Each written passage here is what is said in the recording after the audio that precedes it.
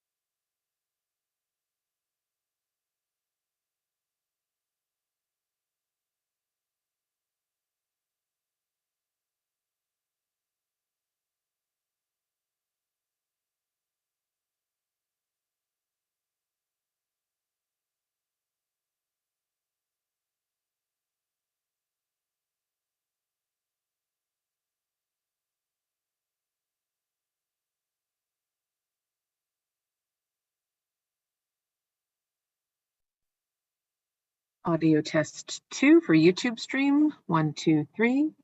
2, 3. 1, 2, 3.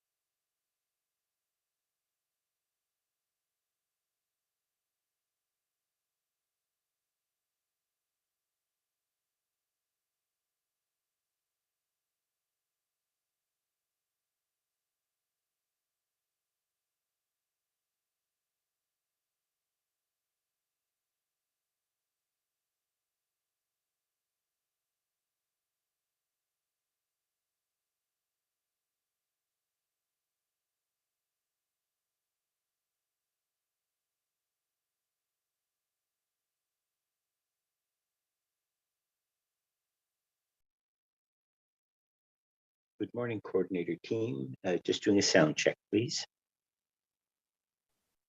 I can hear you, Counselor. Thank you.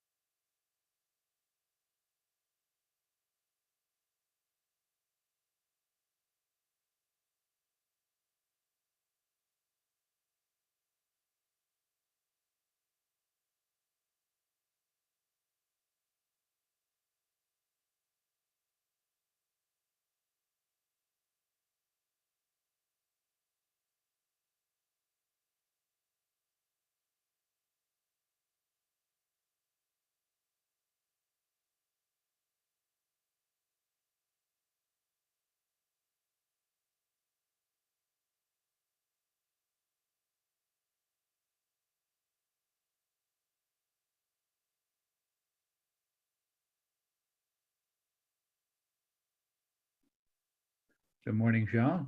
Good morning, Diane. Good morning, Glenn. Good morning, Jean. Good morning, Teresa, if you're there. Hi, Teresa. Good morning. Are you chairing today, Glenn? I am chairing, looks like the morning part, and Scott will do the afternoon. So Okay. switch, How do you break those duties up? flip a coin sometimes. Oh, good old fashioned coin toss. Scott did the inclusionary zoning and renovations last week, and so Scott does a lot of the special meetings, and then today we have a nice split between policy and development review. So I'm going to do the development review, and Scott will do the policy, and gives these are long meetings, as committee members are well aware. Yeah. We've had some long meetings lately, so it's good to have the shared duties for this committee for sure. For sure. I'm just doing a sound check. Is this level okay? Thanks. Yeah, sounds good.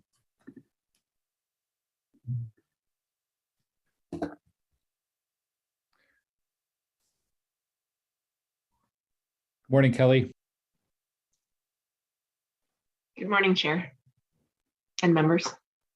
Kelly, normally I'm able to print out my my chair's notes, but my printer was not working today. So I'm going off of a PDF and switching back and forth between Zoom. So if I do miss any notes, please flag for me. Will do.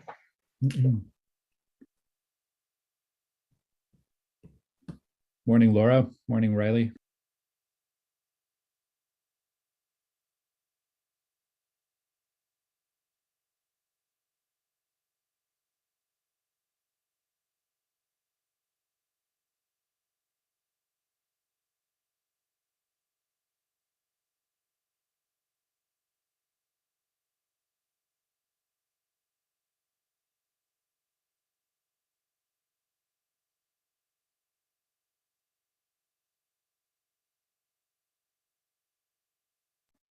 We'll just wait for a few more members to join and then we'll get started.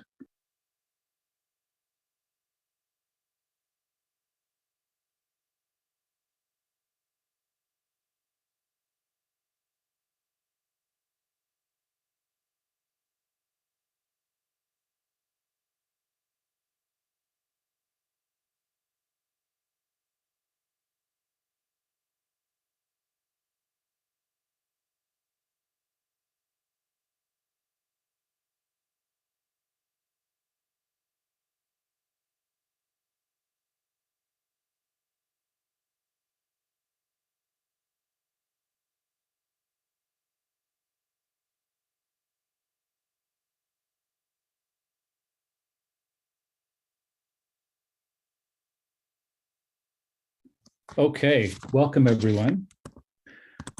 Let's get this meeting started. It is meeting number 66 of Planning Committee for Thursday, June 23rd, 2022.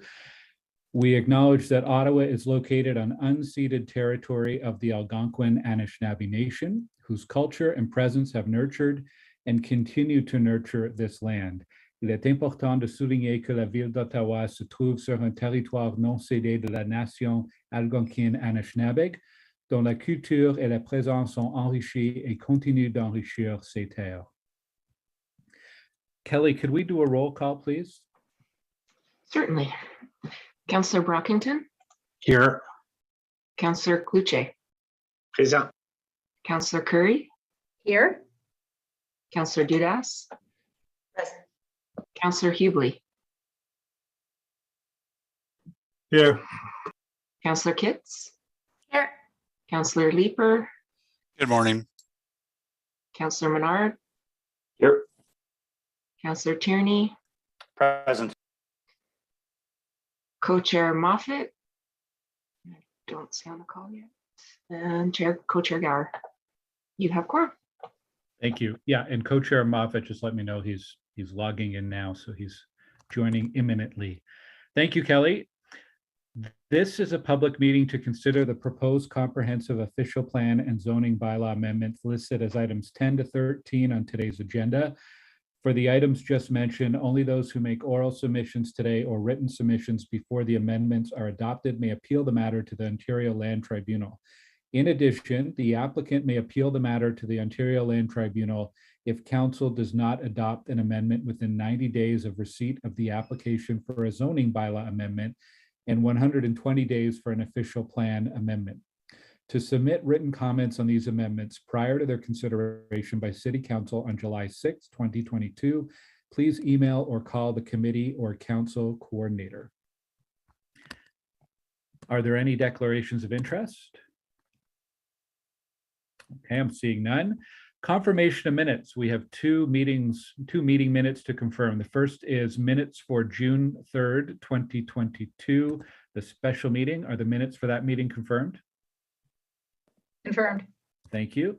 And for June 9th, 2022, another, it's a regular meeting of June 9th. Are the meeting minutes confirmed? Confirmed. Confirmed. Confirmed. Thank you. So we have a lot of items on the agenda today. We have kind of a split thematically. The first items 1 to 9, really fall under policy, and the rest of the items fall under development review, applications, and there's front-ending reports as well. We do have a few items that we need to add to the agenda today, and I know there's also a motion for deferral for at least one of the items. But what we're going to do, since we have most of the registered delegations are for the Larga Baffin item, what we're going to do is we're going to go to the development review applications, including Larga Baffin first, and then we'll consider the policy items number 1 to 9 afterwards.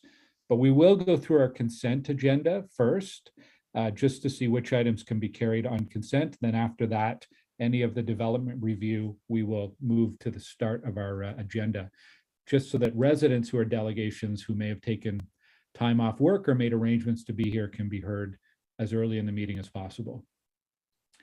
So, Kelly, do we have a motion about the updated agenda or adding the items? Procedurally, which do we have to consider first before we go through a consent agenda?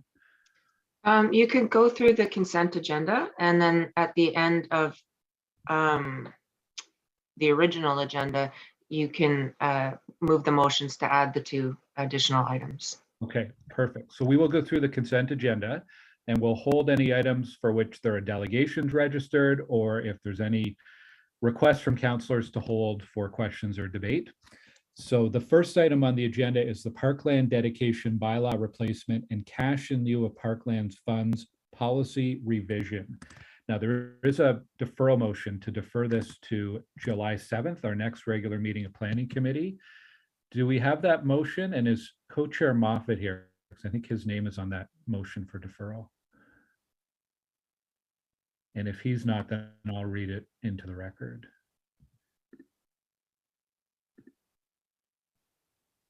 Just bear with us for a second.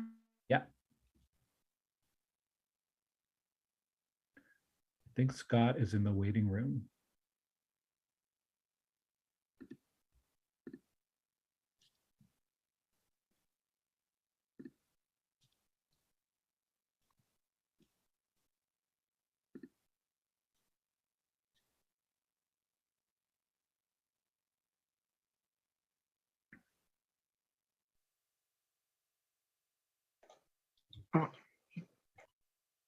I think he's just joined. Thank you.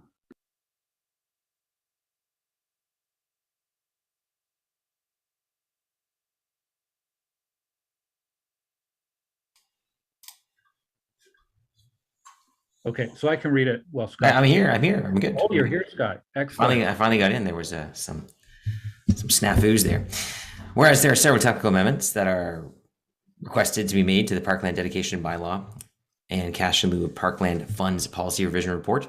And whereas there is opportunity to submit a report that includes amendments, therefore be it resolved the Planning Committee defer the item until the July 7th, 2022 Planning Committee meeting and authorize that staff may submit a revised report to committee if required.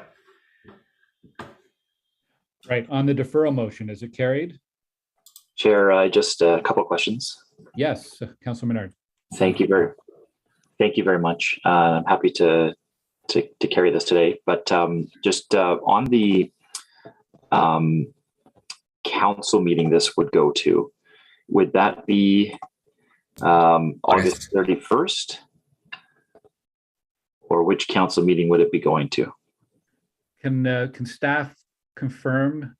There's Caitlin Salter McDonald from the clerk's office. Caitlin. Yes, Mr. Chair, I can confirm that the items that would rise from the July 7th Planning Committee meeting would rise to council on August 31st. Okay. And I know we have some statutory timelines on this one.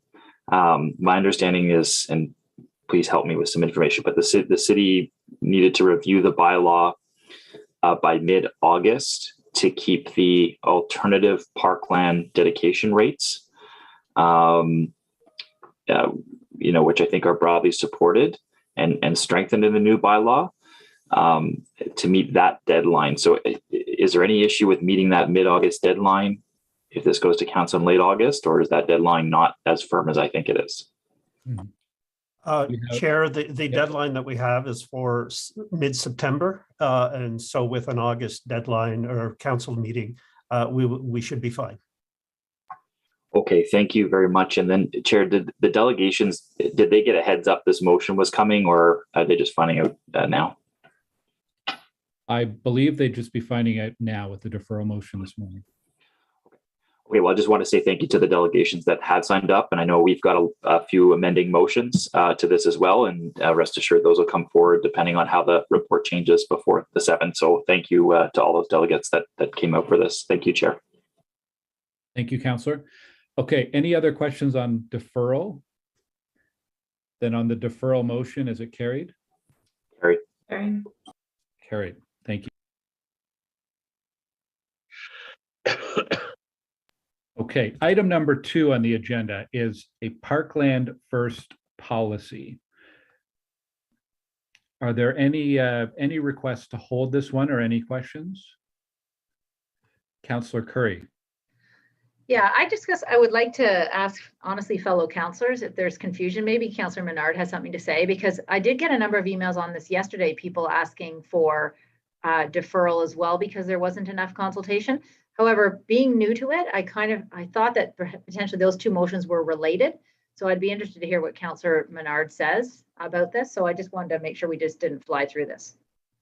Well, why don't we hold this one and come back to it later? If there are questions and some clarity, I think there may be some questions from councillors on what this policy is and how it does or doesn't link to the first item. So let's hold this one and we'll come back to it. Well, just Chair, if I could just mention too, happy to hold it if you'd like, but I think Councillor Curry is right. I think the expectation from delegates was that this one was also going to get deferred with the other item, as I understand it. So that might be helpful given the relationship between the reports and the delegates that have signed up for this one as well. So Kevin Wary is here. Kevin, could you maybe quickly give us the link with the first report and whether or not deferral, well, if we need to consider this, if we need to defer this, or if how related it is to the first report? Kevin? Thank you, Chair. The item 2 is related to the first report only in the sense that it speaks to parkland dedication. Whether the first report alters the volume of parkland dedication or the percentage does not affect item number 2, which is the policy. The policy is quite specific direction to staff to consider taking parkland dedication instead of cash in lieu of parkland in a scenario where the development site is of appropriate size. The exact quantity of parkland dedication is always up for discussion. The report itself specifically states that it's for consideration. It's not a direction to staff to take land. And it is actually was widely consulted during the Park and Recreation Facilities Master Plan. This policy, and there's actually 2 policies coming forward next week at FEDCO that are a direct result of the Parks and Rec Facilities Master Plan. And this one is a internal staff policy that really affirms a practice that was put into place in 2016 into now a formal policy. It is not a new direction to take, for instance, the changes that we are proposing in the Parks and Recreation, or sorry, the Park Dedication Bylaw that aren't related actually to this. This is quite simply as a staff practice during development review. So formalizing a practice that's been in place for a while rather than an entirely new policy or approach. I'm open to defer it. If there's any committee members who want to move to defer, we can certainly consider that. I think, Chair, just given the first item and the parkland relationship, it might make sense to do that. I'm just looking at the delegate list here too, to refer the 2 items to the next meeting. We're just heavy on the agenda today. And this is obviously our CFS related report, just as the first one was. I support a lot of in the report. There's a couple of questions and changes I'm looking for, but generally I support it. I think it might make sense to bring the 2 together for the July 7th meeting, unless there's any other deadlines I'm missing. Okay, so Councillor, you're moving to defer item number 2 to July 7th. Yes. Caitlin, any issues procedurally with doing that? Mr. Chair, just put on the screen, we would suggest using the same language for the resolution. Provide staff with the maximum flexibility. Okay, so on the deferral motion moved by Councillor Menard, is that carried? Carried. Carried. Okay, thank you.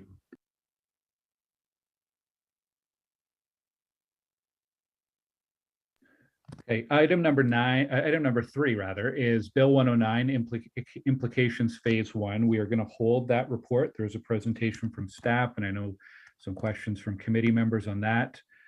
Item number 4, resources for development applications review and approval. It's linked very much to item number 3. Councillor Fleury, you have a question or would like to hold this item? Just clarification, Chair. I'm only here for Bill 109. So in what order will you be hearing it today? We are going to be dealing with our development review applications first and the policy items second. So policy items will be number 1 to 9, and we're going to consider them later today. We have about 18 delegations for the Larga Baffin items, so it's likely we won't be onto those policy items until after the noon hour. Could I ask for consideration for Bill 109 to be bumped up? I can send you a text when we get to it. Okay, thank you. Yeah, I got to say, let's hold number 4 because number 3 and number 4 are closely linked. So we will hold item number 4. Item number 5 is amendments to the building bylaw number 2014-220. Any questions or requests to hold this item? Okay, then for item number 5, are the report recommendations carried? Carried. Carried. Thank you. Item number 6 is the zoning implementation report. We will hold this item. There's a staff presentation and a number of questions, I'm sure. Item number 7 is in addition to site plan control bylaw provisions to enable the high performance development standard. Do we have any requests to hold or any questions on this one? Okay, then for item number 7, are the report recommendations carried? Carried. Carried. Carried. Item number 8, Stittsville Main Street Public Realm Plan. There is a technical amendment for this one.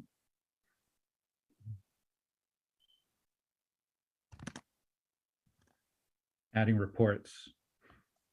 Oh, it's got my name. Okay. Whereas the City of Ottawa requires that all supporting documents related to Planning Committee reports that are publicly available on ottawa.ca be made accessible. And whereas the time of agenda release for the June 23rd Planning Committee, the 3 supporting documents pertaining to the report for item 8, Stittsville Main Street Public Realm Plan, were not yet available in an accessible format. And whereas the supporting documents for item 8, Stittsville Main Street Public Realm Plan, are now in an accessible format and have been uploaded on ottawa.ca, and therefore be it resolved that with respect to the report, the Planning Committee accept the 3 supporting documents in accessible format as part of the report. Is this motion carried? Carried. Carried. Carried. There's no delegations registered. Any requests to hold this one? I would just very quickly like to say a big thank you to staff for their assistance in bringing this report to us, and also Parsons, who is a consultant that worked on this, and especially to the many residents in Stittsville, including the Stittsville Main Street Steering Committee, who provided input. We saw several iterations of this plan as it progressed, and I was really pleased to see how the public feedback was used to get to where we're at with this plan. And it's a really, really positive plan going forward to improve cycling and pedestrians and other streetscape elements on the street. So I hope I can get committee support for this one. Are the report recommendations carried? Carried. Carried. Thank you. Item number 9 is urban design guidelines for low-rise infill housing project status and housekeeping amendment report. Are there any questions or requests to hold this item? There are no delegations. Councillor Leeper? Just a quick question, if I may. What should I be telling residents with respect to what they can expect by way of being able to consult on further iteration of these guidelines?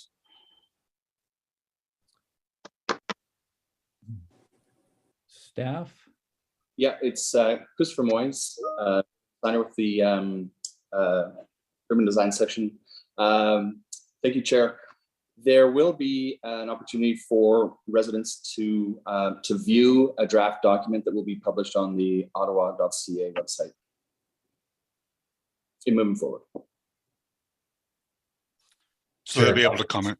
Chair, if I may add, the next phase of urban design guidelines are going to be closely linked to the zoning work. So in a sense, there's going to be a marriage of the two, and there's going to be so many consultations related to the zoning. I imagine there'll be multiple opportunities. With passage of the comprehensive zoning bylaw review and new guidelines coincident with each other. That's correct. That's why we have a housekeeping amendment now, just to deal with the most urgent things coming out of the OP review. But really, the next stage is very closely tied to the zoning bylaw review. Exactly what I needed to know. Thank you, Chair. Perfect. Thank you. Okay, so for item number 9, the urban design guidelines report, are the report recommendations carried? Carried. Thank you. And the report also goes to ARAC, Agriculture and Rural Affairs, next week.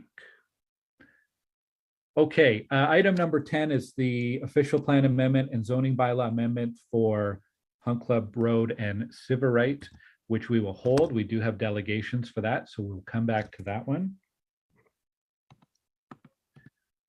Item number 11 is zoning bylaw amendment for 1837 and 1849 Maple Grove Road in Stittsville. There are no delegations. I know the applicant is here. I see Nico Church from Foten. Nico, if there are no questions from the committee, and we're able to carry it on consent. Do you still wish to speak?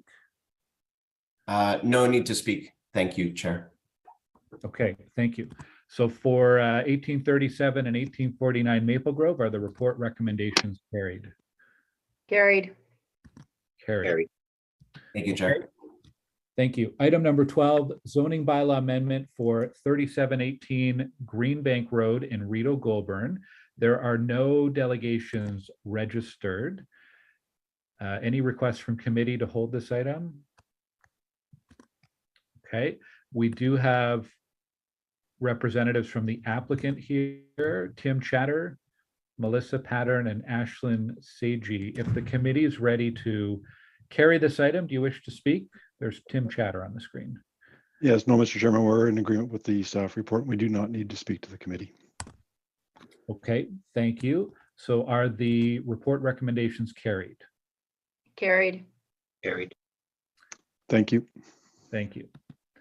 Item number 13 is a zoning bylaw amendment for 6301 Campo Drive in Canada North. There are no delegations registered. The applicant is here. Are there any requests to hold this item? Okay, so for the, actually, I'm not even sure if the applicant is here today. Not seeing them on the list. No, I didn't have an applicant registered. Okay, well then, are the report recommendations carried? Carried. Carried. Carried, okay. Item number 14, public consultation and design competition process for a landmark building at 210 and 224 Gladstone Avenue, 223 and 231 McLeod Street, 377 and 379 Metcalf Street in Somerset. There are no delegations registered. The applicants are here. Are there any requests to hold this item? Okay, if the committee is prepared to carry this, does the applicant wish to speak? I see Vincent Denham on my screen. Vincent? No need to speak, Mr. Chair. Thanks. Okay, thank you. Are the report recommendations carried for this item? Carried. Carried, thank you. All right, item number 15 is a front-ending report for a stormwater management Pond 5 and storm sewer oversizing for Pond 1 in the Riverside South community, Gloucester South Nepean. There are no delegations. Are there any requests from committee members to hold this item? I'm seeing none, and there's no applicant here either. So for item number 15, are the report recommendations carried? Carried. Carried. Item number 16, status update planning committee inquiries and motions for the period ending June 10th, 2022. Are the report recommendations carried? Carried. Carried. Carried. Received. Item number 17, designation. Actually, we have to add this one. So motion to add to the agenda. This is for designation of 501 Cole Avenue under Part 4 of the Ontario Heritage Act, coming to us from Built Heritage Subcommittee. Chair Moffat. Whereas the report entitled Designation of 501 Cole Avenue under Part 4 of the Ontario Heritage Act was considered by the Built Heritage Subcommittee on June 20th, 2022, and whereas staff recommended that council not proceed with designation and the BHSC approved a motion replacing the staff recommendation on this file with a recommendation that staff issue a notice of intention to designate 501 Cole Avenue under Part 4 of the Ontario Heritage Act, according to the Statement of Cultural Heritage Value attached as Document 4. And whereas in accordance with the Built Heritage Subcommittee's term of reference, only approval of staff recommendation for Part 4 designations may rise directly to council. And whereas the report must be considered at the June 23rd Planning Committee meeting in order to be considered at the last City Council meeting prior to the summer legislative break. Therefore, be it resolved that this report be added to the agenda for consideration at June 23rd, 2022 Planning Committee meeting pursuant to subsection 89.3 of the procedure bylaw, so that this matter may be considered by council at its July 6, 2022 meeting prior to the summer legislative recess and prior to the expiry of the 60-day notice required under Section 27 of the Ontario Heritage Act. Thank you, Scott. Are there any requests to hold this item or questions? We have the applicant here, Murray Chown. Murray, I'm going to guess you're probably going to object to this report and wish to speak on it. That would be correct, Chair Gower. Okay, so we will hold this item and we'll come back to it later on this after, well, hopefully not too late, but it'll probably be this afternoon. So stick with us, Murray. Thank you. I will. Thank you. Holding item number 17. Item number 18 is another front-ending report, this time for an oversized trunk storm sewers for Pond 1 in the Leitrim community in Gloucester, South Nepean. We will need a motion to add this to the agenda. So I'll bring that up on the screen and go to Co-Chair Moffat.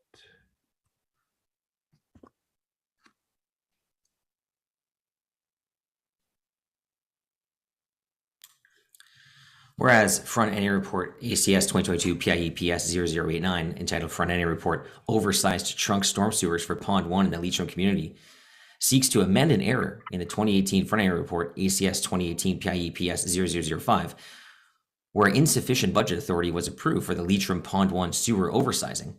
And whereas without sufficient budget authority, staff is unable to repay the applicant for development charges eligible cost incurred. Is that a bad thing? And whereas the adoption of report ACS 2022 PIE-PS 0089 will lead to a resolution of ongoing development charge matters before the Ontario Land Tribunal. I guess it is a bad thing. And whereas the June 23rd Planning Committee and subsequent July 6th Council meeting is the last available committee and council meeting prior to the lame duck period. Sorry about that. Therefore, be it resolved that ACS 2022 PIE-PS 0089 be added to the agenda for consideration at the June 23rd, 2022 Planning Committee meeting, pursuant to subsection 89(3) of the procedure bylaw. Okay, thank you, Scott. Are there any questions from the committee or requests to hold this? Councillor Leeper? Yeah, I do have questions about it. So, okay, we can come back to this then. I know this is coming on late in the game, so probably fair to hold this and give staff a chance to answer questions. So we will hold item number 18. Okay, so that's our consent agenda. We've gone through the agenda. So once again, we have held items 3, 4, 6, 10, 17, and 18. We are going to go in this order. We're going to start with item number 10, and then 17 and 18, and then we'll do items 3, 4, and 6 at the end. So we're going back now to item number 10. Informally, this is known as the Larga-Baffin item. Formally, this is known as Official Plan Amendment and Zoning Bylaw Amendment for 1452, 1460, 1470 Hunt Club Road, and 1525, 1531, and 1545 Sybarite Avenue in Gloucester Southgate. We have a lot of public delegations registered, 18. We also have representatives from the applicant. So what we're going to do is we're going to start with a brief overview from our planning staff, and then we'll go to a presentation from the applicants, and then we'll hear from each of the delegations. Following that, we'll go to questions for the applicant, questions for staff. I understand there are a number of motions that may be introduced as well. We could introduce the motions off the top if they're ready. Would you like to introduce them now, Councillor Deans?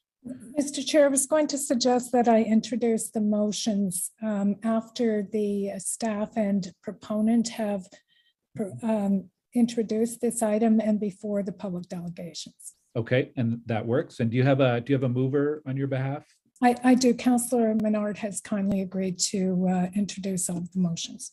Okay, perfect. So we'll introduce motions after the staff and applicant presentation. just as a point of order. Yes, Councillor Leeper. Just in terms of procedural fairness, would it not be better to have the motions on the table now so that the applicant is able to comment on those?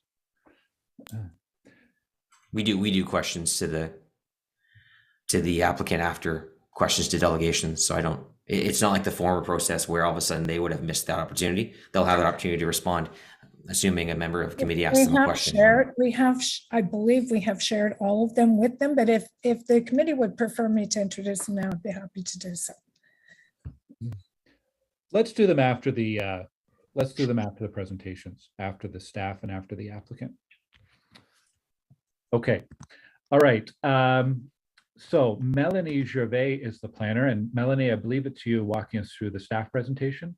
That's correct. All right, good morning. Thanks Good for morning. being.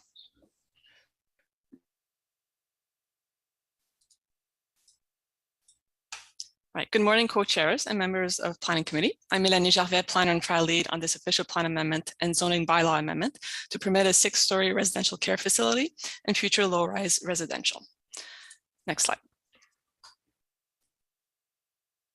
The subject lands shaded in red on the map are located south of Hunt Club Road and north of Severite Avenue.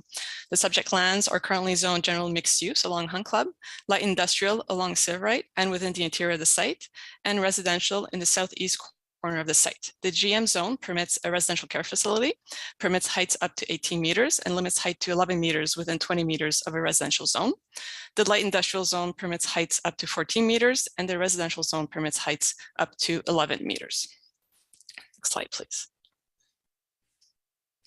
The applications were submitted prior to council approval of the new official plan, and therefore these applications are being reviewed against the current official plan. The site is designated general urban area on Schedule B, which permits a range of uses. Although the building height in the general urban area is predominantly low-rise, new taller buildings can be supported on sites that front an arterial road and that front on a transit priority corridor. Hunt Club Road is designated as an arterial existing on Schedule E and as a transit priority corridor with isolated measures on Schedule D. In the South Keys to Blossom Park Bank Street secondary plan, the site is designated general mixed use, the yellow area, with permitted heights of 6 stories, and is designated future land use study, the hatched area, for which land uses and heights need to be determined through a future land use study. Next slide, please. The OPA is required to review and implement a future land use study for the portion of the site located within the Severite Avenue future land use study designation, which is currently zoned light industrial. The blue line represents the whole area of the future land use designation, and the shaded area represents the area subject to this OPA. The future land use study must determine elements like the location that may be appropriate for higher or lower buildings, the appropriate land use, the appropriate zoning, the appropriate parkland dedication, etc. The OPA also serves as the implementation tool and as fulfillment of the public participation requirements. Next slide, please. The OPA will redesignate the northern portion of the lands to general mixed use with a maximum height of 6 stories, and will redesignate the southern portion of the lands to low-rise residential with a maximum height of 4 stories. Next slide, please. The proposed zoning amendment will extend the general mixed-use zone further south, increase the maximum permitted height to 22 meters, and require a 27-meter setback to residential zones. The proposed zoning will also rezone the portion fronting Severite Avenue, areas C and D on the map, as residential fourth density with a maximum permitted height of 14 meters and a maximum permitted height of 11 meters within 20 meters of an R1 zone. Next slide, please. The applications were circulated to property owners within 120 meters from the subject site, and signs were posted on Hunt Club Road and Severite Avenue. The sign along Hunt Club Road has been subject to theft and had to be replaced multiple times. As shown on the slide, there were 5 meetings with the public held between March 23rd and May 18th. Next slide, please. The proposed development is located on a site with existing automobile sales, service garage, indoor-outdoor storage, and warehouse. The redevelopment to a residential care facility with protection for future low-rise residential in the south portion will better align the uses with the surrounding residential community. The proposal limits the use and the height along Severite Avenue to 4 stories residential, and therefore creates an adequate transition to the low-rise residential community to the south and east. A 27-meter setback from the residential zone ensures that the 6-story building is below the 45-degree angular plane. The 27-meter setback also creates an outdoor amenity area of over 2,000 square meters to be located between the 6-story building and the rear yards of the dwellings on Assam Private. The location of the building on the south side of Hunt Club and the 27-meter setback also minimizes sun shadow impacts on the communities to the north and east. The 6-story building proposal therefore provides an adequate transition to the adjacent low-rise residential. Given the vicinity of the existing Severite Park, the 2,000 square meter outdoor amenity area, and the possible remediation requirements because of historical land uses in this area, it was confirmed by the Recreation, Cultural, and Facility Services Department that catching of parkland was the preferred way of dedication. A TIA was also submitted and reviewed by transportation staff and was determined to be satisfactory. Next slide, please. In conclusion, it's staff recommendation that Planning Committee recommend Council approve amendments to the official plan and zoning bylaw to permit a 6-story residential care facility and future low-rise residential. Thank you.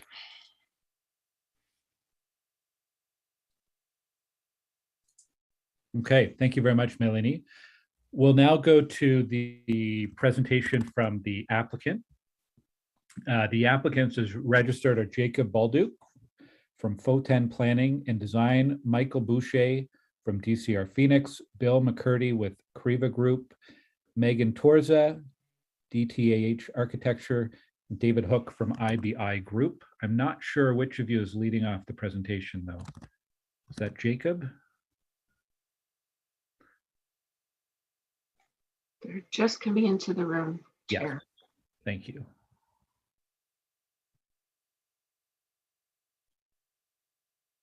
Good morning, everyone. Good morning. Just before I got joined as a panelist chair, I believe you were asking for who from our team would be providing the presentation. That's correct. That's correct. That will be myself. Okay. All right, we'll get your slides up and you can begin when they're on the screen. Thank you. Good morning, co-chairs and members of the committee. I am Jacob Balduc, Senior Planner at Foten. I'll do my best not to repeat Ms. Gervais' presentation, but will instead take you through the public consultation, some details on the OPA, and briefly our rationale for the built form and land use before you today. Next slide, please. As mentioned, the purpose of the applications is generally to permit a 6-story residential care facility on the subject lands. This includes shifting the existing land use designation and zoning lines to the south to accommodate the proposed facility, as well as requesting a building height of 22 meters. The result of the rezoning is the existing industrial lands is to accommodate the proposal, and the balance of the lands are reserved for future low-rise residential development.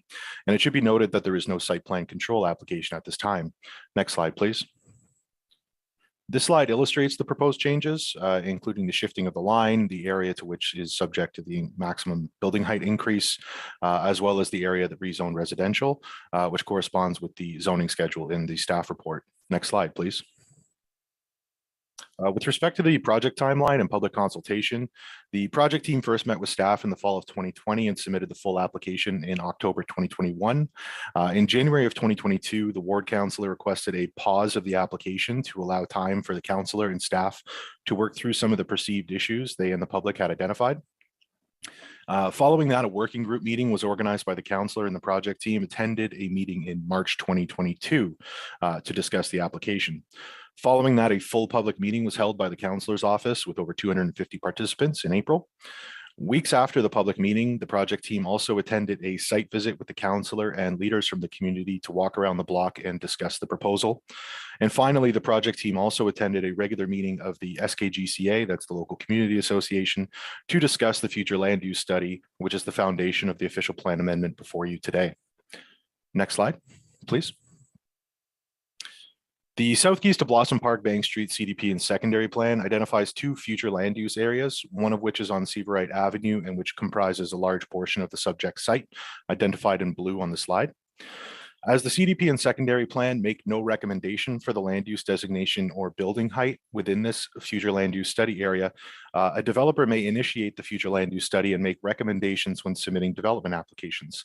This is the purpose of our OPA, to establish land uses and building heights under the secondary plan where there is currently little to no policy direction for these existing industrial lands. Next slide, please.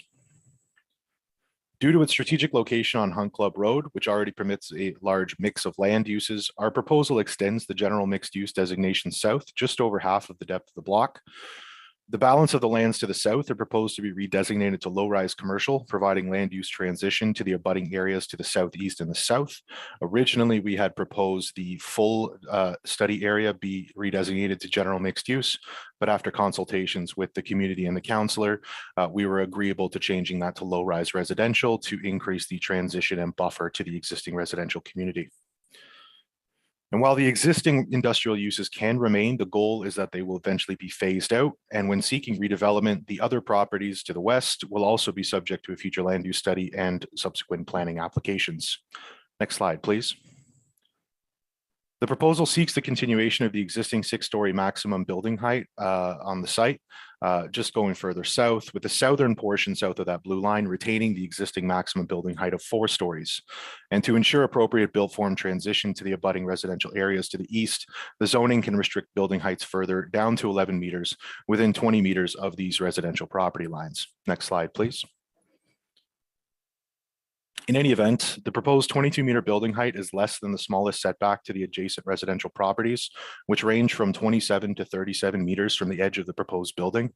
This meets the requirements of the 45-degree angular plane and ensures there are no undue adverse impacts associated with loss of sunlight or privacy. Next slide, please. Turning to the site plan, I would note that the 27-meter setback I just mentioned is shown on this plan, extending from the bottom left corner of the building on this image. That dimension is approximately 5 meters longer than our building is tall, which provides another dimension for understanding the 45-degree angular plane and the built form transition that we have worked so hard to achieve on this particular project. I do have a few more slides, but I don't think I need to go through them. They mostly repeat what we've already discussed. So I'd be happy just to get to questions if you have any later on. Thank you. Okay, thank you, Jacob. So we will go now to motions. If the clerk staff has them ready to put up on the screen. Councillor Deans. I will read them. I have copies of them here. So I'm going to start with the deferral motion, Mr. Chair, because I think it takes precedent. It's a bit long, so bear with me. Whereas the City of Ottawa's Planning, Infrastructure and Economic Development Department has received an application for an official plan amendment and zoning bylaw amendment for 1452, 1460, 1470 Hunt Club Road, and 1525, 1531, and 1545 Seaverite Avenue to construct a 6-story residential care facility. And whereas an official plan amendment was required in order for the applicant to undertake a future land use study for the subject properties on the north side of Seaverite Road, as outlined in the South Keys to Blossom Park Bank Street Community Design Plan. And whereas the CDP stated that the future land use study for this area must include public participation, in addition to any required public process to implement the studies through secondary plan or zoning bylaw amendments, and will A, determine locations that may be appropriate for higher or lower buildings compared to the existing zoned maximum permitted building height, and in consideration of lot depth and proximity to and the existing character of adjacent residential areas and Bank Street. B, determine the appropriate land use and zoning for the area, and if light industrial uses should continue to be permitted. C, determine appropriate first-story finishes, windows, and doors for building walls to create a human scale along the roadway and to prevent blank facades facing residential areas. D, determine if parkland should be dedicated as land or cash in lieu in consideration of permitted uses of land. E, consider potential transportation impacts related to increased density and measures to mitigate such impacts. And F, implement any required changes to the CDP, to the secondary plan, and to the zoning bylaw arising from the study. Whereas the CDP states that the future land use study will be undertaken and implemented by the city or by a landowner in cooperation with and at the discretion of the city, emphasis added here. And whereas an applicant-led process primarily serves the interests of the landowner and not the future interest of the community, despite its long-term impacts on future development in the area, including allocations of parkland, height allowances, land use and zoning, as well as transportation impacts. And whereas the recommendations in the future land use study prepared by the applicant have not been subject to sufficient public consultation, and there was no opportunity for the community to provide meaningful input into the development of these plans. And whereas the community has requested that a separate consultation led by the city be undertaken on the future land use study for the subject lands on the north side of Seabright prior to planning committee's consideration of the application for an official plan amendment and zoning bylaw amendment for all of those addresses I previously outlined. And whereas the policy as set out in the CDP provides staff with the discretion to undertake a city-led process for the future land use study, therefore be it resolved that the application for an official plan amendment and zoning bylaw amendment for 1452, 1460, 1470 Hunt Club Road and 1525, 1531 and 1545 Seabright Avenue be deferred until such time as this consultation led by the city occurs. That's the deferral. And Mr. Chair, I presume you want me to read all of the other motions that would go forward in the event the deferral was not successful, correct? Well, yeah, but I think we should pause on that deferral because we do have 18 delegations. And if we are going to defer this, I think it'd be wise to do that before we take the time with the delegations. But are the delegations only going to be allowed to speak once, or will they be allowed to speak again if the deferral fails? Well, that's just it. I mean, if we're going to hear from 18 delegations today, but if at the end of this, we're going to defer to another meeting, I'm not sure that's a great use of the delegations time or of committee's time or staff time. I think it'd be wise to deal with this deferral motion now and determine whether or not committee is going to support deferral or not. Okay, So- and if they don't, then the community would, that they can speak on deferral and then they'd be invited back to speak on all the other ones when I introduce them? Oh, no. Okay, I see. That's what you're asking. No, we would be hearing from them on the report. Well, that's then all. I think I should introduce the other ones in case deferral fails, so they have an opportunity to speak to any of these other ones as well, if they're only given one opportunity. We will introduce all of the motions before we go to the delegations. Right. But I think we should deal with that deferral now. So we'll have you introduce all the motions, Councillor Deans. Okay. Before we go to. And then you want me to speak to deferral, but the community won't be given an opportunity to speak to deferral? Well, no, the community would be given an opportunity to speak to the application as a whole. Okay. Okay. So you won't be voting on it before we go to the others? Well, I think we should. I think it would be a poor use of committee's time and of the delegation's time to go through a 3 or 4 hour meeting and then defer a decision indefinitely. So, yeah. From a procedural perspective, you've just put the deferral motion on the floor. Correct. Therefore, it is before us. What I'm trying to understand is how does the community get to offer their input on why this should be deferred? That's my question. They'll have a chance to offer their input on why we should vote against the application. We've never taken delegations on a deferral motion. Okay. Shall I go ahead and introduce all the other motions?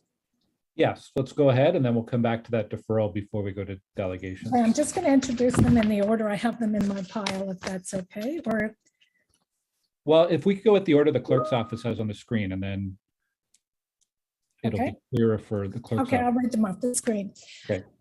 So typo there. Whereas staff recommend approval of a zoning bylaw amendment and official plan amendment for 1452, 1460, 1470 Hunt Club Road and 1525, 1531 and 1545 Seabright Avenue. Whereas a future land use study was required as per the South Keys to Blossom Park Bank Street secondary plan. Whereas a FLUS, future land use study, was prepared by the applicant, whereas some members of the community have expressed concerns that the public participation in the FLUS was limited, whereas the OPA only redesignates 1470 Hunt Club Road and 1525 and 1531 Seabright Avenue, whereas the remaining properties within the future land use study designation 1501, 1517 and 1525 Seabright Avenue are still subject to proceeding with a FLUS. Therefore, be it resolved that with respect to this report, Planning Committee recommend that Council direct staff to lead the FLUS for the 3 remaining properties and adding it to their work plan instead of permitting the landowner or landowners to lead their own studies. And therefore, be it further resolved that a hold zone be placed on the 3 remaining properties until such time as a city-led future land use study has been completed. Okay, thank you. We'll bring the next motion up. So the next one, and again, Councillor Menard is moving all of these on my behalf. Whereas staff recommend approval of zoning bylaw amendment and official plan amendment for all of the properties that we have outlined. And whereas members of the community have expressed concerns of cut-through traffic through the Upper Hunt Club community, and whereas a future site plan control application will receive review accesses. Therefore, be it resolved that with respect to this report, Council directs staff to prepare a before and after traffic count within the community to assess whether the proposed development increases cut-through traffic within the community and to identify mitigation measures if issues are identified.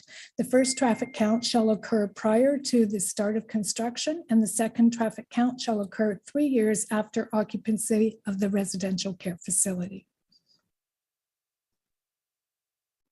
Okay, thank you. Next motion. Whereas staff recommend approval of the zoning bylaw amendment and of OPA for the addresses that we've discussed earlier, whereas warrants to require existing intersection of Seaverite Avenue and Bank Street to be signalized are not met, whereas the ward councillor has expressed safety concerns with the existing intersection of Seaverite Avenue and Bank Street.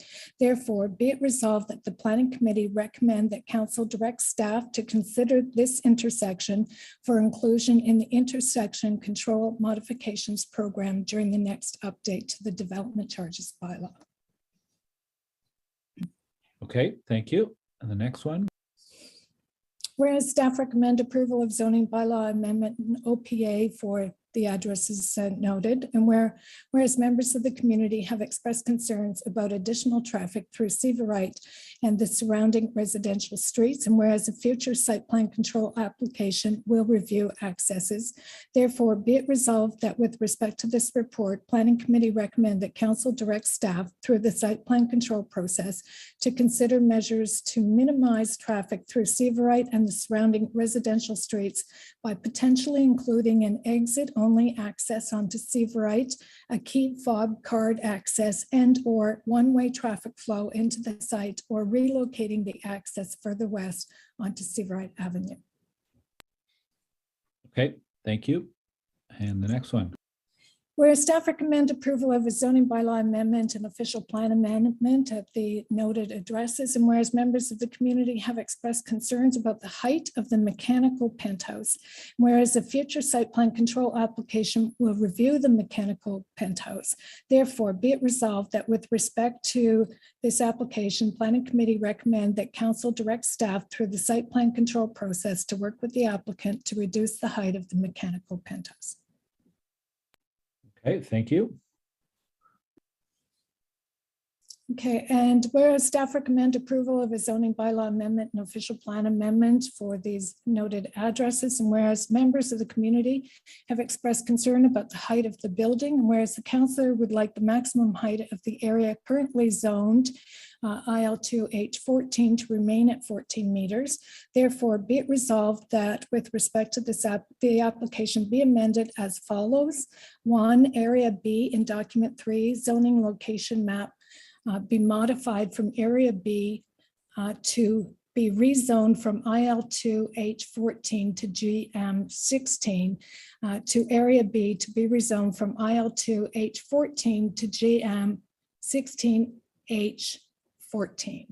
And 2, the following wording be added to document 4, add an exception zone, quadruple Z, to section 239, urban exceptions with provisions similar in effect to the following. A, in column 2, add the text GM16H14 quadruple Z. B, in column 5, add the text, despite table 187D, the minimum interior side yard setback for the principal building from an R1 zone is 27 meters. Okay, Whereas staff recommend approval of the zoning bylaw amendment and official plan amendment for the noted addresses, whereas members of the community have expressed concerns of cut-through traffic through the Solera community, and whereas a future site plan control application will review accesses. Just need to scroll up.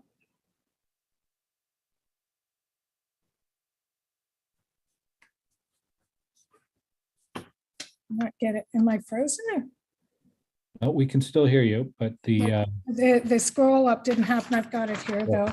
Therefore, be it resolved that with respect to this report, Planning Committee recommend that Council direct staff through the site plan control process to consider measures to minimize traffic through Seaverite and the surrounding residential streets by potentially including an exit-only access onto Seaverite, a key fob card access, and or one-way traffic flow. Councillor, I think Was that's, that the wrong one? that was, you've already introduced that one. Yeah. Okay, well, this one isn't scrolling up, so I don't have it.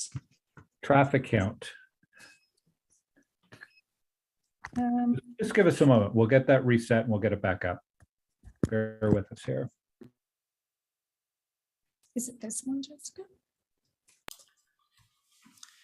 It's the one that the Plan Committee recommend that Council direct staff to prepare a before and after traffic count with the Solera community, which is Cahill, Solera Circle, Okay, so Dustin Terrace. It's that one. right. So it's therefore be it resolved that with There you go. respect to this report, council directs staff to prepare a before and after traffic count within the community to assess whether the proposed development increases cut-through traffic within the community and to identify mitigation measures if issues are identified. The first traffic count shall occur prior to the start of construction, and the second traffic count shall occur 3 years after occupancy of the residential care facility. Okay, thank you, Councillor Dean. So that's 8 motions in total.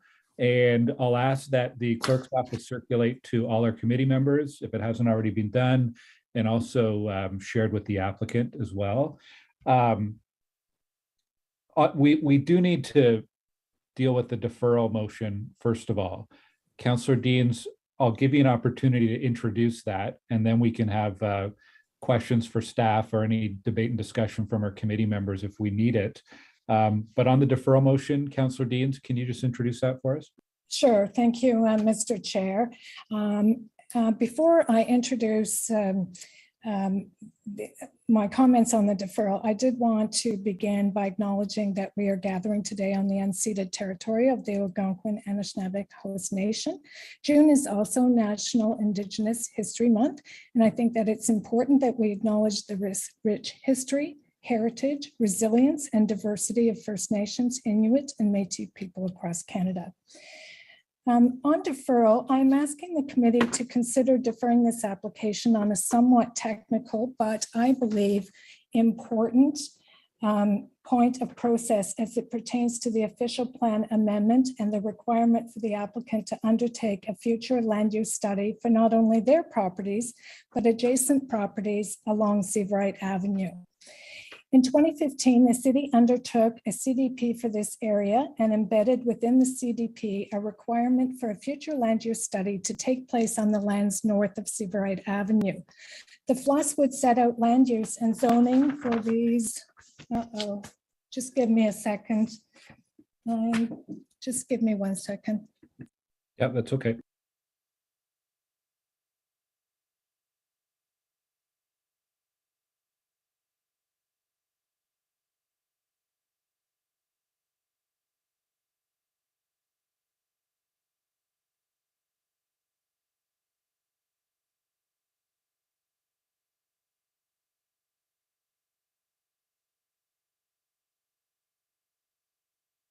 Sorry about that. And I'm not sure where I left off because I have a different paper, but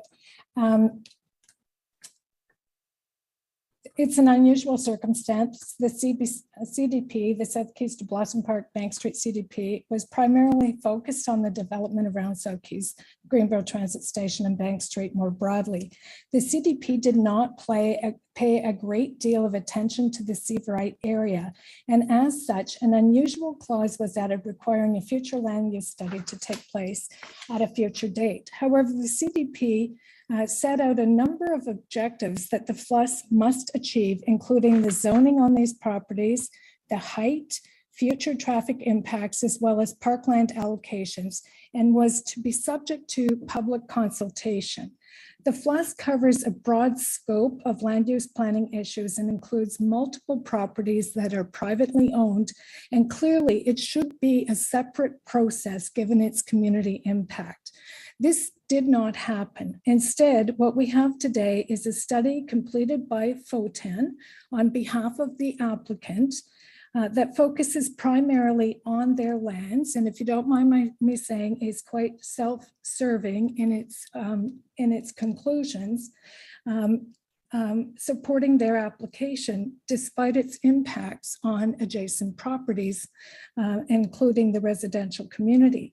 In fact, I was contacted just this week by an abutting landowner on Seaverite, business owner, who was not even aware nor consulted on the future land use study, which includes this person's property. I hosted a community meeting on Largabathon application on April 26. FOTAN and staff presented the future land use study at that meeting, but I have to say, with nearly 300 people on a 3-hour call, the focus that night was firmly on the Largabathon application. It was not on the future land use study. I think that reasonable people can agree that this was an inadequate consultation on the FLUS. The community has not had time to digest or provide meaningful input into the FLUS, and there are a number of issues with the study's conclusions. For example, the FLUS sets out parkland allocations for this area. This study references a park that is on the north side of Hunt Club Road as the local park for this community, and therefore recommends that cash in lieu be taken as opposed to parkland. To me, this is unacceptable.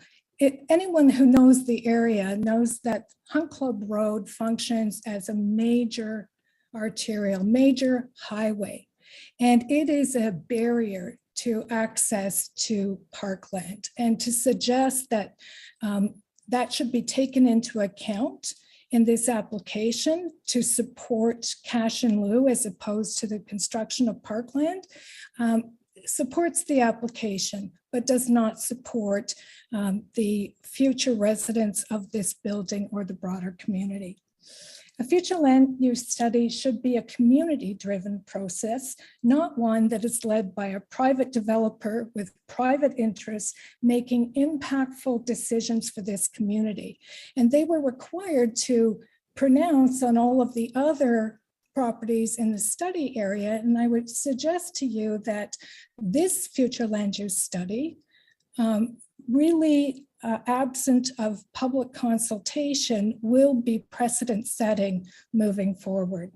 So I'm asking the committee to defer consideration of this application until a proper city-led consultation on the future land use study occurs. I'm certainly willing to facilitate that meeting in a timely manner as to not create any undue delay for the applicant. But I think in fairness, we have to recognize that this is a very unusual, and I think Steve Willis will concur with this, a very unusual circumstance that we find ourselves in, where when the CDP was done, there was a place card holder for a future land use study, but the city did not proceed with it over the past 7 years. And now we're in the position where it's being done, presented to the community as a fait accompli, received by the city with very little input from the community, and a real process problem for this application and for the broader community. So with that said, I ask the committee members to consider having a city-led proper future land use study for all concerned. Thank you. Okay, thank you, Councillor. So on deferral, we can have questions for staff or any other discussion or debate. Councillor Leeper. Yeah, I just want to make sure of the legal grounds upon which we would be proceeding. My understanding is that the FLUS is a requirement of the secondary plan. Chair, the councillor is correct. It is a requirement of the secondary plan, but I will also put before you that an applicant under Section 22 of the Planning Act, having applied for an official plan amendment, is actually not bound by that. They can ask for a committee to approve regardless of the FLUS requirement in the secondary plan. And the applicant has tried to find the route down the middle, which is addressing the FLUS requirement. And Mr. Herwar can talk to any specific questions about addressing the FLUS requirement, but they actually have the right, and the application is before you, and committee has the right to make a decision. So you've answered my second and third questions, which is that it's up to the applicant if they want to get around the requirement for a FLUS to apply for an official plan amendment, and it is within the purview of this committee to consider that official plan amendment moving forward. So we're not bound to require a FLUS in this case. Chair, if I may go further, I mean, Mr. Herwar can elaborate, but a FLUS requirement, and I agree with the Councillor Deans that this is an unusual land use designation, and this occurred many years ago, and we wouldn't do this again, which is basically not make a decision in a secondary plan. I think appropriately in the future, we'd either not include the lands in the secondary plan or make a decision. I think parking a decision to future is not ideal, but the applicant has a right under Section 22 of the Act to ask council to make a decision on a land use today. They have addressed the issues that a FLUS would normally address, such as the land use, height, transition, parkland, and offsite impacts such as traffic. It has been addressed. Whether committee is satisfied with the answers or not, we'll hear today. The public has had multiple opportunities for engagement. They have raised issues in 6 different opportunities legally under the Act. This is the public consultation today that's required under the Act. Everything else is optional for the city. And with 300 public comments on file and the matters addressed in the site plan report, we have not heard in subsequent meetings any new issues being brought. That's the answer I was seeking. Thank you, Ms. Rillis. Okay. Any other questions for staff? Chair Just Moffat. maybe a comment if I could. I'll hold you there. Okay. Chair Moffat has a question. Yeah, just for the purposes of this motion on deferral, just remind me, staff could remind me of the timeline for this application. I'll ask Ms. Gervais to provide that information, please.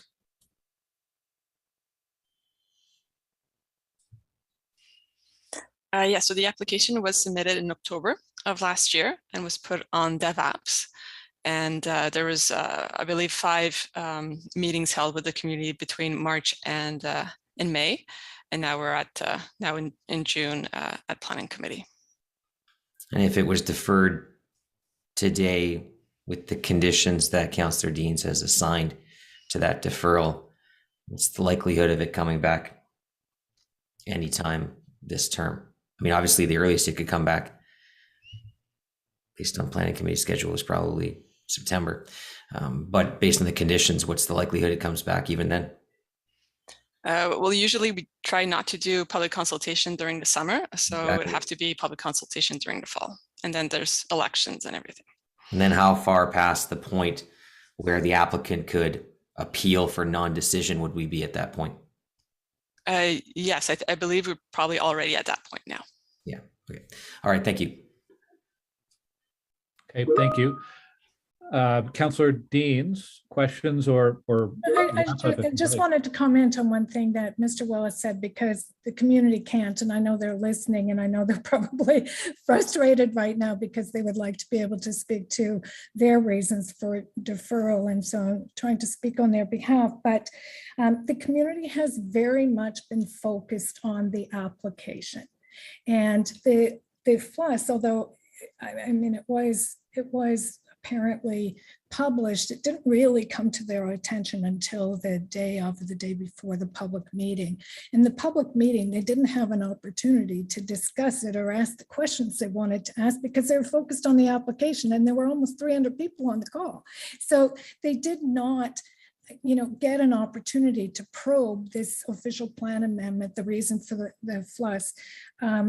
and get answers to their questions, like the one that I mentioned about the cash and lieu. It's a very large site. There's one park in this community, and this application will add possibly up to 500 residents at any one time for one park.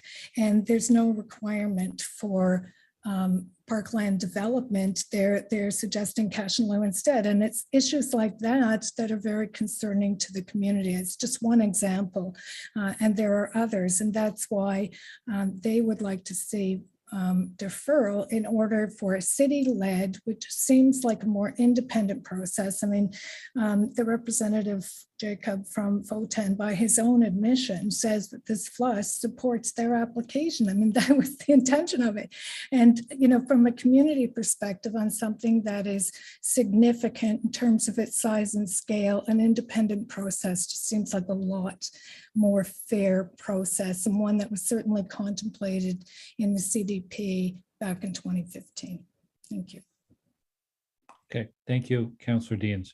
Well, on the deferral motion, are there any other questions for staff? It's the first time I've seen this raised formally was about 10 minutes, 20 minutes ago, and this was introduced. Kelly, let's do a vote on this one, on deferral. So that we're clear from committee. Councillor Brockington, Yes. Councillor Cluche, No.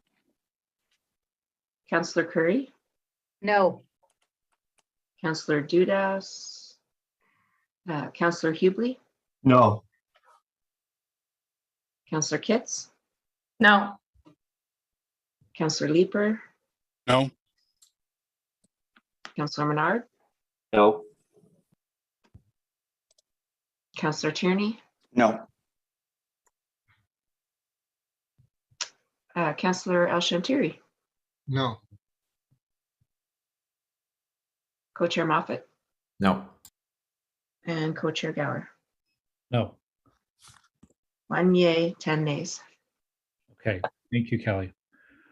For the rest of the motions, we will come back to those at the end of the item before the final vote. So we'll now go to our delegations. We have 18 delegations registered. The first delegation is Janice Lobo, and the second speaking is Sylvie Lee. So let's just give a moment for Janice to come into the panelist room here.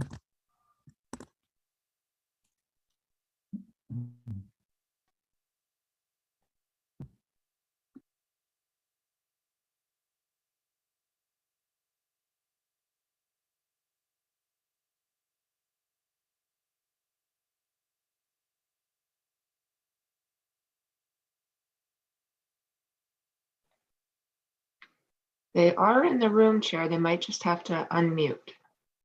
Okay, thank you.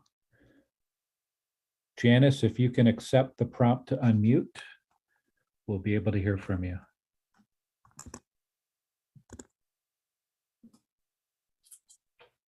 Can you hear me now? Yes, I can. Good morning, Janice. Good morning. Thank you. And thanks for allowing the community to speak. So my comment will draw reference to the report that was shared with the city and the correspondence that was sent in. I would also like to make note of that last vote. The FLUS was only shared with us after community members asked for it, and it was the night before the meeting took place. So I will disclose that I reside in the community. I'm an advocate for ensuring appropriate supports are in place as a preliminary measure to adequately support users in need of those supports. Adequate social services within proximity are essential to building better, safer, and culturally competent communities. Ignoring these needs before approving new infrastructure and building proposals or rezoning is a risk that will translate to many issues if not addressed in advance. We have not heard from the city, its planning staff, or council members on how concerns related to health and safety, and I will reference my example earlier of needing social supports within proximity will be addressed before a decision is rushed through this planning committee. As such, I do not support the proposal being tabled this morning. I will qualify my last sentence by saying this: the official plan provides for the conduct of a social and environmental impact study and notes that such a study is requested to be done in many projects. Such a study for this project remains explicitly unanswered. In my view, this is a significant weakness and it dismisses the many concerns brought forward to the city.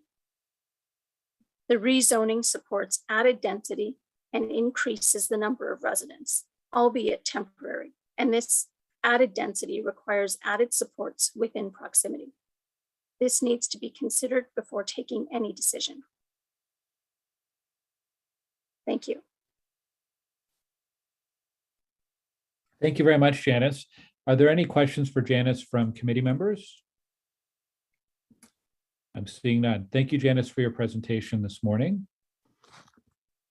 We're going to move now to our second speaker, Sylvie Lee, who's with the Upper Hunt Club Community Association.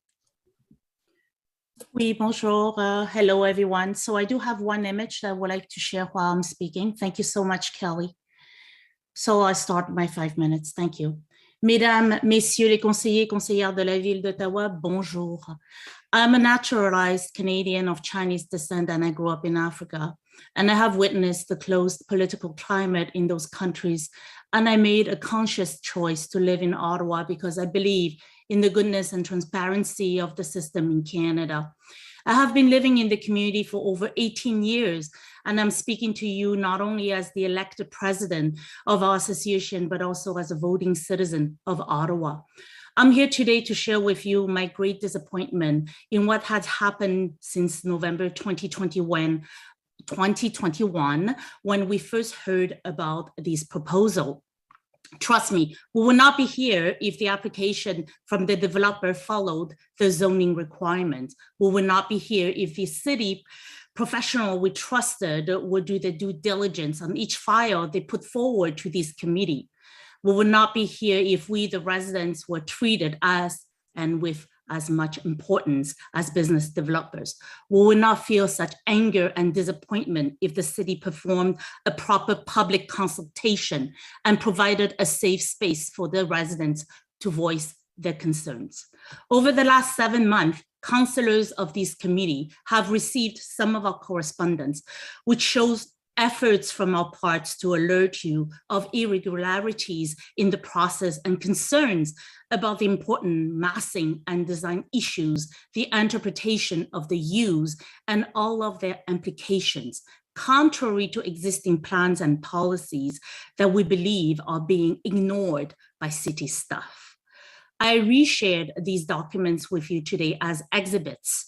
These documents and many more represent countless hours of research and analysis from residents of our community, over 30 weeks of dedication by over 24 professionals in our working groups, and more than 12,000 professional hours dedicated to the file. There are professionals in planning, architecture, legal affairs, engineering, project management, to name a few areas of expertise, and simply residents with no relevant expertise who have had to go through extraordinary efforts to understand all the impacts of this proposal and get specific questions clearly answered by the city staff. We therefore also know fully well how to interpret provincial legislations, city bylaws, and other legal documents. Based on this, I can affirm to you all here today that we have been looking at this specifically through the lens of ensuring the right process and reasonable assessment of the project proposal. We are not here to talk about the user of the building and their undeniable legal and moral right to access essential medical services. Myself and other residents take great offense to have been stereotyped and mislabeled by some press, some media, social media, and even insinuations from some political quarters as racist for opposing this massive project at this specific location. It's all about the city not following due process or due diligence with respect to various official plans, policies, and guidelines to forcibly fit a facility with a specific design in the middle of a residential neighborhood, and which requires official plans and zoning changes that would have a profound effect on the homes of many residents. It is about how the city staff have effectively dismissed City of Ottawa residents' real and well-funded concerns by promoting developers' views and desires. So I'm formally requesting you to not approve the 3 recommendations that are so dismissive of our valid concern that was set forth in the report submitted by the planner. I'm asking you to restore my faith in the Canadian democratic process and do the right things by the residents. I am calling on you to truly represent your constituents, reasonably defend them, and have the courage to be their voice.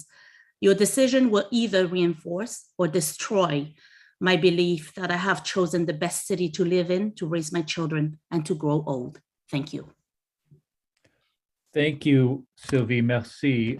Just wanted to ask about the image you had up on screen. Is that an image that you created, or did it come from one of the staff reports? This image was created professionally here with Google Earth and the Google Earth tool by one of our residents who do those kind of designs, and using exactly the specified dimensions that you have put into the application through DevApps. We believe that the rendering that was shared by the proponent were specifically done to dwarf and then to give the impression that the building is not massive. But in reality, when we're walking through the site, we could see how big. And so these renderings are very, very exact when we have compared the pictures side by side. Okay, thank you. I don't usually do this as a chair, but I do think, I don't know if you'd call this a point of order or what, but could I ask planning staff just to comment on the accuracy of that drawing? Because I do think it's important in any discussion that what committee sees and what audience members see, that we have a confidence that it is accurate and representative of what's actually before us. Staff, can you comment on that, please? Chair, if I may comment on that. The applicant's 3D rendering are produced by professional engineers and architects using technology that are very accurate, such as GIS and AutoCAD. So we trust the rendering that are represented by the applicant. Okay. I'll just stop you there. We're not going to go back and forth on this. Are there any questions from committee members for this delegation? I'm seeing none. So thank you, Sylvie. We're going to move to our next speakers. We have 4 representatives. Mr. Chair, I had my hand up. Am I allowed to participate? You are absolutely allowed to ask a question. I did not see your hand up before, so go ahead, Councillor Dean. Sorry, has Sylvie left? No, I'm here, Diane. Okay, because I know that she wanted to comment on the accuracy of that, so I just wanted to give her that opportunity. So,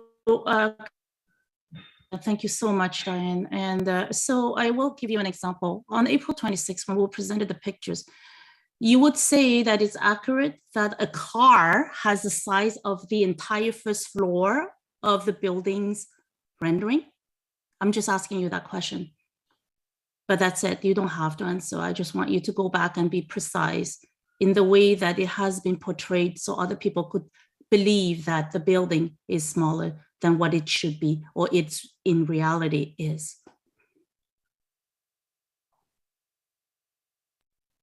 Councillor Deans, do you have any other questions? No, that's fine. Thank you. Okay.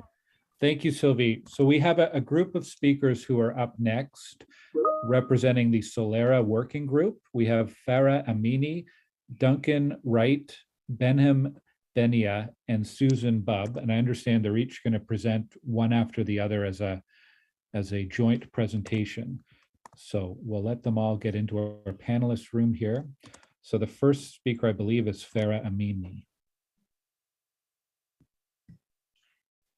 Good Good morning. Thank you for this opportunity to co-present with my fellow neighbors on behalf of the concerned residents of Solero neighborhood. And the next slide, please. Solero is a community of 125 single-family homes on the north side of Hunt Club Road. It extends from Albion Road to Cahill Drive. That is a picture of our neighborhood that was taken from the application site on the Hunt Club Road. You can see how close our houses are from this development. We are just across the street. So from day one, we became very engaged with this application. We have submitted multiple collective letters on behalf of our community. And we have raised many concerns with regard to various aspects of this application. Today, we'll have the chance to highlight some of those concerns, but we would also like to offer some recommendations to mitigate the impact. The next slide, please. Unfortunately, you can't see the picture, but that is the picture of the application site from our side of the road. Unfortunately, there is still no notice of the proposed development posted. Councillor Lin and Sylvie Wright talked about some of the concerns regarding the process. This is another example of the grievances of the community. Unfortunately, again, the picture was not available, but we also wanted you to see what is the current height of the existing commercial buildings in that area. They are very low commercial buildings in the location where this proposed application will be. So that's a sharp contrast with the scale of this application.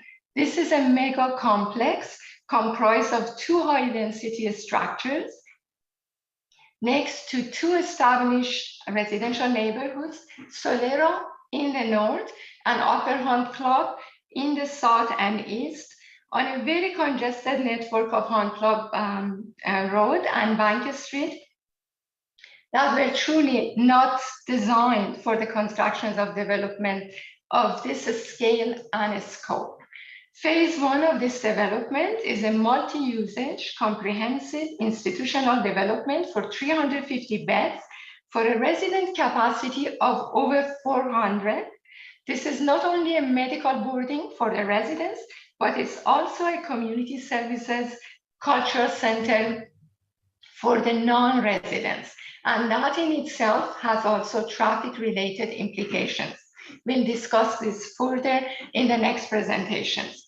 Phase 2 is a 4-story structure in the southern portion of the development of the site. The next slide, please. So as you are aware, in order to accommodate for the constructions of this high density structure in this area, the developer is asking for a major zoning bylaw amendment and a height exception. So for the communities on Hunt Club, such as Solera, we are currently a GM zone with a maximum permitted height of 18 meters. As you know, the applicant is asking for an increase of 4 meters beyond this maximum allowable height. Plus, they are proposing a penthouse of 6 meters, which is very significant for a 6-story building, for a total of 10-meter increase in height.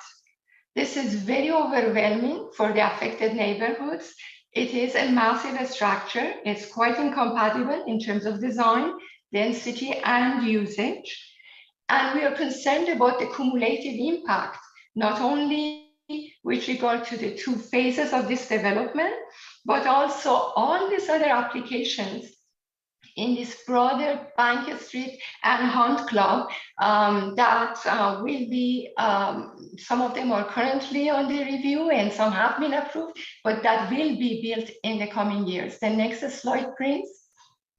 So very quickly, I notice my time is coming up, and this is the recommendations for this portion of our presentation. We are asking you not to approve this application in its current form.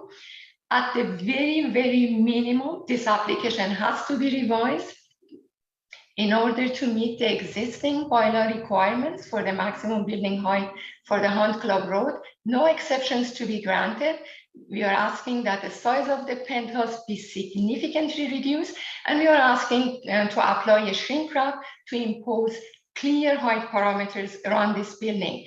This is not only important for the purposes of this development, because we want to make sure that there will be no future expansions beyond the approved building height, but also for future constructions in this area. As my neighbor, Sylvie, plead to you, this has been really very intense, very demanding, very frustrating 7 months for all of the affected neighborhoods. And we want some reassurance from the city that we won't have to go through this again for future applications. Sarah, thank you for your presentation. That is the 5 minutes. So what we'll do is we'll go to the remaining members from your group, and then we'll take questions for your group together. So the next speaker is Duncan Wright, and then Benham Benia. Benham, you should be getting a prompt in order to join. If you can accept that prompt, so you can join as a panelist. And then Susan Bubb. So we'll take questions for the 4 of you after Susan. Next speaker is Duncan Wright, continuing with this presentation. Hello, can everyone hear me? Yes, we can. Good morning, Duncan. Okay, great. Thank you for the opportunity to speak today. I'm going to talk a bit about traffic impacts. Just to note, the photo in front of you is a view up Hunt Club Road from Cahill Drive, and the Solera communities on the right. We're on a stretch of Hunt Club Road that is very busy traffic-wise, especially during rush hour, and at 2 intersections that have a very high accident rate. And this is actually a photo of the most recent accident. It was just a couple of weeks ago, which unfortunately resulted in a fatality. Next slide, please. So we're looking at very significant traffic impacts associated with this proposed new development. These include congestion, collisions, noise, air pollution, road vibration. So this new development, along with many others that are proposed for this community, will exacerbate the current condition. So the proposed development has a pool of 175 staff members, all of whom need to get to work in some way, shape, or form, many by car. There's over 400 residents with regular turnover proposed at the facility. A number of community visitors, volunteers, delivery trucks, waste collection, contractors coming. There's 8 on-site vans with a total capacity of nearly 98 seats, shuttling residents to and from the airport and other medical appointments, all potentially exacerbating traffic issues along a very busy stretch of Hunt Club Road. What we've seen so far in the applicant's TIA is that they're grossly underestimating the traffic impacts of both that are currently existing in the area, the impacts that the proposed site would have, site development would have on it, and the impacts of other developments in the area as well. Next slide, please. Just a bit of historical context. In 2014, the extension of Hunt Club Road was made out to the 417 in the east, and also in the far west to the 416. This has further exacerbated transportation impacts along Hunt Club Road, especially with large transportation vehicles and other pass-through traffic. We've had rapid growth in residential construction in the south end, including Finley Creek and the Greeley area, all of whom come through this area to get to and from where they're going. And this has created huge traffic impacts, especially in this corridor along where the proposed site is planned to be. There's also 6 other developments planned for the area, all of which are going to provide increase the traffic density in this area, and only one of them was taken into consideration in the most recent version of the TIA from the developer. Next slide, please. So I want to talk a bit about the principal site access. So there was a motion by Councillor Deans to limit the access to Seaverite by only exit only. This has an impact, basically pushing all the traffic back out to an in-out, an exit, right in, right out, entry exit off of Hunt Club Road. And this is only going to exacerbate the traffic impacts. And that entry exit is only 100 meters from the Cahill Hunt Club intersection, 180 meters, sorry.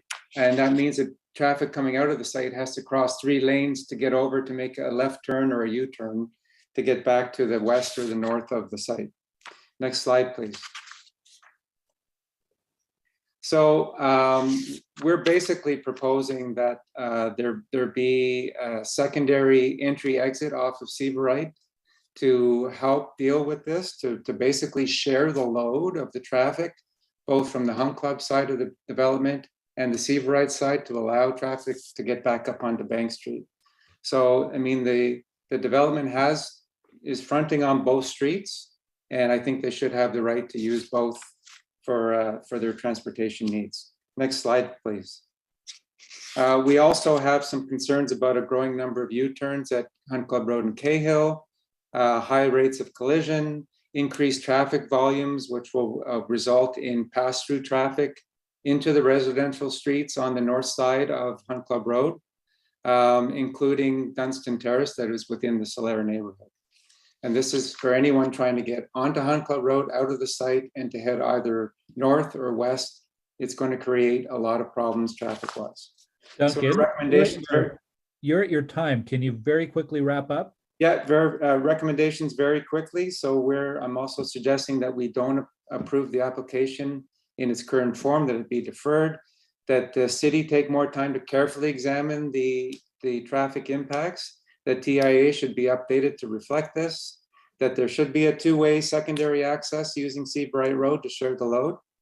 And the developer needs to apply more due diligence to address the valid concerns that have been raised by adjacent communities so that this development and Largo Baffin can truly integrate into the surrounding community. Thank you for your time. Thank you very much, Duncan. So we're going to move to the third of 4 speakers for Solera, but stay here for questions. There may be some questions for you after. Benem Benia is our next speaker.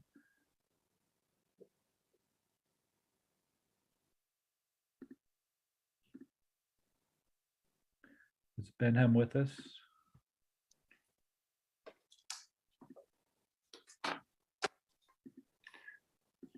Next, please.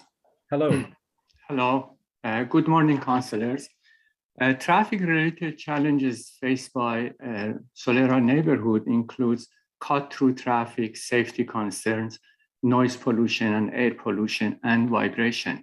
In 2014, city's measurement indicated vibration levels in some of the Solera houses near Hunt Club Road exceeded acceptable limits. The traffic caused by the new development further aggravates these problems. Next, please. A case in point is the situation of Dunstan Terrace in Solera neighborhood. This is a minor residential street that directly connects with Hunt Club Road and just across the new facility. Now, despite clear guidelines that residential street must be separated from main arterial road by an attenuation wall that functions as a noise barrier. As you can see in this slide, Dunstan Terrace does not have a protection wall. And as a result, then its residents experience a high level of noise pollution, as well as high level of cut-through traffic from Hunt Club Road that jeopardize the safety of its residents, particularly of children and older adults. Next, please.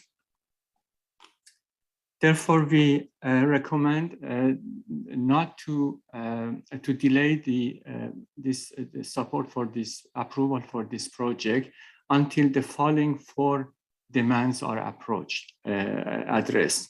One is to install an attenuation wall. The second one is to include Solera houses near Hunt Club Road in noise and vibration studies that will take place at site planning stage to complete resurfacing of this stretch of Hunt Club Road prior to construction of the new facilities.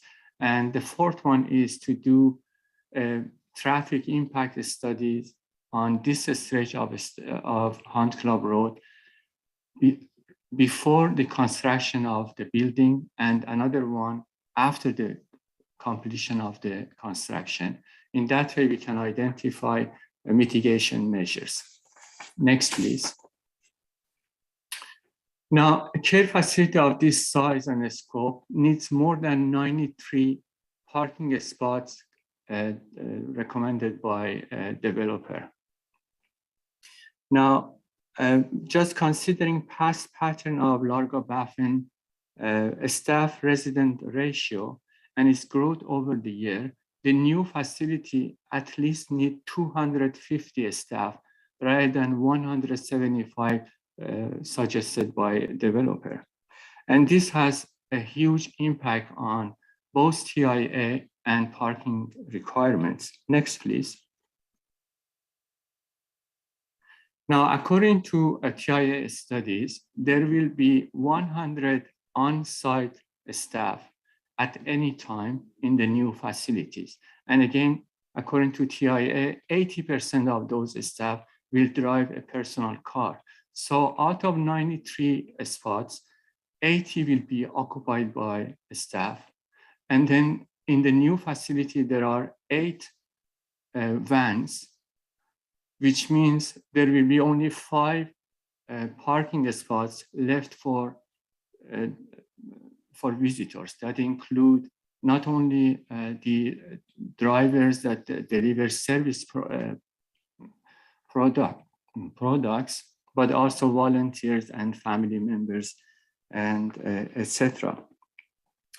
And it should be also noted that the current Largo-Baffin on Richmond Road, with less than half the number of residents of the proposed development on Hunt Club, it has 14 visitor parking. Okay. And next, please. So we asked the committee to delay approval of this project until there is a significant increase in parking spaces. Thank you very much. Okay, thank you very much. So we'll go to the fourth speakers representing Solera, and that's Susan Bubb. Good morning, Susan.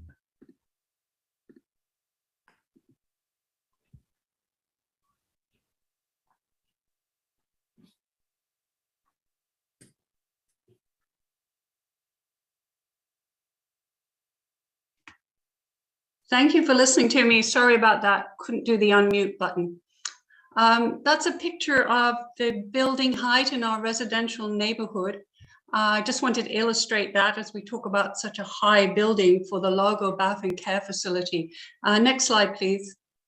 I wanted to talk about the footprint, the spacing, and the parkland. We feel that the building is oversized for such an area. It's so close to Hunt Club. It's been likened to the size of like the Montfort Hospital, and we're going to put it like right on Hunt Club Road. It's a negative impact in the proximity to such a busy road. The architect has designed a children's work area, outdoor play station, right next to Hunt Club Road. Now, the area will be monitored, it would be fenced. However, outdoor space is so important. We talk about COVID, how we all felt cooped up and going crazy if there wasn't an opportunity to go outside. And Ottawa Public Health made recommendations back to the developer about the negative impact of being so close to Hunt Club Road, particularly for, could they not move the play area to an area not on the north-facing wall, which is where it is right now, to a side wall, and then potentially there'd be a sense of community for Largo Baffin residents if they were able to easily walk out and access the family or children's outdoor play area. Next slide, please. So we're recommending that vacant land on the south portion of this property that's reserved for future expansion, potentially move the building back a little bit, make a buffer zone between the building and the very loud and busy Hunt Club Road, give a better distance for more spacious and attractive streetscape. And I think that would be bonus for any driver trying to get out or in to that building if there was better clearance distance to see for traffic, etc., because it's going to be very difficult. It would give more green space for residents, and it would give a little less impact on the Solera neighborhood to the north across the road in the sense of less shadow. There's stairwells on the end of each of those parts of the X, stairwells that are going to be lit at night because they're glass. So there'll be light spillage over here. It would maybe give a little bit more privacy over here. And it would give less noise for the residents if it was a little further back from Hunt Club Road. Next slide, please.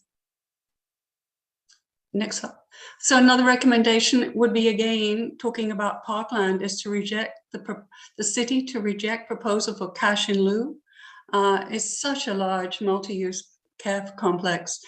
Use a portion of the vacant parcel of land south of the building, because there'll still be land there, for parkland and designated parkland. Give proper seating and outdoor area for residents to feel a sense of community there with the people they're staying with, and to minimize extra demand on existing neighborhood resources. Next slide.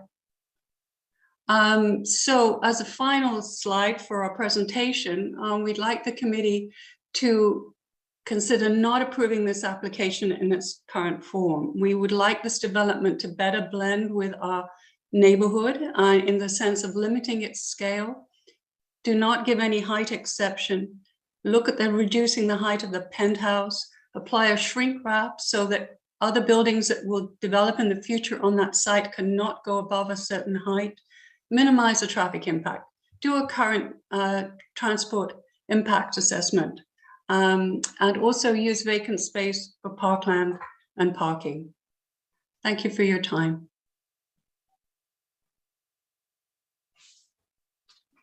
Okay, thank you very much for the four of you. So the Solera Working Group, Farah, Duncan, Benham, and Susan. I'll just look to committee members to see if there's any questions for your group this morning. Chair Moffat. Thanks. So just some of the recommendations that you have. Have you consulted with the group on Civrite? I would ask that Farah answers that, if possible, if we can unmute her. Thank you. Yes, thank you. We have been working very closely from the beginning when the neighborhoods were notified of this application. We have reached out. The two communities have worked very closely. We have major overlapping and shared concerns. We have very close contact, yes.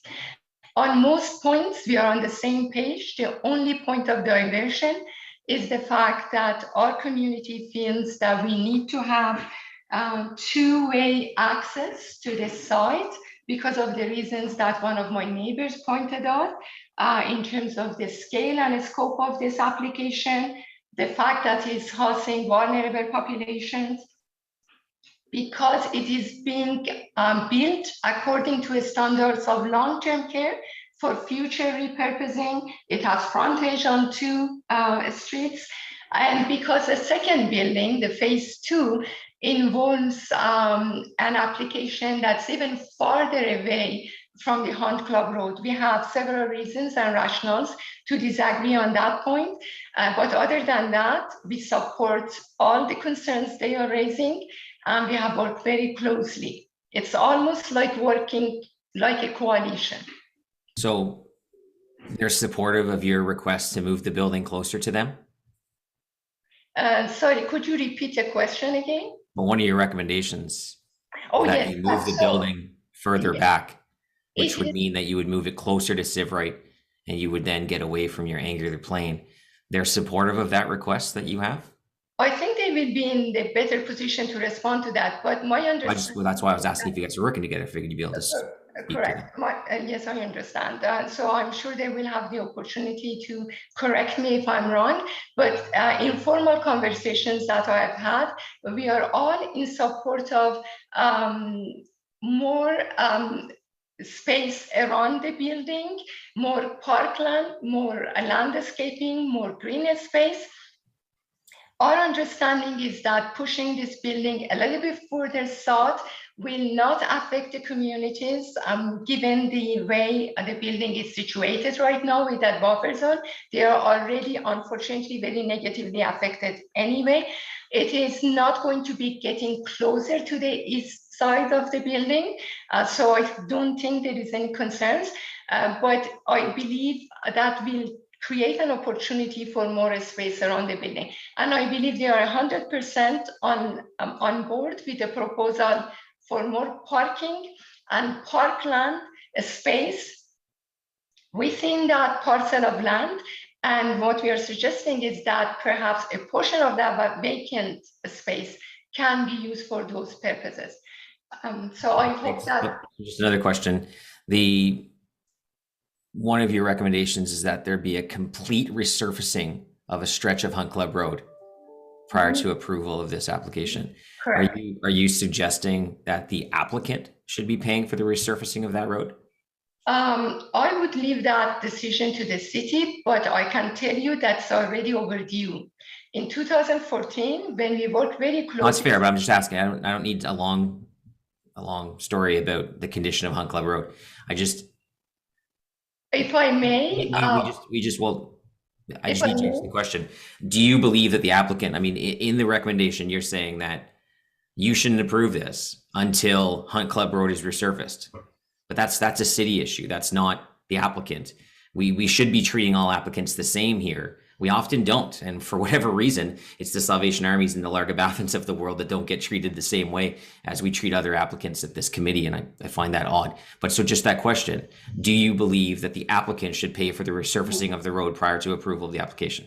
So if I'm given the opportunity to elaborate, that's the point I'd like to raise.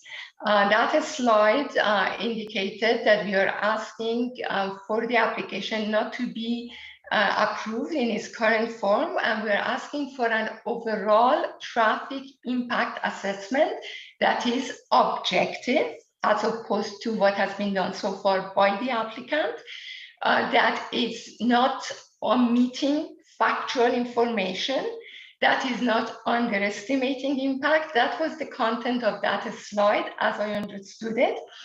And the road resurfacing, it's a request. We are following up also with Councillor Deans because it is overdue.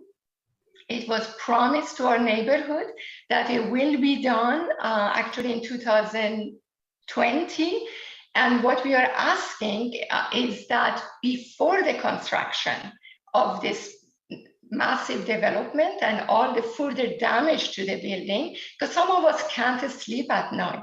Currently, the condition of the road with the potholes is such that the noise and vibration wakes up people. My neighbor has had a Great, that's fine. You're kind of going off away from planning, but thanks for your time. Thank you.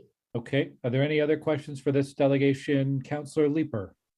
Thanks. I'm cognizant that today what we're being asked to approve is zoning, and an official plan amendment, which is how big a building and to what use can it be put. We're not being asked to approve a site plan today, I don't believe. The community is asking us to reject the zoning, partly on the basis of traffic considerations. And I am struggling with that because when I look at what is allowed to be built there today, without any further permissions from the city, you can build a community health center, which is a high traffic type of use. You can build a gas bar. You can build a drive-through. You can build a what I would characterize as urban-sized grocery store, like one of the farm boys that we see in a building downtown. These are all significantly higher traffic generating uses than what Larga Baffin is proposing. Simply on the face of it, it seems very obvious to me. An automobile dealership, a restaurant. Why would this committee say no to the zoning for Larga Baffin when, on the basis of traffic concerns, when a developer would need no further permission to build any of those other uses that would have a far higher impact on the community? Perhaps I can take a stab at that one. The examples that you gave would primarily be, I'll say, businesses that would be frequented by local traffic anyway. The proposed development is actually bringing new traffic to the area, traffic that's not coming from existing residents. So if you put in a gas station, you put in a restaurant, it's primarily residents of the community that would be going there. They're probably driving down that stretch of road anyway, and they're going to turn in, get their gas, and go back out. You're bringing brand new traffic to the area with a facility of this size. It's people coming from other parts of the city to work, going in and out, primarily at a shift change happening in the middle of rush hour, etc. You've got shuttle buses taking new residents who don't live in the community now out to appointments, out to hospitals, back and forth to the airport, etc. You've got contractors, etc., coming in and out. That's new traffic to the area. That's not just diverting existing traffic in and out of businesses. It's a different scenario. Traffic is traffic. You're at Hunt Club and Bank. It's a area that's used by people across the region. If you were to put a community health center in there, it would be used by people from around the community. We're not allowed to debate this. Okay. But I'm flabbergasted at that response. Why? Thank you, Councillor. Councillor Deans, you have a question? Yeah, I have a comment. I mean, the community are here today asking for improvements to this application and to express areas of concern. Some of them I agree with, some of them I don't. I have put forward a series of motions. There is no motion before this committee today, just to be very clear, to reject this application. This is not about rejecting the application. This is about looking for improvements. And the areas that we've focused on are, many are site plan, and they're asking staff to consider site plan issues as this process moves forward. But I don't know, Jeff, where you got the idea that there was a request to reject the application. I didn't put it forward. I don't know if someone is, but it wasn't me.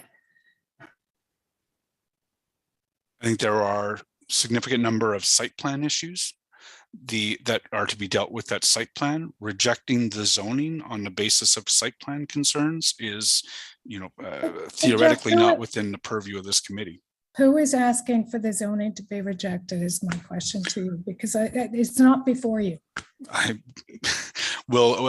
would ask the community members to maybe make their PowerPoint presentation available to the committee, because it says right there the committee should be rejected in its current form.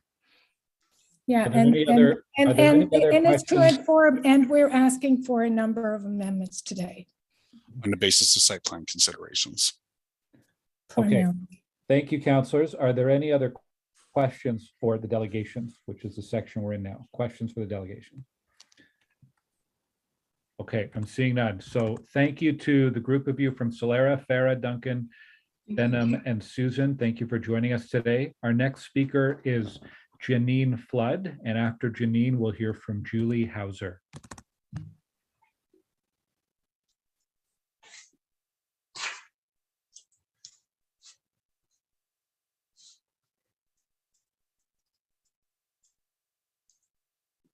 Janine, oh, there's Janine.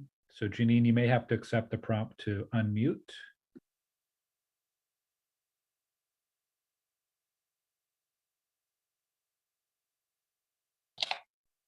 Hello, can you hear me? Yes, we can. Good morning. Good morning. I'd like to just start my presentation with a personal request to the Solera Working Group. In your presentation, particularly Mr. Bonilla's presentation, you used a photograph of the car accident at Hunt Club in Cahill. The woman who died in that car accident was Lori King. She was a good friend of mine, and she has adult children who live in this community and are eligible to participate in these consultations. I think they would be very upset to see their mother's car accident suddenly presented without warning in a slide presentation. So perhaps we could not use that photograph again. That's it. To begin my remarks, my name is Shannon Flood. I'm a member of the Gloucester Southgate Ward, and I'm here to speak in favor of the Larga Baffin construction. Many people are not aware that Inuit medical patients have been residents and visitors within the Gloucester Southgate community for over 70 years. They're so quiet and they're so integrated into the community that for a very long time, many people bought houses here and had no idea of the significant Inuit presence in the community. And Larga Baffin is a very special business, and this building is a very special opportunity for our community. We are uniquely placed that we are close to the airport and close to hospitals and medical services. And I think that we should welcome Larga Baffin into our community, and particularly this building.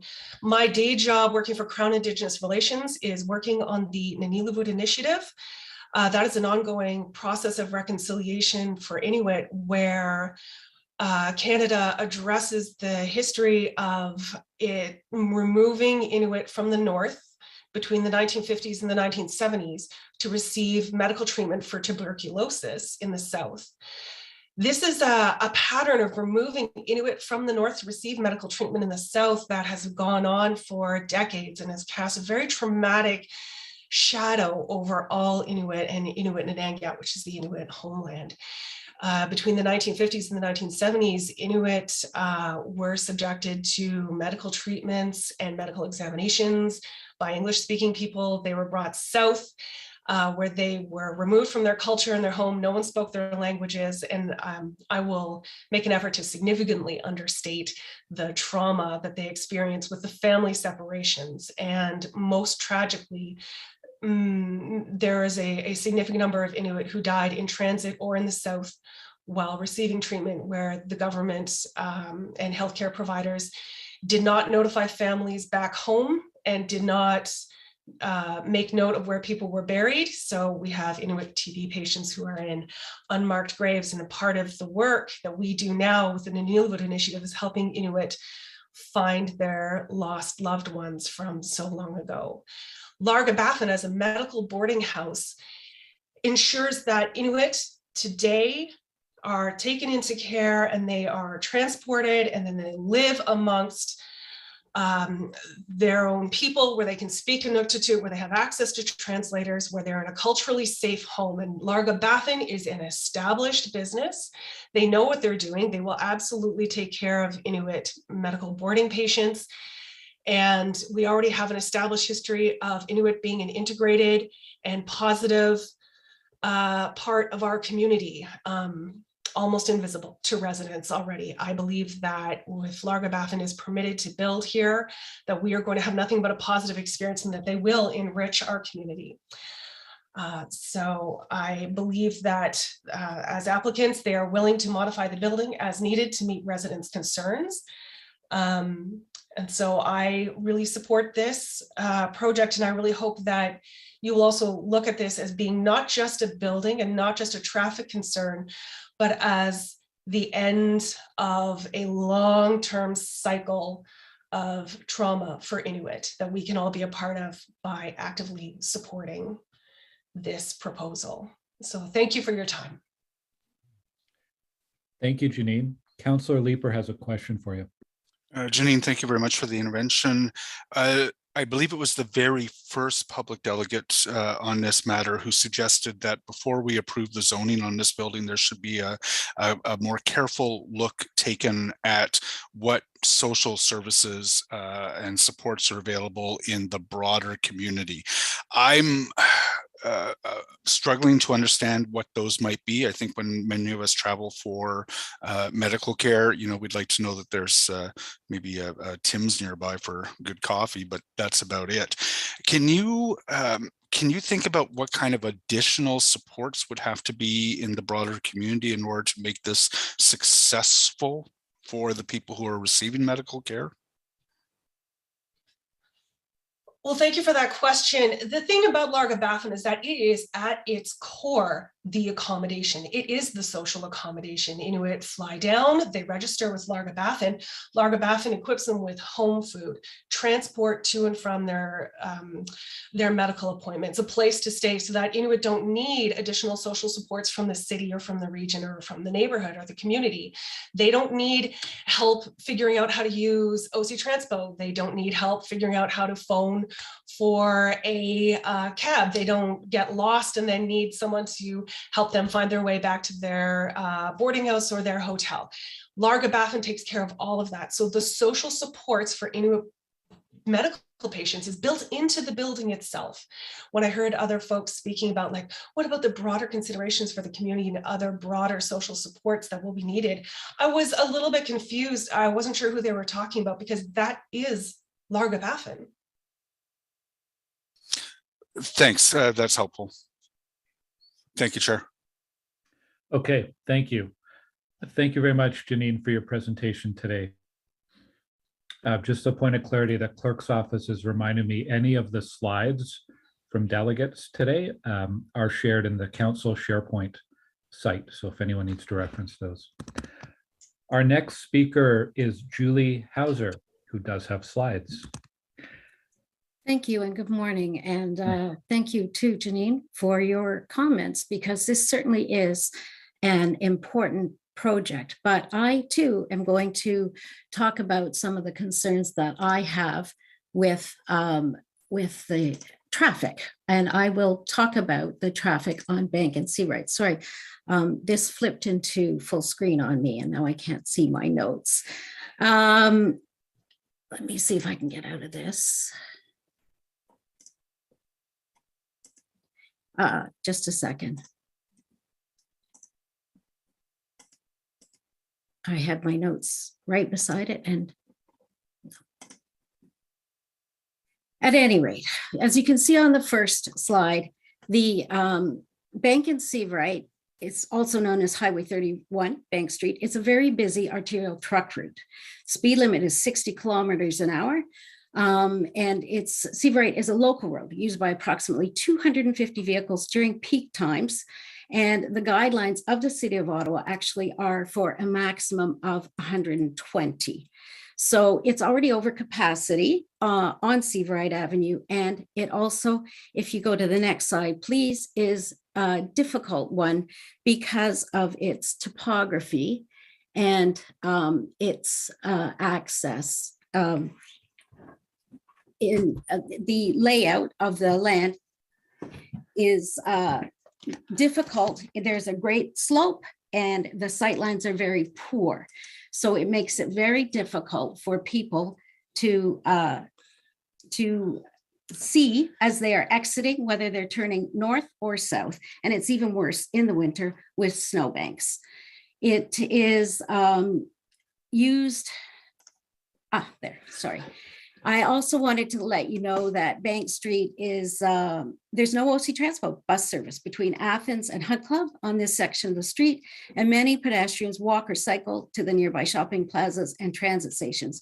And if you've ever been to the Alta Vista Animal Hospital, that is on Bank Street, just south of Seawright, so very close to the intersection I'm talking about. And the community I live in, Upper Hunt Club, has 440 homes, but there are only two ways in and out. One is on Hunt Club at Sable Ridge, which is called Laurie Greenberg, north of Hunt Club. And the other way in and out is from Bank Street onto Seawright. And there are no traffic lights at this intersection. And at this point, there are no plans to install a light. So next slide, please.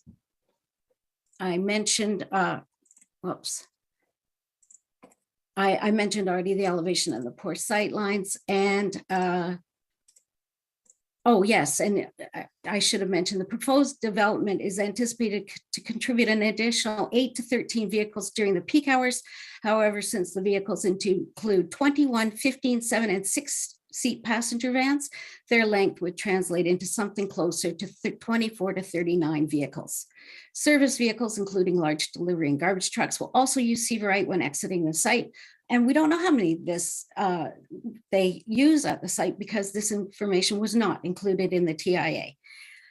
In my opinion, the truck and shuttle bus traffic from this facility will cause gridlock on Bank Street North during the morning commute. And commuters may simply not wish to make way for trucks and buses pulling out in front of them. If bottlenecks occur here, Upper Hunt Club residents and other businesses on Seaverite will be forced to drive through the neighborhood so they can exit at Hunt Club and Laurie Greenberg. The next issue that I would like to raise, you're looking at Bank and Hunt Club, is that intersection, and one of the councillors pointed out that we're at Bank and Hunt Club, that intersection was not actually included in the TIA. I don't know why not, but since they will be transporting clients to the Heart Institute, the Civic, and possibly other sites to the west, they would likely go through Bank and Hunt Club to reach these locations. The City of Ottawa's traffic planner's recent presentation on Bank Street and Hunt Club noted that the existing intersection regularly experiences traffic congestion during a prolonged period, not just the peak hour. And the city's planner noted that the number of vehicles entering the intersection is relatively high. Now, next slide, please.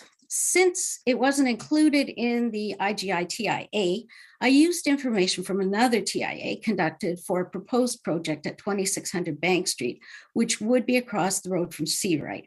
This study by CGH Transportation, done in September 2021, found that the overall intersection of Bank Street and Hunt Club Road during the AM and peak hours is at capacity. Their report also found that during the afternoon peak hour, high delays and extended queuing are noted at the Bank Street at Hunt Club and Albion Road at Hunt Club intersections, and extended queues are noted at the Albion Road at Bank Street intersection. So in closing, the intersections surrounding the proposed facility are already at capacity, and the TIA does not adequately address the impact the traffic generated by this facility will have on the surrounding area and on commuters living further south or surrounding in Blossom Park, Emerald Woods, Finley Creek, Greeley, and other communities. Traffic congestion causes delays and frustrated drivers who may take aggressive measures that could cause accidents. For this reason, I would ask that you vote against this recommendation in its current form. Thank you. Thank you very much, Julie. Are there any questions from committee members? I'm seeing none. So we'll move on to Laura Olson, our next delegation. Oh, Councillor Deans, did you have a question? Yeah, I did. I'm just a little slow on the button to raise my hand. But good morning, Julie. And I heard Julie say she wanted us to, she's asking the committee to reject the application in its current form for traffic reasons. And to the point that one of my colleagues raised earlier about more site plan control issues, I just wanted to ask you, Julie, are you aware of the motions that are asking staff to consider this when we get to site plan? And is that sufficient in your mind? I heard those motions, and I guess my question is there enough information for people now to make a decision? You know, Councillor Leeper talked about traffic not being a big part, but where else is traffic considered? It's not considered by the Transportation Committee, but the transportation impact assessments are submitted along with all the other zoning applications. So I'm not sure, and the question is, like, if it's done at site plan, would this be adequate? I'm not an expert in this area. I just know how busy the traffic already is, and that I think we need more information about the possible impacts, because the way it is currently does not provide us with that information. Okay, thank you. Okay, thanks, Councillor Deans. Thank you, Julie. Our next speaker is Laura Olson. Great, thank you. Are you able to hear me? Yes, we can. Good morning. Good morning. I believe I have a presentation. Great. Okay, next slide. So councillors, I'm here today to ask you not to approve the recommendations put forth to you by the city staff in their report because 1, the proposed zoning and the actual land use are not aligned. 2, the large scale of the building is inconsistent with the surrounding neighborhoods. 3, the traffic impact assessment is so flawed it must be redone. And 4, the future land use study is biased and its process was flawed. Next slide. I just wanted to point out that I live in a very diverse, family-oriented neighborhood. Next slide. And I have a lot of motivations for being here, but maybe the most important are these 3 creatures. My daughter was recently discharged from CHIO after 5 months and is now in a day program to live with her illness. As part of her recovery, we bike ride every day through the streets of our neighborhood, Upper Hunt Club. My lively and neurodiverse son can't ride a bike, and he's not ready to cross Hunt Club safely alone. So going to Severite Park on his own gives him a sense of independence that others have at his age. And last but not least, our dog. And while we live on an off-leash dog park, she's been attacked 1 too many times and prefers to walk the streets of Upper Hunt Club. There's 2 issues that I've been particularly active on in the past. As you may know, Severite Park used to be a well-known drug dealing location. However, since closing the parking lot, the neighborhood feels safer at night, crime appears to be down, and the park has become a vibrant community gathering place. However, as a second issue, walking and biking down Sable Ridge is dangerous because of the traffic coming from people cutting through the neighborhood, as well as others parking on both sides of the street to use the dog park and Toboggan Hill. Next slide. My neighbors will provide you views on the massive scale of this proposed building, and I support their views. I want to touch on the zoning. Perhaps it was a misunderstanding at the front end that has been perpetuated throughout the process, but one that needs to be corrected. The proposed zoning allows for residential care facilities, but does not allow for hotels. The Nunavut government calls the proposed establishment a boarding home, which does not exist in Ottawa's zoning definitions. Now, we can certainly say that this privately owned for-profit operation will provide transient accommodation. So it fits the definition of a hotel. A residential care facility, however, requires an establishment to provide supervised or supportive in-house care for those who need assistance with daily living. My layman understanding of daily living activities include personal hygiene, grooming, dressing, toileting, walking, and eating. Supervised care and supportive care are well-defined terms when it comes to medical care. And while I'm sure that this establishment will provide quality hospitality, it does not provide care. During my days at CHIO, I was able to ask several healthcare providers about the proposed establishment, and all were very supportive of the services being offered, but none considered it a residential care home. One doctor said, "It is a hotel. We hospitalize the patients if they need care. Definitely not a residential care home." Maybe you're thinking, what's the big deal? I would ask the question back. Why do city bylaws differentiate between the two? Next slide.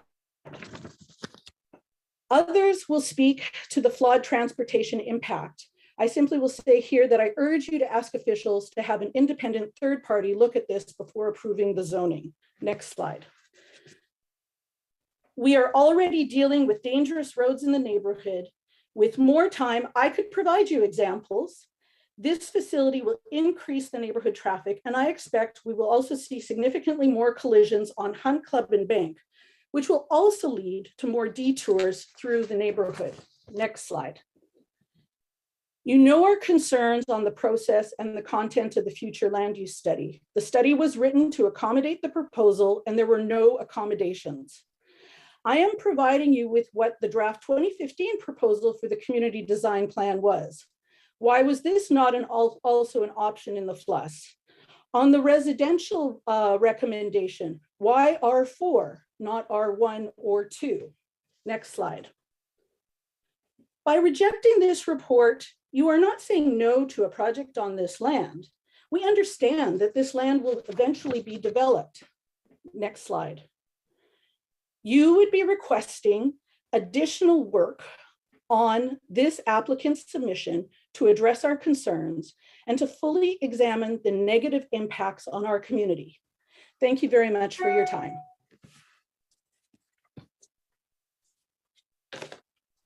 Okay, thank you, Laura, for your presentation. Are there any questions from committee members?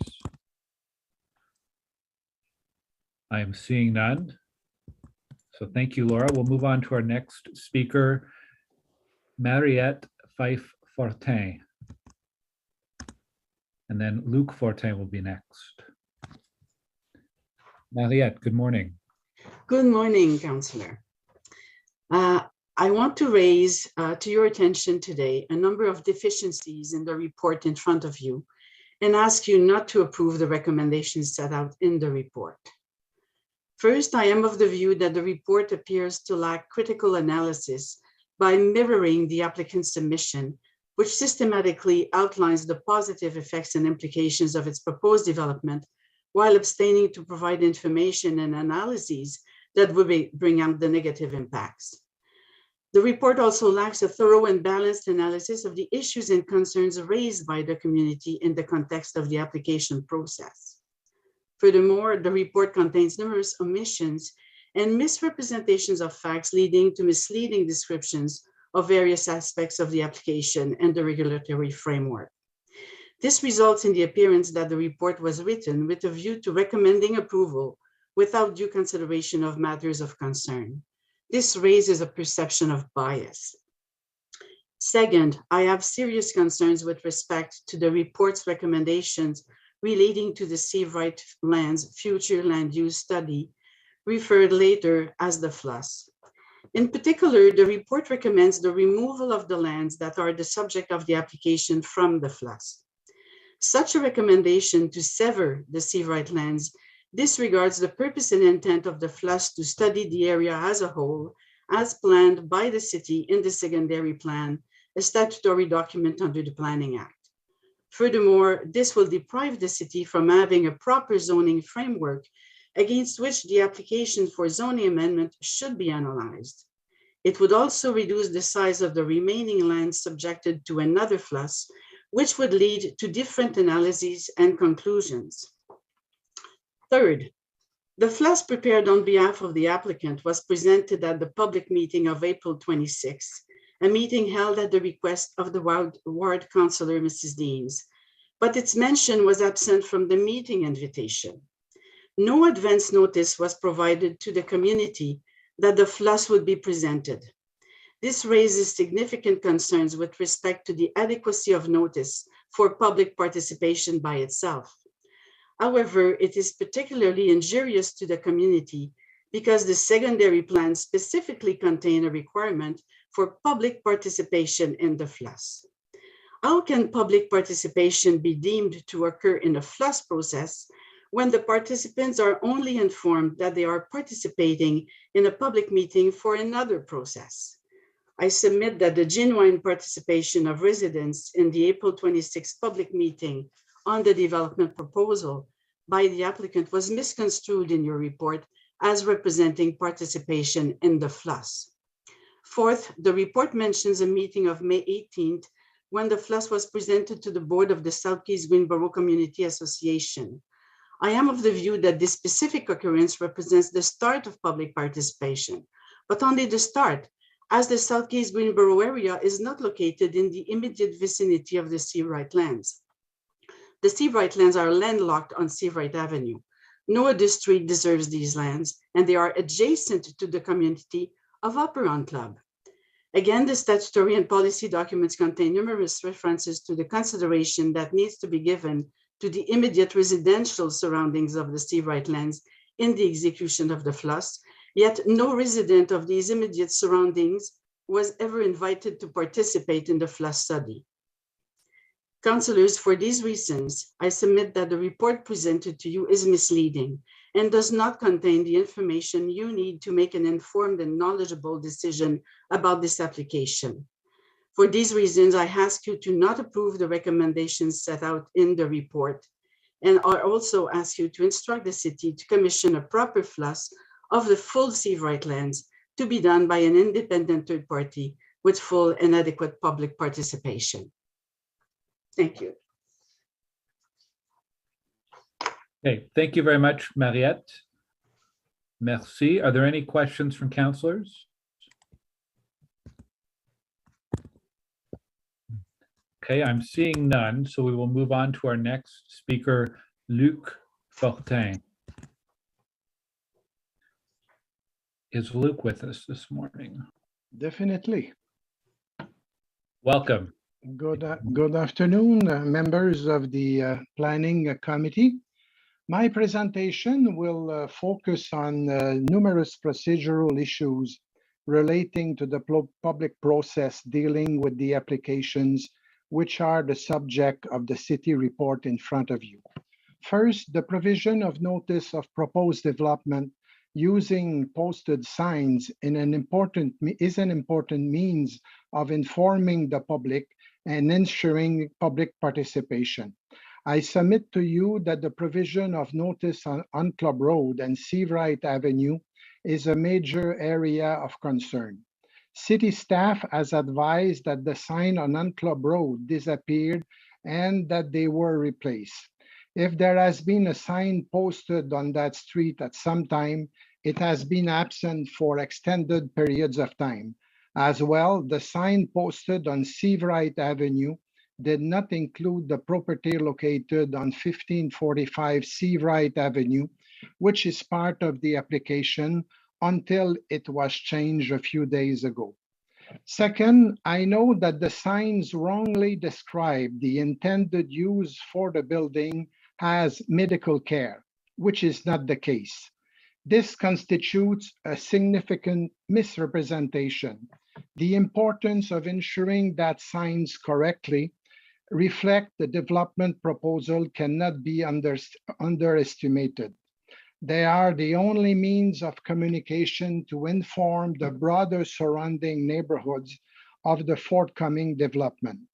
The lack of posted signs for long periods of time and the incorrect description of the intended use of the facility represent serious flaws as to the adequacy of reasonable notice to all stakeholders in the community. Third, I know that the applicant has had numerous documents to the public file as late as May 18th, and that despite these late additions, no provision has been made by the city to change the date of June 23rd to allow adequate time for the public to participate in the process through comments.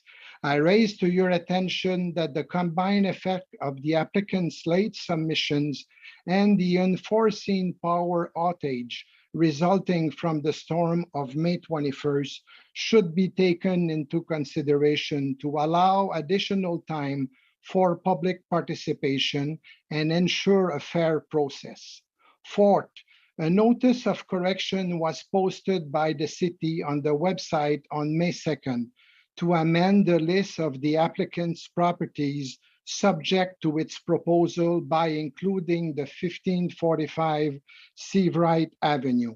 This property, although included in some of the design documents, was not included in the city application summary dated November 10th, 2021.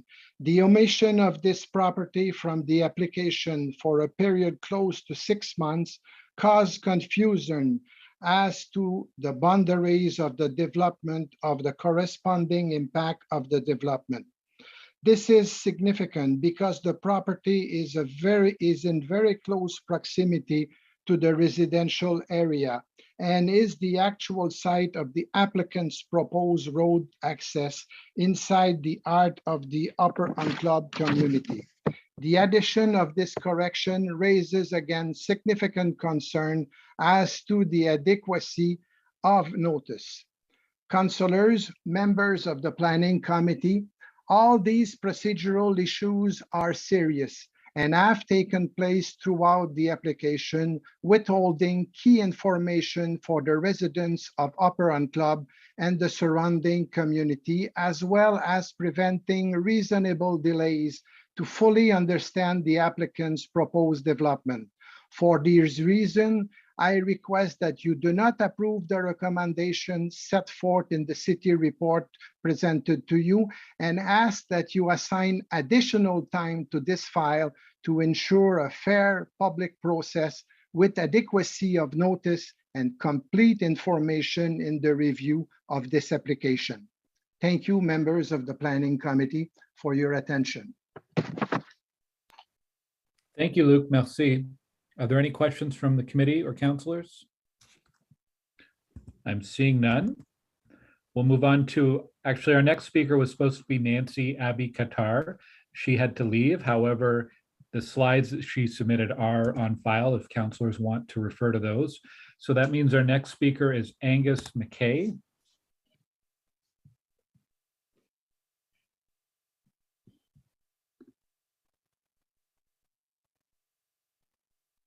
Apologies, Chair. Angus isn't on the call either. Okay. Well, the next speaker after Angus is Mohammed Tayaran. Is Mohammed with us today?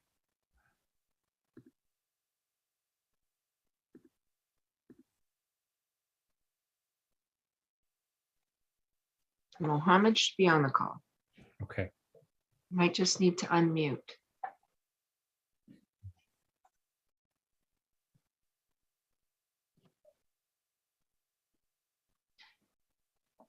He might need to accept the prompt. Okay.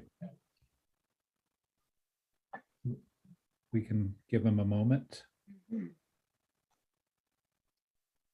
Hi, can you hear me? Yes, we can. Hi, Mohammed. Hi, sorry about that. I just cut off guard a little bit. I wasn't expecting to start, so. Yeah, no problem. Good afternoon, councillors. Thank you for the opportunity to speak today. I've been living in the Upper Hunt Club neighborhood for over 18 years. My concerns relate to the Transportation Impact Assessment, or TIA for short, that was carried out for this development. There are a number of issues within the TIA that have been raised, that have raised concern from myself and other residents, as you have heard so far.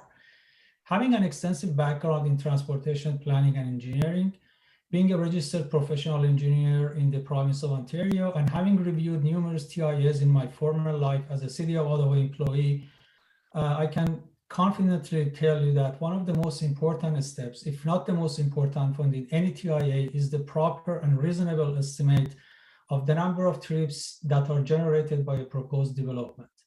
Any analysis that follows within the TIA, such as where this traffic is coming from or going to, which route they take, or how much delay they experience at a nearby intersection, for instance, they're all based on these first crucial steps. So the number of trips generated for this site were estimated using the Institute of Transportation Engineer Trip Generation Manual for a land use called nursing home. It is important to note that the consultant incorrectly called this facility a medical boarding home throughout the TIA, which it is not, and then noted in their report that they used nursing home because it's also applicable to medical boarding homes. So first off, we all know by now this facility is neither a nursing home nor is it a medical boarding home. The manual they use defines a nursing home as a facility whose primary function is to provide care for persons who are unable to care for themselves. This is clearly not the case for the proposed development.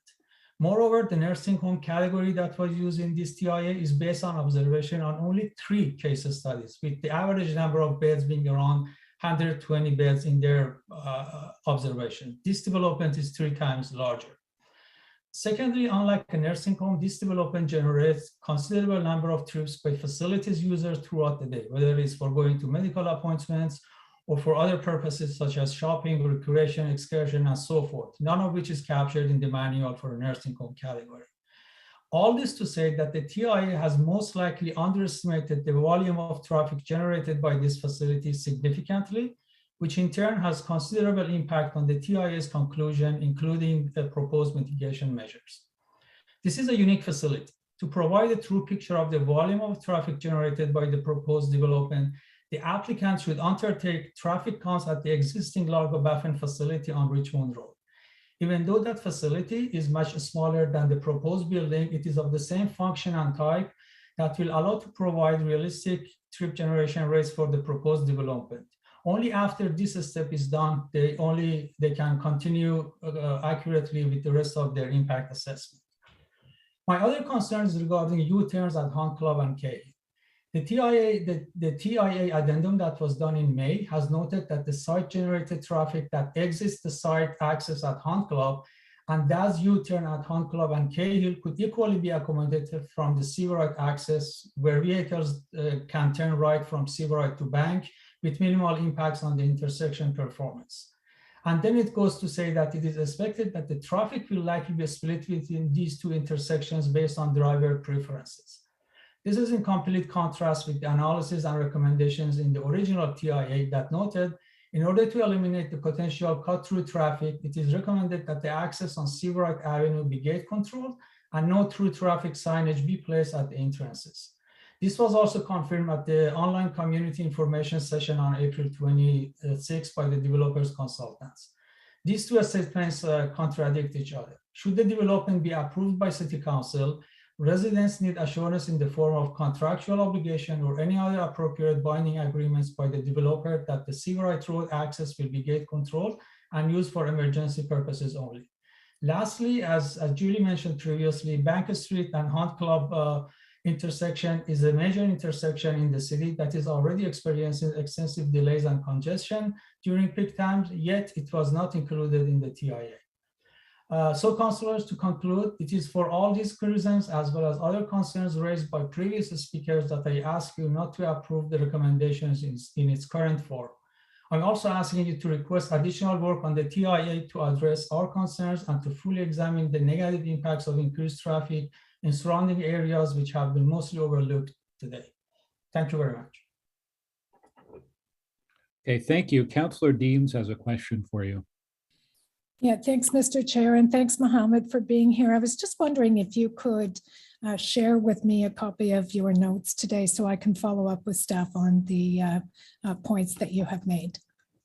We'll certainly do. Thank you. Thank you. Okay, thank you. I'm seeing no other questions, so thank you. Thank you, Mohammed, for joining us today. Our next speaker is Richard Jabara. Is Richard with us? Richard should be on the call now.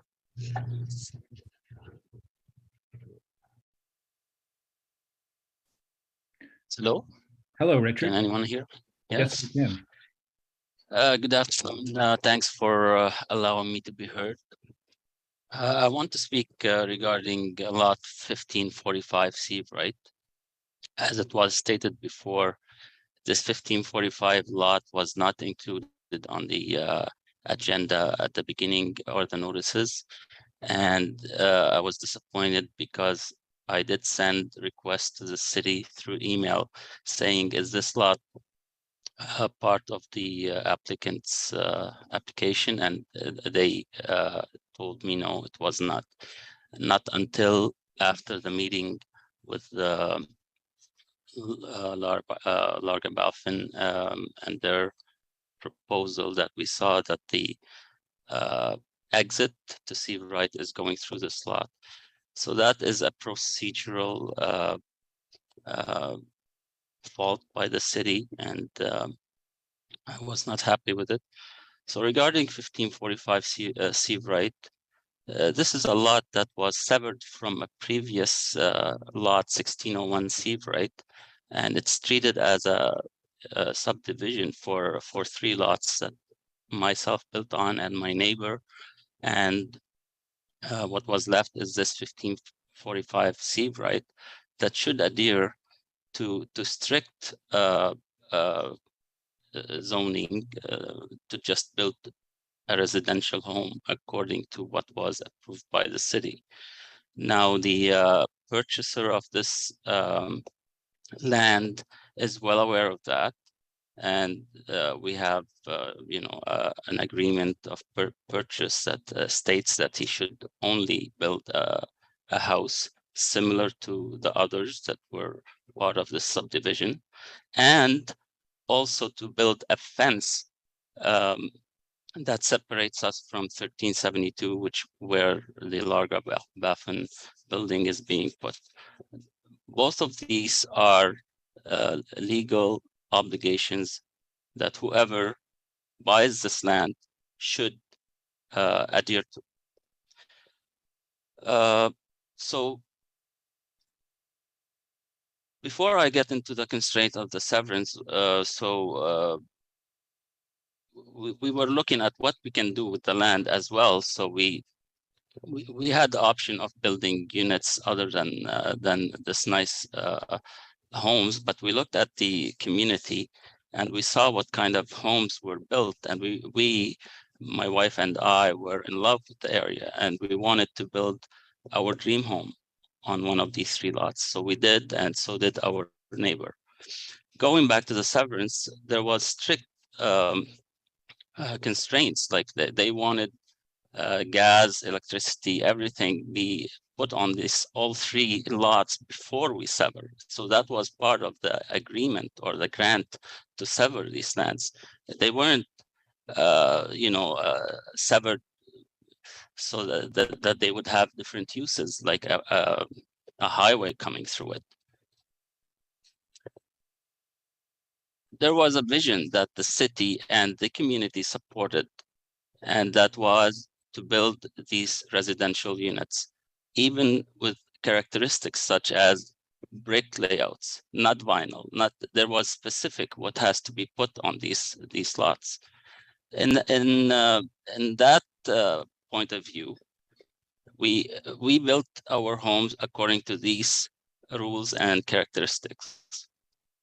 I learned later that 1545 has exchanged hands through different purchasers, and one of them was the Larga Baffin. And I would just ask that they would that they would honor what was proposed and not take us into a different direction. They have a lot of land, and from what I heard, they have also proposed to do lower rise buildings there. So the lack of green space that they are not adhering to as well, that is a concern to me.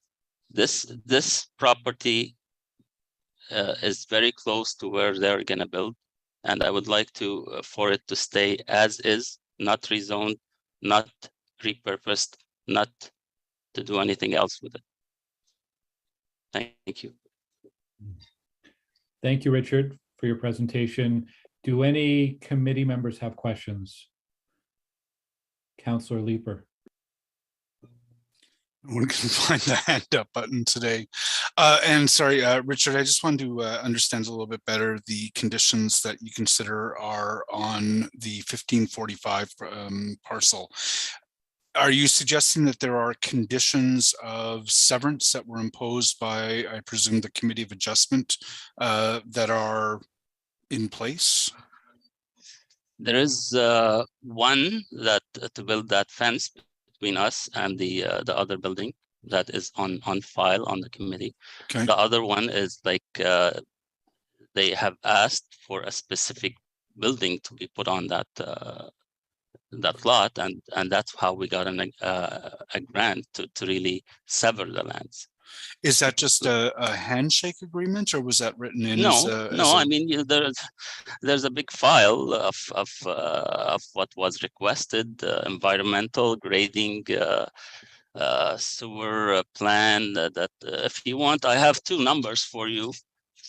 I won't be researching it, but it does sound like you have something. You have another avenue to pursue besides this rezoning process, because I don't believe, and we can ask legal, but even if we rezone parcels today, that still isn't going to overcome an agreement that was put on a severance. So, right. But we'll find out from legal in a little bit. Richard, thank you. The thing is that sorry, the legal 1545 was not on the agenda. Like I said, it wasn't even, I didn't even know about it till after May that it's being affected. It was like swept under the rug for some reason. And I have a big concern with that. Yep. Oh, and you've outlined that. Thank you very much. Thank you. Okay. Thank you, Richard. I'm seeing no more questions, so we'll move on. Actually, a speaker who was unable to connect earlier is back with us, Angus McKay. Angus, do we have you online? You may have to accept a prompt to come into the panelist room.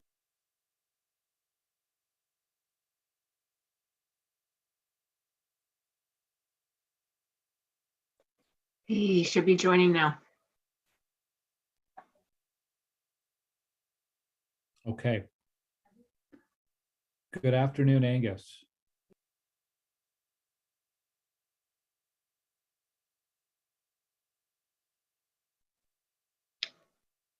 They appear to be muted. Oh, and unmuted. Thank you. Hi. I really appreciate your patience. Can you hear me okay? Yes, we can. Yeah, you can go ahead. Great. Okay, thank you so much. Hi, my name is Angus McKay. Thanks for this opportunity. I'm a personal support worker, and I live south in a small town south of Ottawa. I want to speak in support of this worthy project, its request to increase its capacity. There's a lot of good that can happen downstream from projects like this. Through my 4 kids, I've come to know two others who came to this town at about the same time as we did several years back. Here's a little bit of their story and how they are helped by projects like Larga Baffin. These children came here from very remote communities. They came here with serious life-altering injuries. These are the kinds of injuries that resulting from things like a house fire and a subsequent building collapse. It's astonishing to see how young bodies and spirits can adapt, overcome, and heal. That is what has happened in a multi-year recovery process.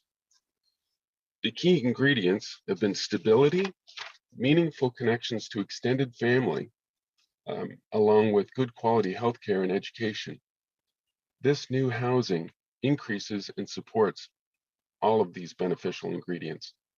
You are doing something important by approving this project.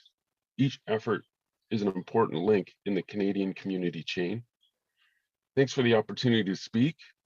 By way of conclusion, I guess I just point out that for the record, that the Indigenous population is the fastest growing demographic in Canada. Thanks so much for your time. Okay, thank you very much, Angus. Are there any questions for Angus? All right, I'm glad you could join us in the end, Angus. We're going to move to the next speaker on our list, who is Jeff Boole. It's Jeff with us today. I am here. Good afternoon. Good afternoon. I was going to say, councilors, I see we're past the noon hour. If I could have my first slide put up. I'm here today to speak about the zoning change that is being brought forward on these properties. I'm asking Planning Committee not to approve the request for the additional height on these lands. I've lived in this neighborhood for 22 years. I've spent my career in the construction industry. I've been involved in many types of buildings, which include retirement homes, apartment buildings, office buildings, and others. With my background in this field, I am able to understand and visualize the massive size and scale of this development. The ask here is just too great. These properties are surrounded on 3 sides by single-family homes. I do realize that this land and other lands west of this location require redevelopment, but this needs to be done on a scale and height that is reasonable, with a gradual stepping upwards of buildings moving westwards towards the LRT. The land should not start off with the scale and height as being asked here. My presentation today will have several visual visuals to assist the planning committee members to see what is so wrong about this building. Next slide. View looking from the northeast from Bank and Seaverite. Please take note of the red arrows as a reference point of a 2-story single-family home on the left of this massive building. The LG building is too high and too wide for this piece of land in close proximity to the surrounding areas. Next slide. I just also wanted to point out the LG building is going to be the second tallest building on Hunt Club between the 416 and the 417. The slide in front of you is a zoning map. The image on the left indicates the current zoning areas and the buildings straddling the zoning boundaries.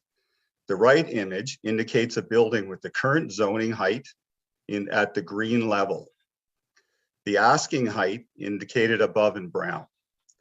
Approximately 60% of the north building is in a GM zoning, and the ask is for a 23% increase in height, which is identified by the red arrow. The southern portion of the building is in an IL zoning, and the ask here is a 56% increase in height. Again, 56% increase in height. You can see the yellow area to identify that. The building height is going to be 72 feet, 2 inches tall. The hydro poles along Hunt Club, which are very tall, are about 52 feet, and I got that information from Ottawa Hydro.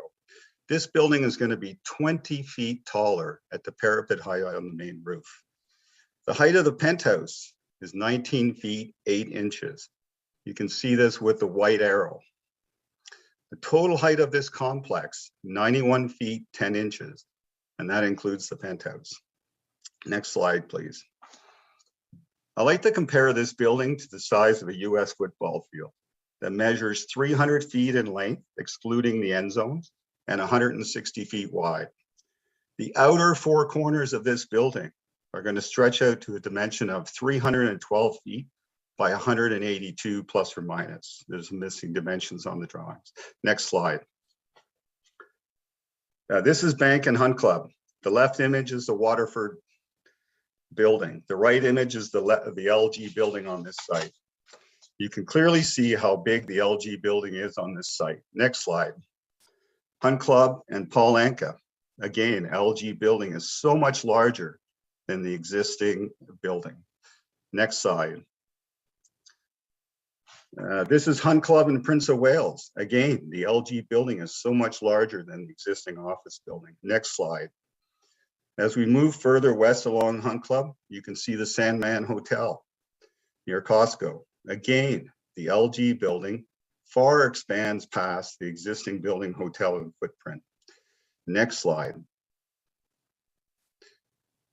I'm sure we all recognize this building, as this is your home for your portion of your workday, councillors. This image clearly paints a clear picture of just how big this LG building is and what will be the overpowering visual impacts of this building at the Hunt Club and Seaverite lands, should this zoning change be approved by this planning committee. The ask is just too great. I urge planning committee members to just say no to the current ask and send this group back to the drawing boards. Thank you.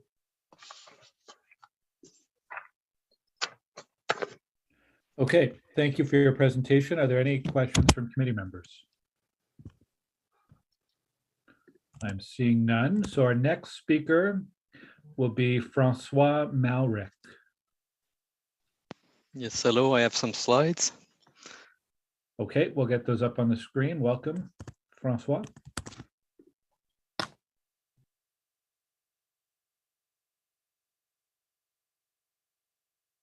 So, hello, councillors. I'm here today to ask you to not approve the recommendations of the report. The recommendations of this report are based on the incorrect premise that the proposed use would be allowed in the zoning, but it is not. Next slide. Official plan policies are required for orderly development compatible with existing neighborhoods.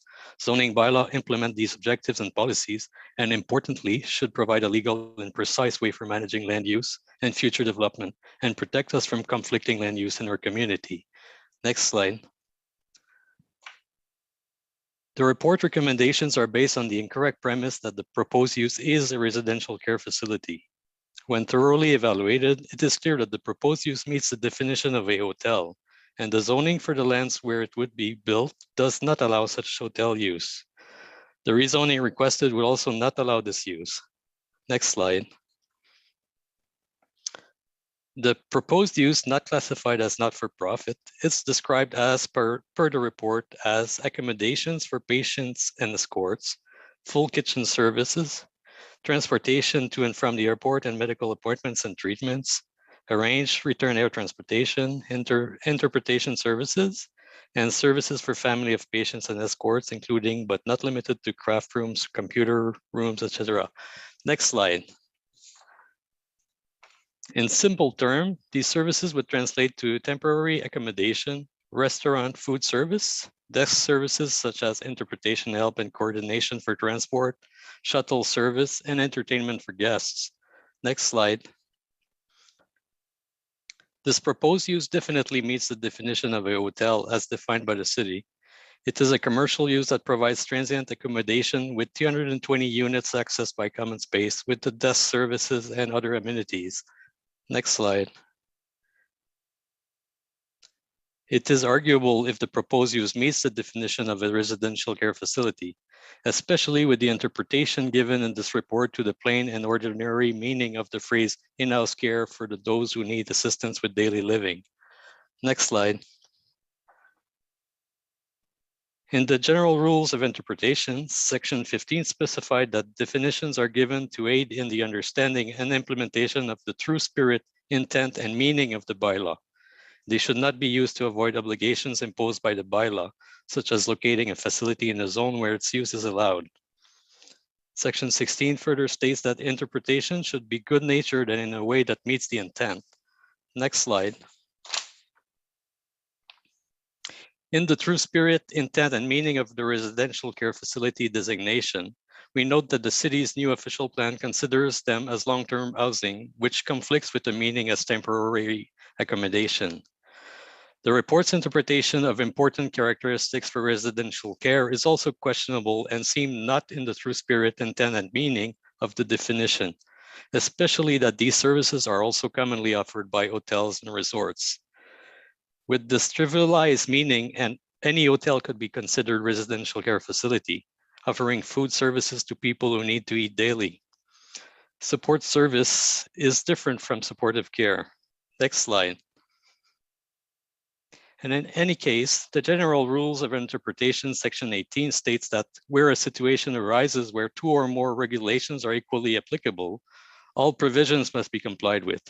Or where it is not possible to comply with all the provisions applicable, the most restrictive provisions must be complied with. This would mean to me that no matter if it's interpreted to meet the definition of a residential care facility, and given that it does meet the definition of a hotel, the facility would need to be located in a zone allowing hotel use. Next slide. I could only touch on the most important issue with the limited time given, but there are numerous other problems with the proposed amendments as listed here, and this report does not properly and completely address them. Therefore, I ask you in the name of all the Ottawa residents that would be most directly affected to reject all the recommendations of this report, as they are based on the incorrect premises that this facility's use is a residential care facility and not a hotel. Thank you.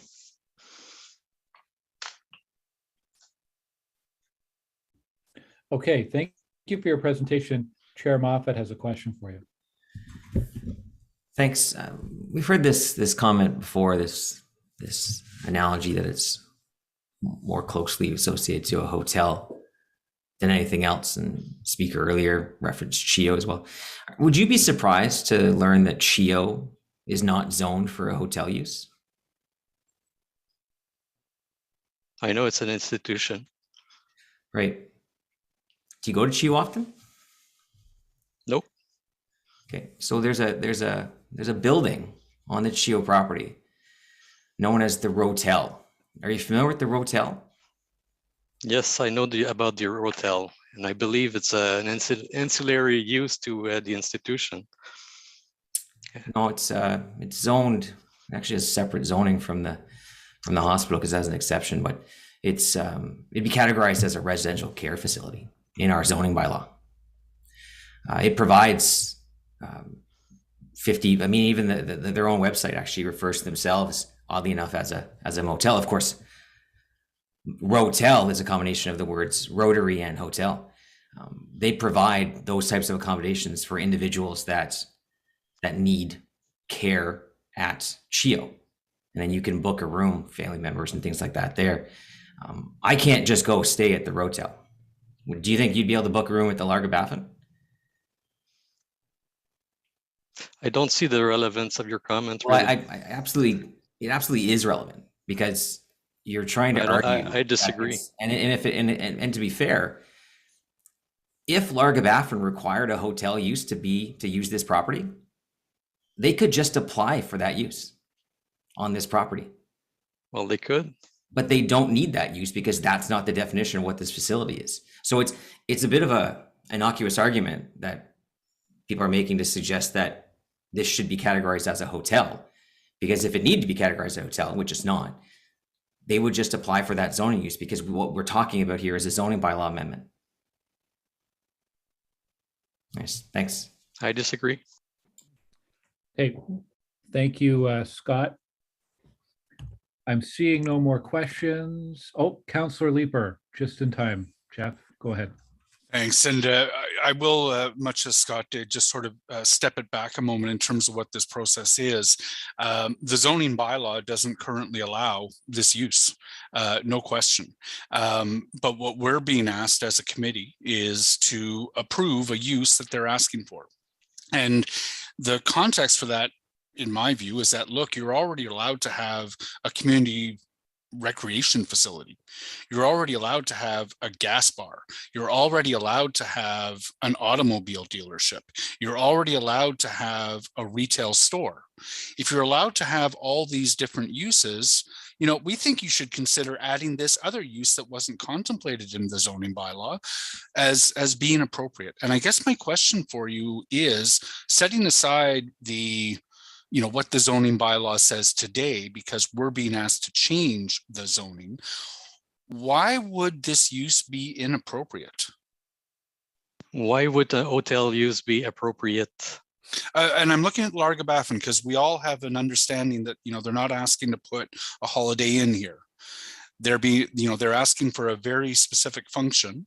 Yeah, and they have similar characteristics. Residential care facilities, so that if Larga Baffin were to leave, it would not be zoned for a hotel. You wouldn't be allowed to put a Holiday Inn here if Larga Baffin left.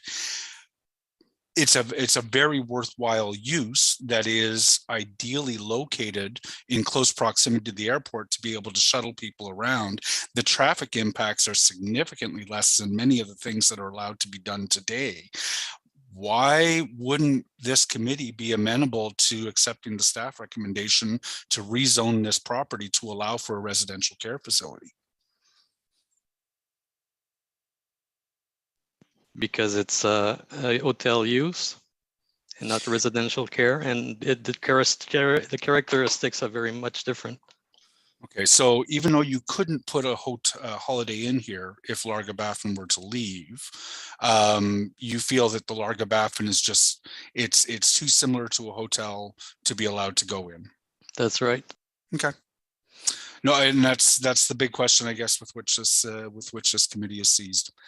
Thank you, Richard. Okay, thank you, Jeff.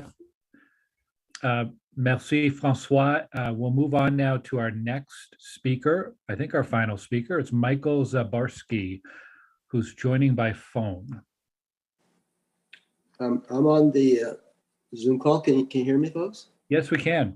Super. Thank you very much, and thank you very much for the opportunity to speak today. I'd like to speak on some concerns I have with regards to traffic being generated based on this proposed development, particularly the lack of a comprehensive TIA. The current one does not take into consideration all the impacts generated by the development, and I see no attempts by the developer to engage with the community on this. From the TIA, I'd like to note that I took a little phrase, trips generated by, this is a phrase from the TIA, trips generated by residents are not being captured for this land use, and there's no information available to estimate the number of resident-generated trips. So I find that very curious that transit trips by residents are not considered. Well, residents are going to be shopping, dining, socializing, doing as much as any other person living in a neighborhood. And considering that there'll be close to 450 residents in plus 175 staff, I'm seeing congestion in the neighborhood being increased by a factor of about 35%. Also missing is visits to the site. Friends and family of residents will be visiting. And also the prime focus of the facility is to serve as transportation for residents to medical appointments, which is super, but is not being considered in the traffic assessment. Why is key data ignored? Just a question. My feeling is this entity will be constantly busy 24 hours a day, 7 days a week. Service vehicles, providing food services, deliveries, garbage removal, major generator of traffic. So this, I consider a major oversight. And the other issue I'd like to discuss is cut-through traffic. Currently, and I'm talking cut-through traffic in our neighborhood, Upper Hunt Club. Currently, many vehicles are using Severite to Apple Hill to Sable Ridge route to circumvent traffic at Bank and Hunt Club, Bank and Albion. And this development proposal will significantly increase the traffic, especially given that the development is showing Hunt Club to be a strictly right-hand turn. People from the east will seek all alternate routes and double back and get access to the Hunt Club gate access. So right now I go to my Google Apps and Google Maps, and they conveniently show Upper Hunt Club as a convenient way to access hospitals from the Severite location. So what I'm trying to point out here is this will have a negative effect on health and safety in our neighborhood. So going to my third point, student safety.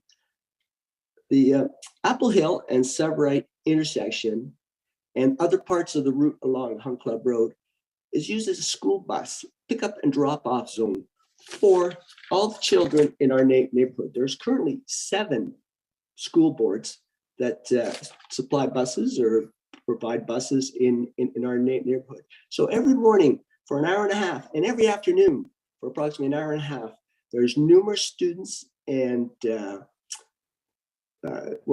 of various ages waiting and assembling at this key point, which there will be, if this development goes through as proposed, will have a negative effect on traffic and the safety of our children.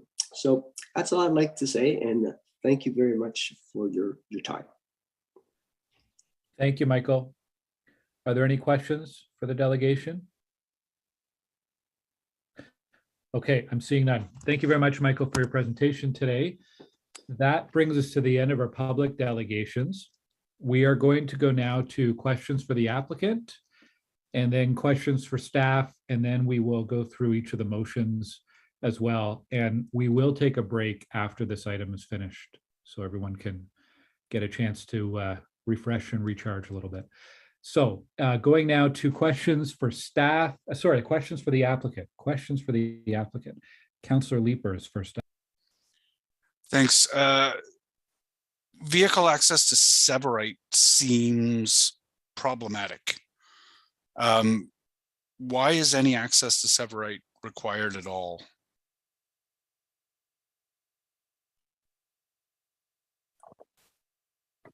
Hey there, I can take that one. David Hook with IBI Group Transportation. The access to Severite is essential for the proper functionality of this site in any form.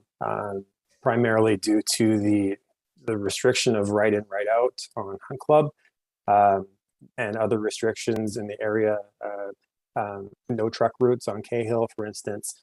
And so for any development to properly function on the site for waste collection or for loading and deliveries, an outbound access is required to get trucks out and service vehicles out to Bank Street in the broader area. The other important aspect of having the secondary access on Sybarite is, as others have noted, to distribute the traffic amongst the two access points, to not overload any one particular problem, such as overloading U-turns at Hunt Club and Cahill. And I did want to point out that the original traffic impact assessment looked at a worst case in that all outbound traffic that would need to go west on Hunt Club would make a U-turn at Hunt Club and Cahill with minimal adverse implications. And we've even put forward through an addendum mitigation measures to deal with that and make that movement a little bit more safe. But the key point is that the secondary access to Sybarite is required for the proper functionality of this site in any way it's developed. Operationally speaking, what could we expect in terms of traffic patterns then if this development were to move forward? Regardless of whatever development is on this site, it's going to be subject to the same turning movement restrictions because of the Hunt Club median. And so I think it's irrelevant to this specific development proposal. That's just the nature of having access on a divided arterial roadway. I guess maybe Jacob could address it. Operationally speaking, we know the types of vehicle movements that are going to be associated with this site. Shuttles, service trucks, they probably get a Cisco truck in there once a day or so. There's shuttle and staff in and out to the work day. Operationally speaking, what can we expect to see in terms of movements around this site? I'm happy to speak to that, Councillor. With respect to operational movements, most vehicle trips in or out are going to be related to the shuttles. As we mentioned, there's 8 shuttles. That I don't think the capacity of the shuttle necessarily matters because one bus is one trip. That would be my interpretation. Of course, you would agree that there are delivery trucks, Cisco or other food providers, maintenance vehicles that might require use of that surface parking. The rest would be the employees accessing the site. Based on our data from the existing facility, it was estimated that about 50% would drive to the site and 50% would take alternative modes of transportation. I think at the TIA, it estimates 80%, which is higher than what we've been told operationally is for the current facility. So either way, we're okay. The only other traffic that I would anticipate as daily operations would be taxi cabs if they were coming from anywhere not on the shuttles. Uber Eats deliveries, if anybody did not choose to eat a local meal provided through the facility. And I know there's some questions about visitors or guests as well. I would remind everyone that these are people coming in from the north. Some may have family in town, but it's our understanding that visitors are relatively uncommon for this facility. And sorry, did you say it's 8 shuttles per day? There are 8 vehicles in the fleet. So those vehicles may make multiple trips per day, okay. But there are 8 vehicles in the fleet. Do you have, and sorry, what is the anticipated number of those shuttle movements? I don't have that data on me. I don't know if David would be able to provide that answer. Alternatively, we have Bill McCurdy from Creba Group, representative for Largobaffin. He may be able to expand on the operations a little more and provide a better estimate than myself.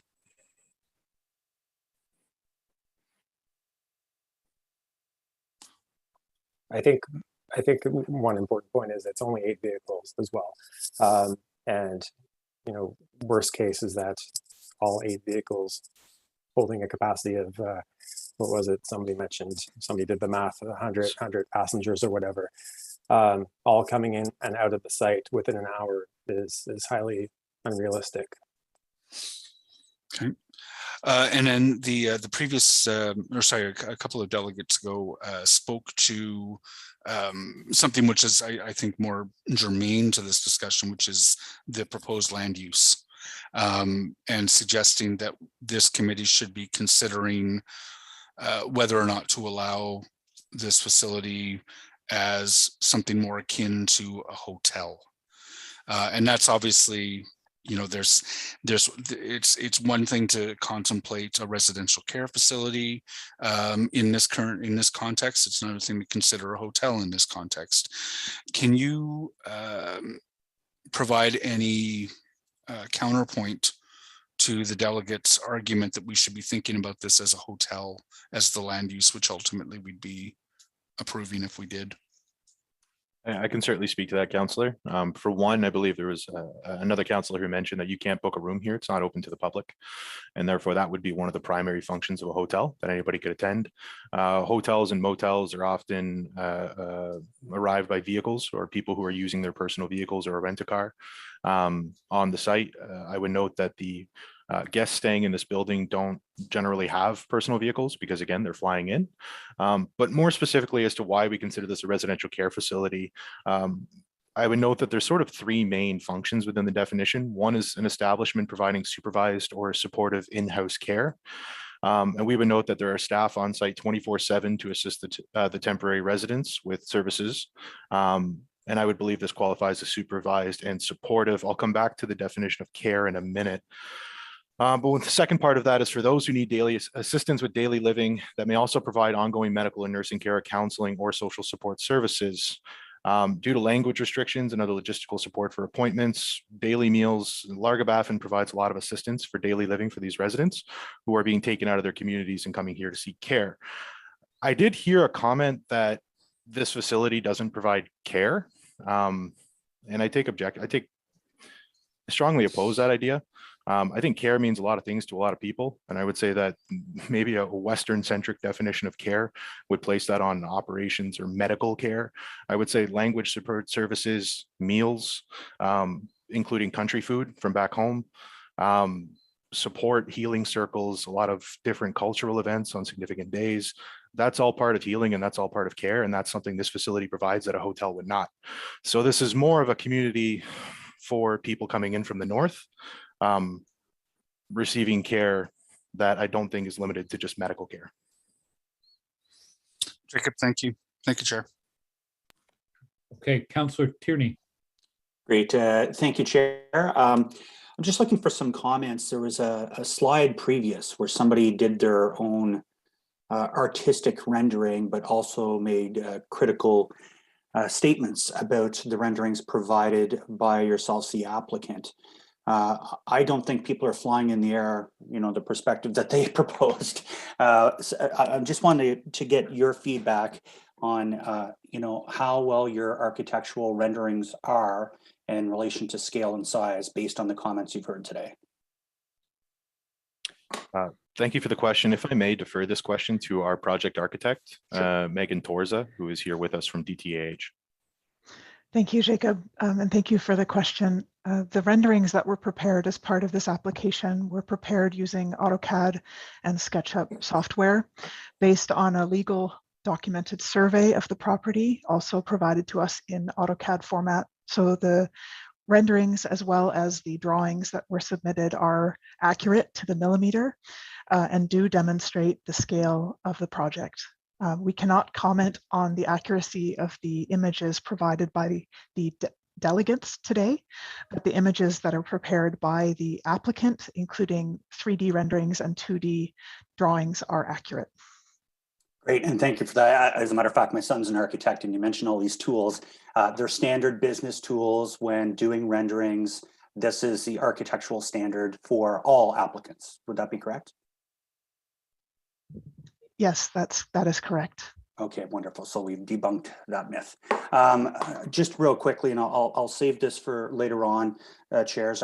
During wrap up, I do understand the importance. My good friend, Mayor Kenny Bell from up north, as well as former Mayor Redfern, how important this facility is for the people of the north that do have to come down here for services. So again, thank you very much for coming out and making your presentations today. I certainly will be supporting, and I will have some more comments based on the rest of the deliberation today. Thank you. Okay, Councillor Eglai. Thank you, Chair. And I know I don't sit on this committee, but I will be voting on this when it gets to council. So I have a question for staff. We heard a number of delegates refer to procedural inconsistencies or irregularities, process that wasn't followed, or studies that were required that weren't done. I'd like to be on firm footing when I vote on this at council. So I'm wondering if we can get a comment from staff as to whether they feel that any of the requirements, either under city processes or under the Planning Act, were not met by either the city or by the applicants to this point. So Councillor Eglai, I'm just going to pause you. You had asked me earlier by text if we were on questions for staff, and I mistakenly said yes. So we'll put you first up with that question when we do get to staff. It's been a long morning, so I apologize. Oh, we're not on staff yet. Okay, fair enough. We're on the applicant right now. Okay, fair enough. But we'll come to you first for staff. Councillor Deans. Thank you, Chair. I do have a couple of questions for the applicant. The first one is just following up on these competing 3D renderings. My impression of what the community was saying is not that there's a significant difference in what they have superimposed on the 3D rendering, but it is the images that the applicant has superimposed against them that create a different look in the scale. And they pointed out that the car in the image looks like it's an entire story of the building. So I guess to the architect, would you agree that the superimposed images are out of scale in your renderings? I can try to answer that question. I'm not entirely sure what you mean by superimposed images. The car, the image of the car depicted against the size of the building. Yeah, so the three-dimensional views of the application created by DTAH architects include vehicles as well as people and other elements of context to help understand the scale of the building. Those elements are to scale. The particular vehicle that might be what is being referred to in that particular comment is a shuttle owned by Larga-Baffin, which is a larger vehicle than the standard personal vehicle that an individual might own. It is one of the Larga-Baffin shuttles that take residents of the building to medical care, and therefore it is a larger vehicle than the standard. Okay, yeah, I know some of those shuttles are 22 seaters. I mean, it is deceptive in that it looks like a car. I just wanted to follow up with Jacob about the cut-through traffic issue. Jacob and I've had lots of opportunity to discuss this. I think we're pretty aligned. I can tell you, people are talking about hotel use. If this was a Holiday Inn being proposed here, I suspect it would be also recommended for approval because in the Hunt Club corridor, there are hotel uses along that corridor. But I can tell you for sure, if it was a hotel, I would be here asking you not to allow any access onto the residential street behind. In this case, I am willing to consider it because, after speaking with Jacob about it, I recognize that those shuttles in particular would have a much more difficult time going to the airport, which is a lot of ways that they're going to be going if they had to use Hunt Club Road exclusively. And that's why I'm sort of open to it. What I'm not open to is this very convenient cut through access between Hunt Club and Bank Street, avoiding the big intersections. So a lot of cars will try and access this site. And I can tell you, Larga-Baffin doesn't want that either. So the recommendations that we're looking for, and I think, Jacob, maybe you could just confirm this, is that we look for some kind of controlled access that will limit the uses that are necessary to use Seaverite as a secondary access, but not open up this, this whole site to convenient cut-through traffic. So Jake, could you just confirm that? If I may, Councillor, I've seen some references to Seaverite as a residential street. I would note that right now the uses that front onto it are industrial in nature, and the residential properties on the south side of Seaverite back onto Seaverite with a tall fence and extensive landscaping and are even raised in some areas. Oh, no, there are residential homes on Seaverite as well. The portion of Seaverite from Apple Hill Drive to Bank Street, the properties back on. And I believe that fencing, that berm, that landscaping was set up due to a buffer of the existing industrial area that we are looking to replace as part of this development. Wait, Jacob, we just have to get this clear. There are homes right beside the Largabaffin, fronting onto Seaverite that are residential. We heard from one of the owners today. Correct, Councillor. As I specified, I'm talking about the portion from Apple Hill to Bank Street, which is the portion that abuts our site. But either way. In this area, it's residential. Understood, Councillor. With respect to cut through traffic, we've already made some efforts in that sense to sort of snake the interior street layout or the lanes or the drive aisles, however you want to call them, in order to provide some traffic calming measures just through site design. Further traffic calming measures could be implemented at site plan, whether that's speed bumps or medians or anything else that would help deter cut through traffic. And of course, the extreme example of that would be offering a gate and restricting access through fob only access. That does complicate things for operations, including for deliveries. So we would be willing to discuss those items at site plan and come to an amicable solution, but I don't think we're ready to commit to anything today at zoning. No, the motion I put forward is to, and I thought there was more of a willingness that I'm hearing from you today in the last conversation we had, but it is to make sure that that issue is adequately addressed through the site plan process. I think we're happy to commit to discussions, absolutely. But any firm solutions we think are really a site plan issue that should be discussed as part of that application and the TIA and the development plans that would follow. Thank you. Councillor Moffat. Thanks. Just one question.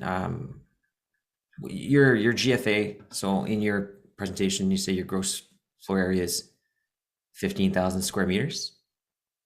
What's your ground floor square meters?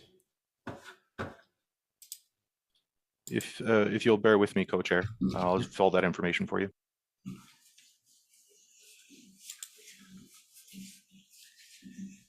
The footprint of the building is approximately, the footprint is 3,700 square meters, and the total GFA after efficiencies is approximately 2,560 meters.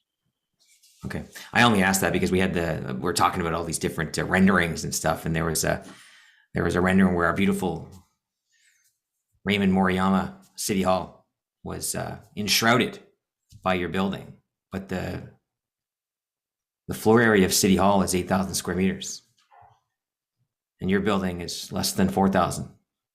Seems strange that the building you're proposing could somehow fit over top of our 8,000 square meter City Hall. Anyway, strange. Thanks, Jake.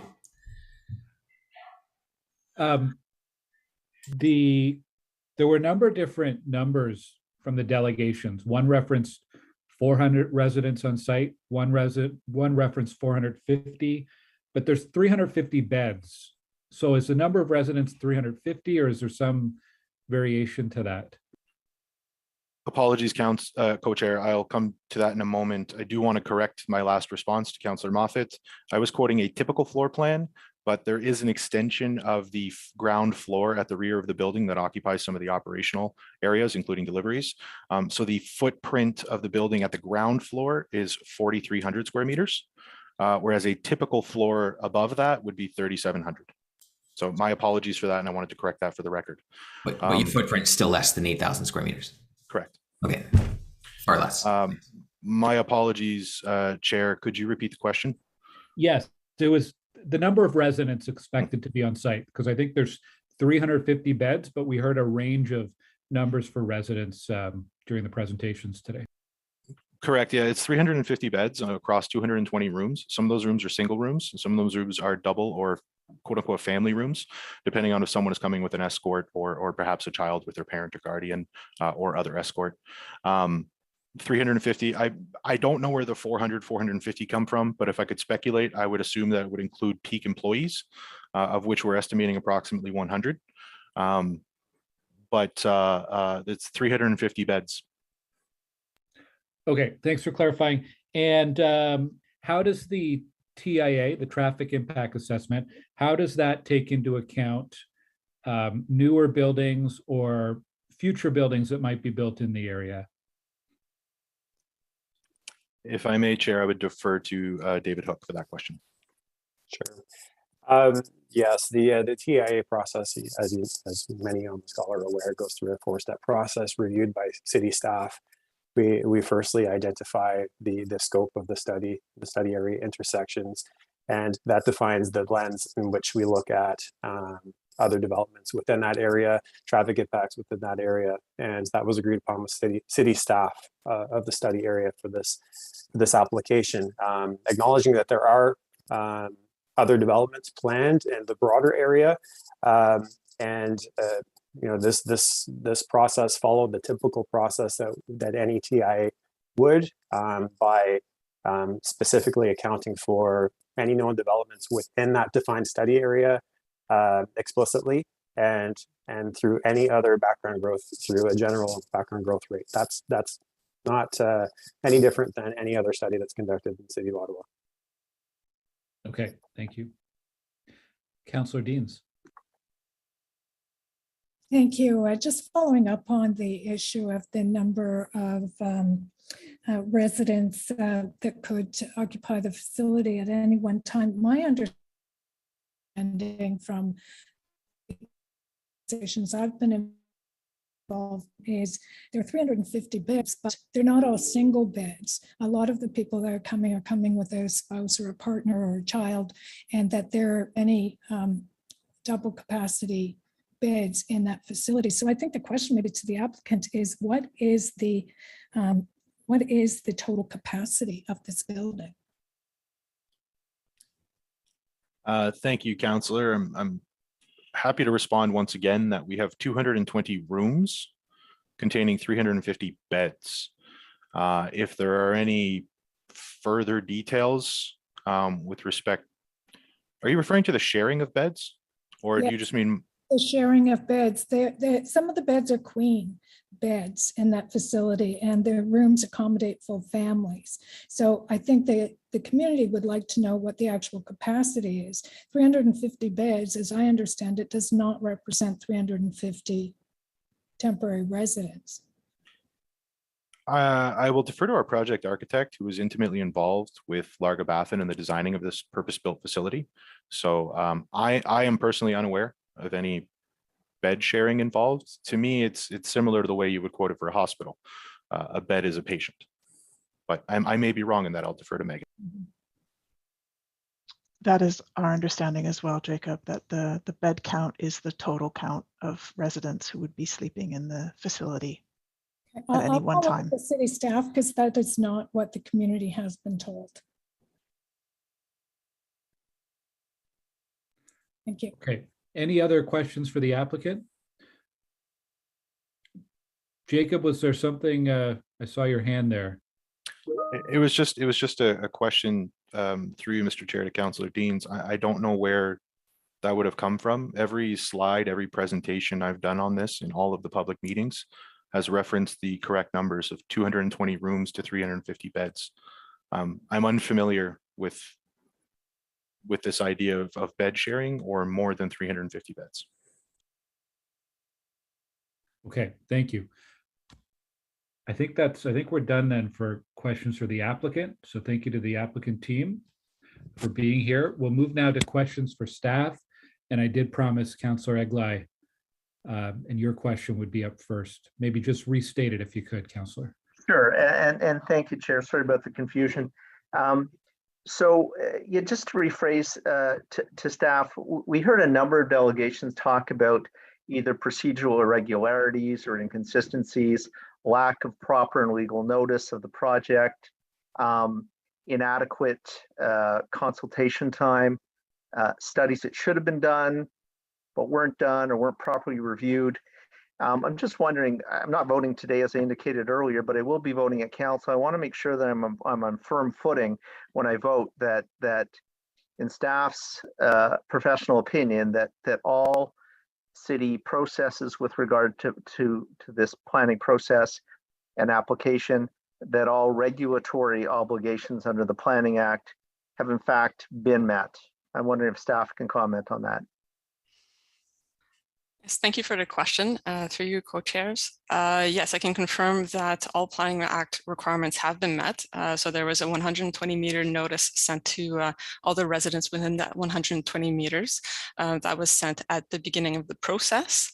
And for this application to go to Planning Committee, there was also notice sent to everyone who provided comments on the application. And there was also a notice in the newspaper stating the correct addresses. In terms of the sign on the property, when the application was transferred to myself, it was corrected in terms of the missing address, the 1545 Seaverite. That was corrected back in March. And we do have photos from the sign company proving that those signs were corrected. And in terms of the required studies through the pre-application consultation, city staff identified a list of studies that were required to meet our procedural requirements, and all the studies required were submitted and reviewed by city staff. So thank you for that. As I said, I'm not voting today, but as I go into the vote, I want to make sure that we haven't missed something. And it sounds like, as the planner on this file, that it's in your opinion that everything that is required has been met. So thank you for that clarification. Thank you. Councillor Deans. Thank you. I'm just going to start where we left off on the occupancy of the building. Perhaps the community has misinterpreted what was said, and perhaps I've heard it so many times now, I believed it to be true, but perhaps if there are all single beds, I think what is in the report speaks to family rooms. And since this is really a home away from home, maybe we've extrapolated somehow that there would be queen beds, because I know the community believes some of the rooms did accommodate families in that way. So Melanie, can you just confirm the capacity of this facility?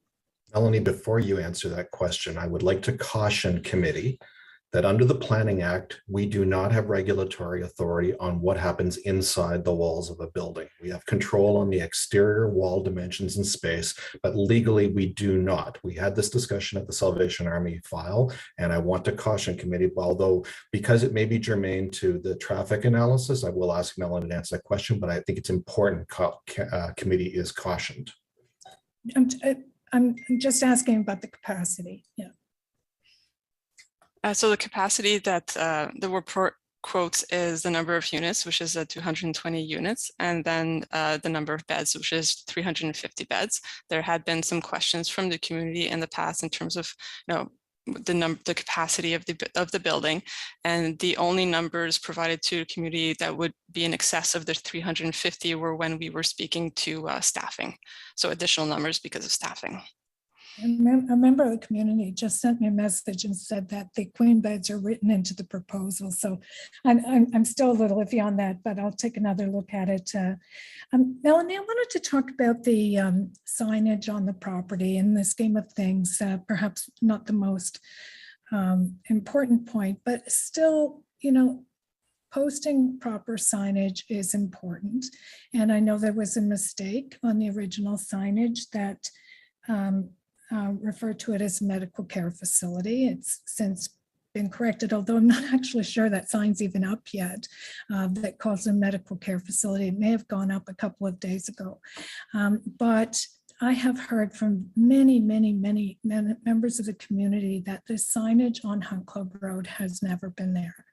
And, you know, that's a main arterial where a lot of people would see the signage. And I heard you say that there had been theft, vandalism of that sign, but I wonder what evidence that you could share with the community that that sign has actually ever been erected, because they don't believe it has.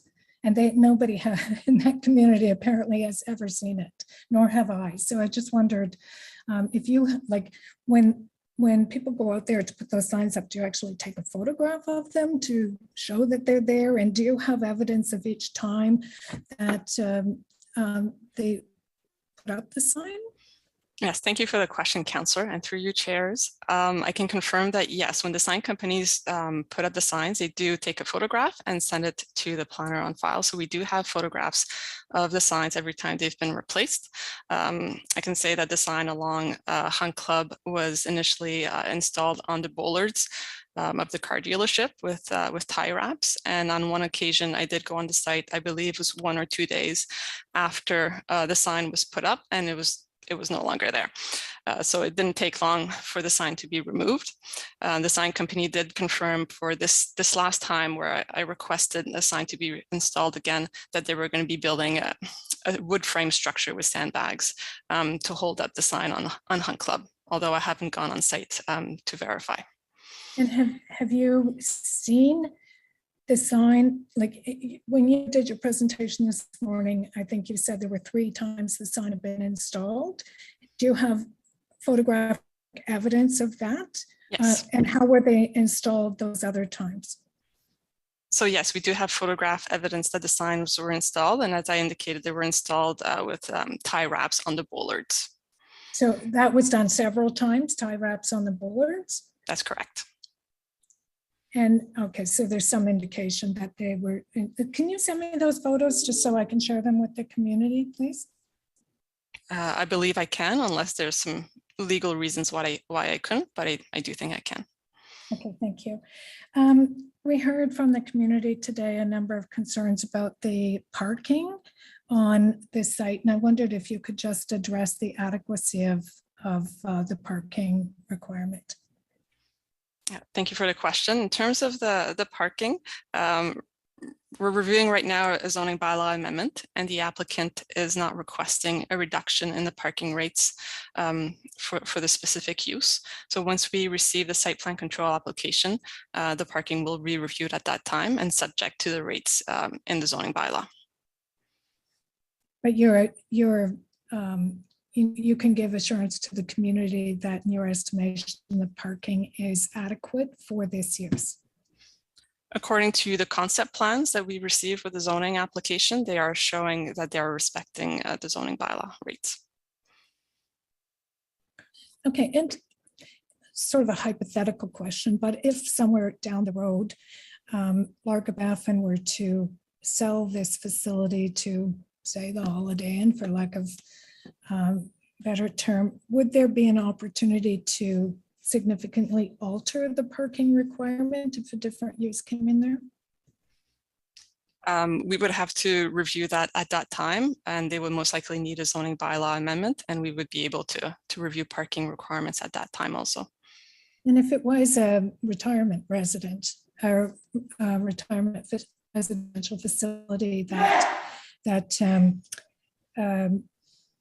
purchased that site, would that trigger a zoning bylaw amendment?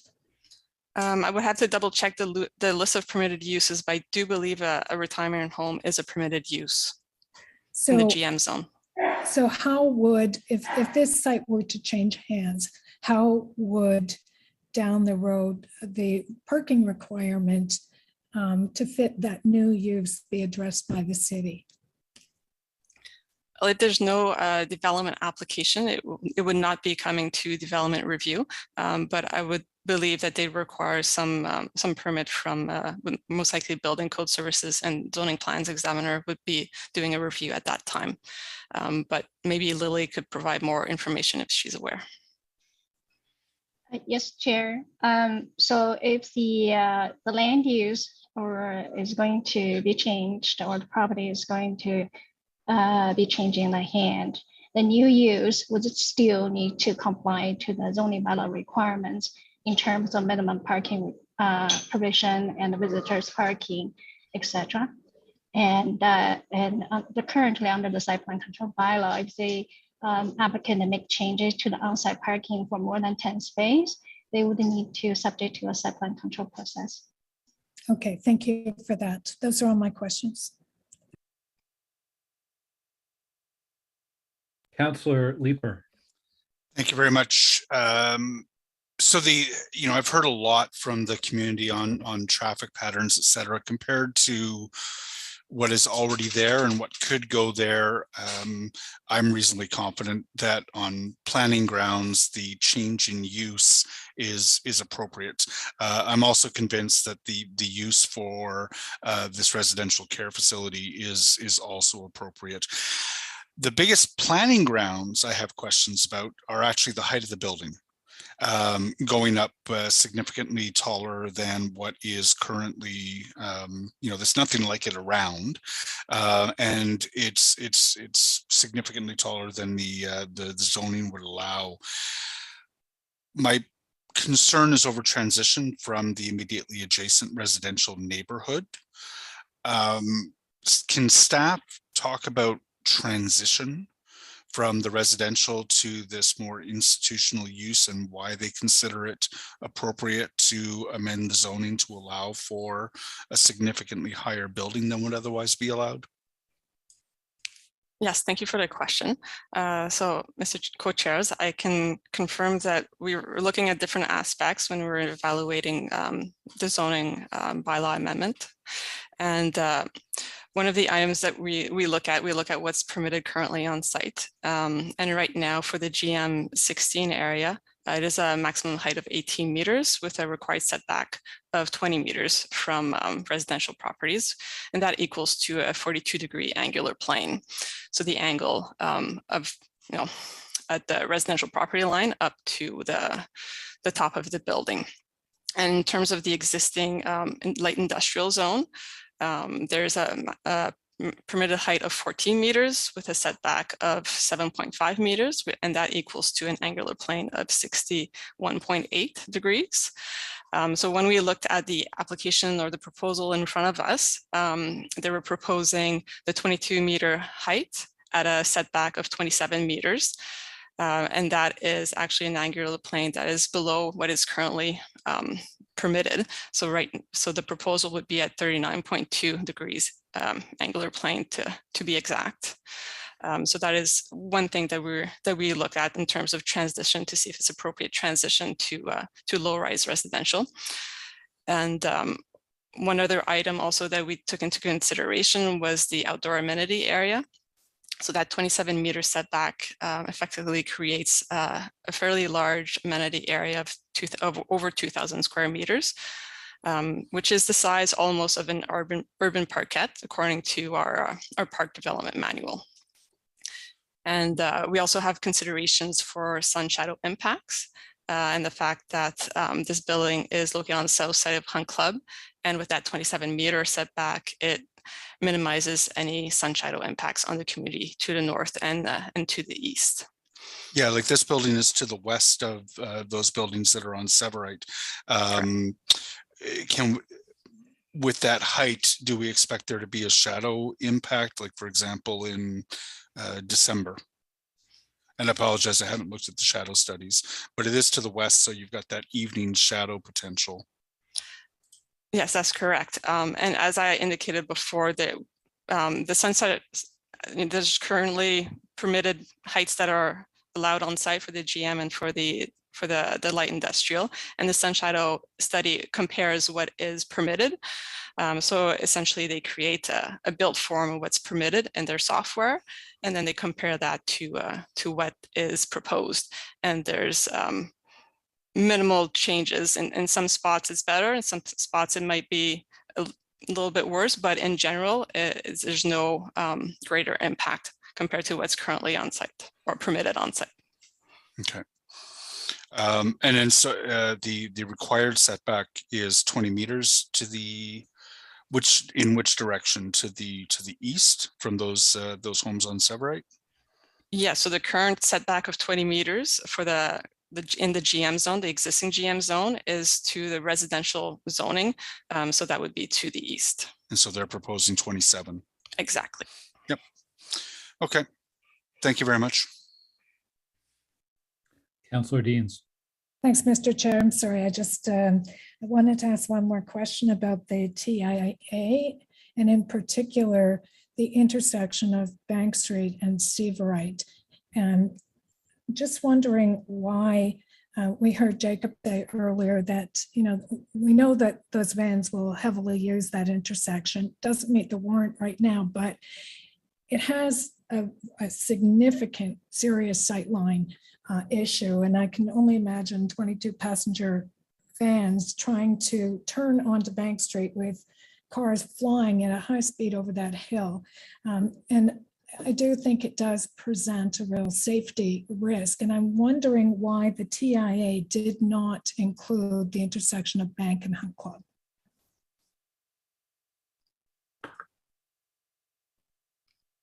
I can confirm that we have Patrick McMahon, our transportation project manager, on the call today, so he could be able to answer that question. Melanie and Councillor Deans. The TIA did not include the intersection of Bank Street and Hunt Club because it was outside of the typical radius around this kind of development. So within 400 meters in this area, usually we would take a look at the intersections, and this was outside of that bound.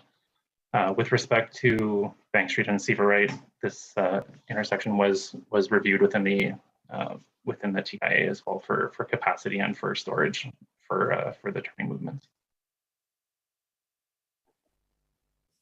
Just seems really odd to me that something so critical to the movement, safe movement of those passengers and people at that intersection with the development of this size and scale wouldn't just, even if it was beyond the 400 meters, not be included when it's clearly an important intersection for the safe movement of people through this site. One more comment I may add is within recent TIAs in that area that have examined Bank Street and Hunt Club, we use a 0.5% background growth rate was applied, and so the amount of volume generated by this development would be less than that 0.5% background growth rate. Therefore, it would reasonably be accommodated within that for future analysis. Within what?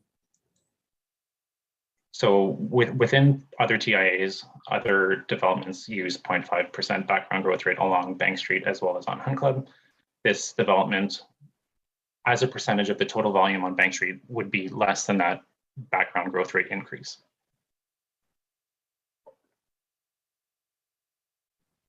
Not sure I entirely understand. There's a lot going out there right now. Whole property on the other side of Bank Street that is developing, and it's not quite aligned to that intersection, which is just more problems. We know that there are other properties to develop in that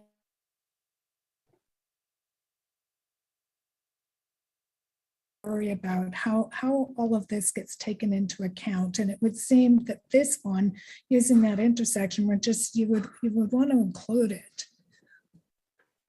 Sorry, I cut out a little bit. I may have missed some of what you said, but we did notice, or after community consultation, we did have the consultant include the development at 2600 Bank Street within their addendum.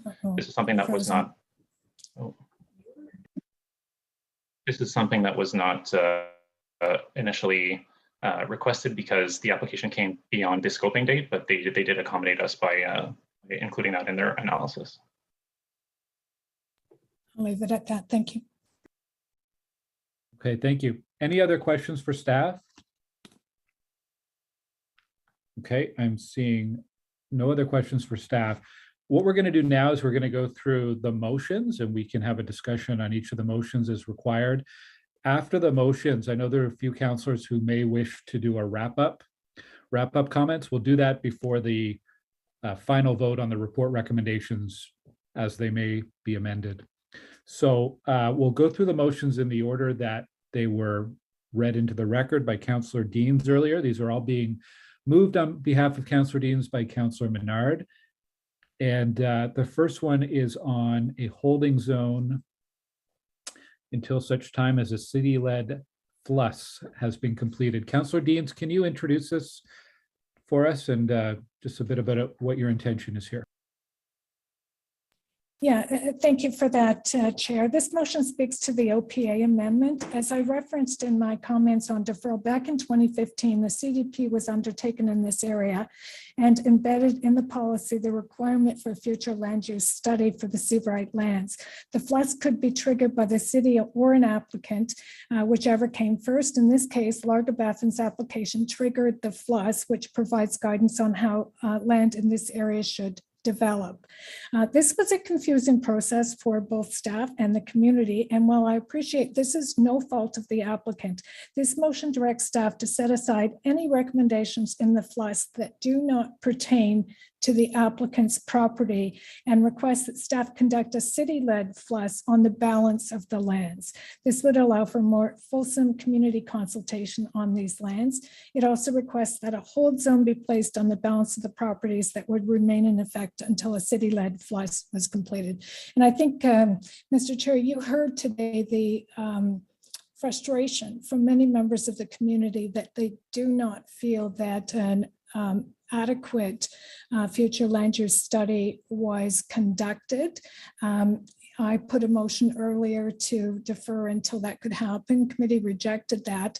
So this basically says, okay, we're dealing with this one because we've received an application, but let's not repeat this flawed process for the balance of the lands. Let's place a hold zone on it. Let's have the city lead future land use study for the balance of those lands before we repeat something similar to what we saw here today. Okay.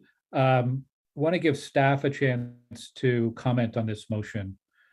Mr. Willis? Chair, first of all, I would like to defer to Mr. Mark, first of all, about the legality of imposing a holding zone on a parcel of land that's not subject to the application and what due process would be on that. And then Mr. Herwire will turn over to him to talk about the implications of a city-led process.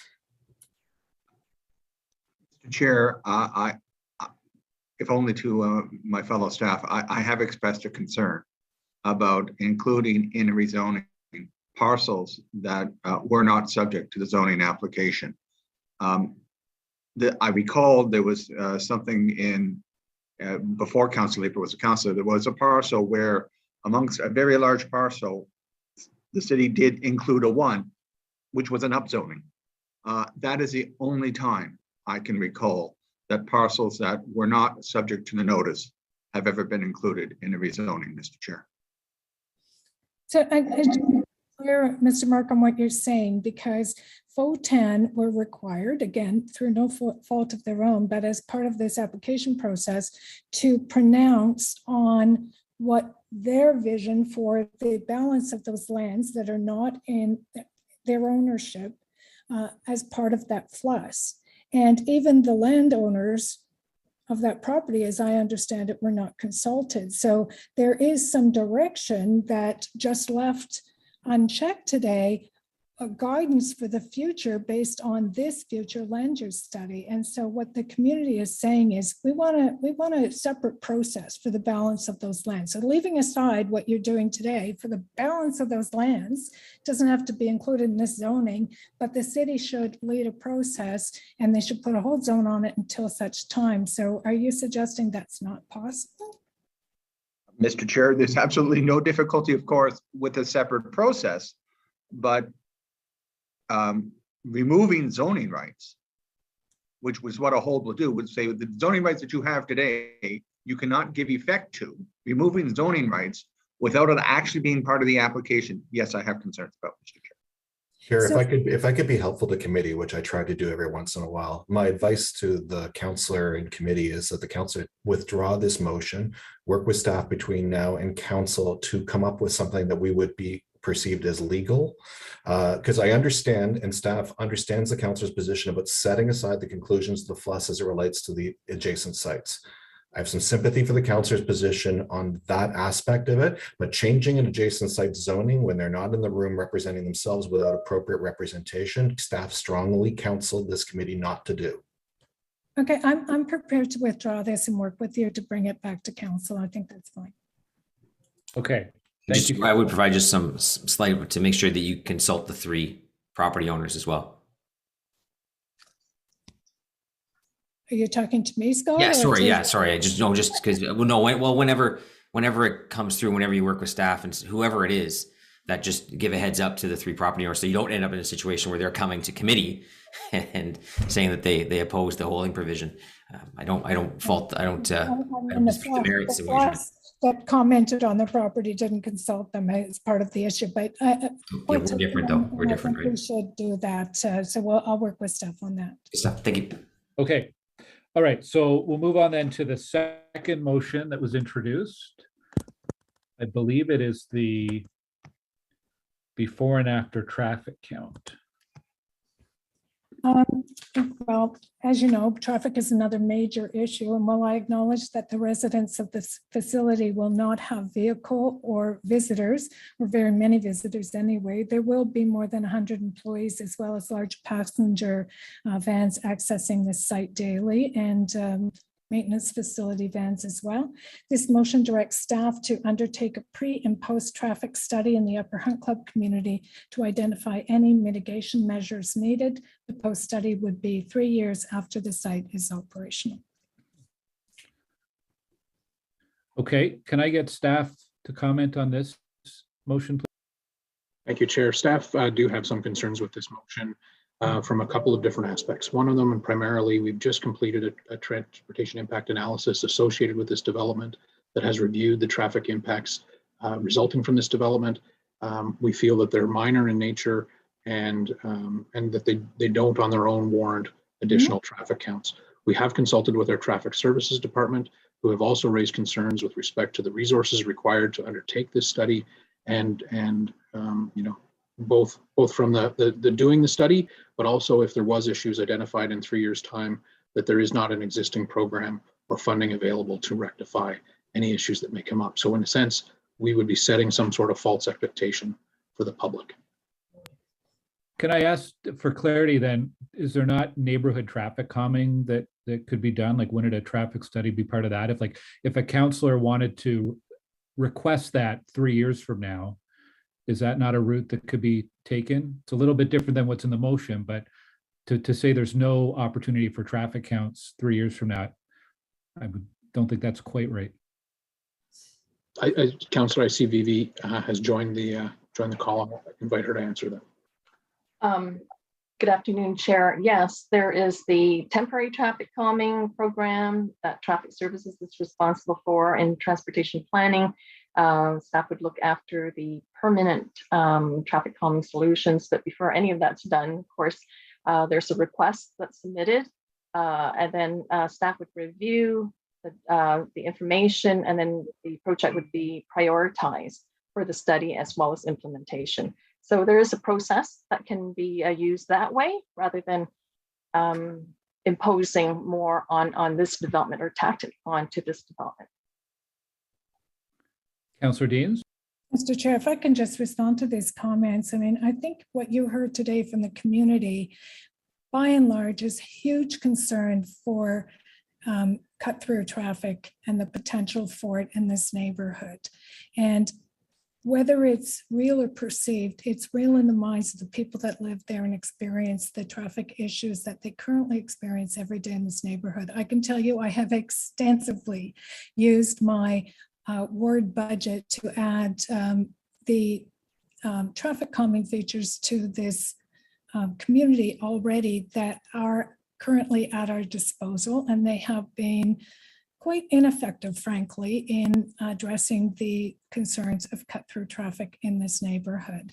As for the main traffic calming, you all know this as well as I do, that the request for neighborhoods studies far exceed our ability to ever do that, ever. And it would be creating, frankly, a very false notion to this community that I could just ask for it 3 years from now and it would happen. So what this motion basically asks for is just do a traffic count now, do another traffic count 3 years from now, and tell us if the perception of the community that there's going to be a lot more traffic is real or not. And then we'll address it at that time. But they want to know the impact, and I think they deserve that in a development of this size and scale in this neighborhood. So I would just ask, for the sake of like 2 traffic counts, I don't think that's asking a lot, and maybe something you could do to show some concern for the real concerns of this community. Chair, if I may. I have some sympathy to the councillors' concerns about cut-through traffic. Staff feel that Largo Baffin and their activities does not in and of itself create cut-through traffic. We're talking about a very low volume of traffic, particularly if you can compare it to other permitted uses on this site. Staff have committed and are willing to support a motion the councillor has moved related to the site plan instructions about restricting access on the Seaveride side. And we do feel that that motion is very much in order and very appropriate as a mechanism to address the issue of cut-through traffic.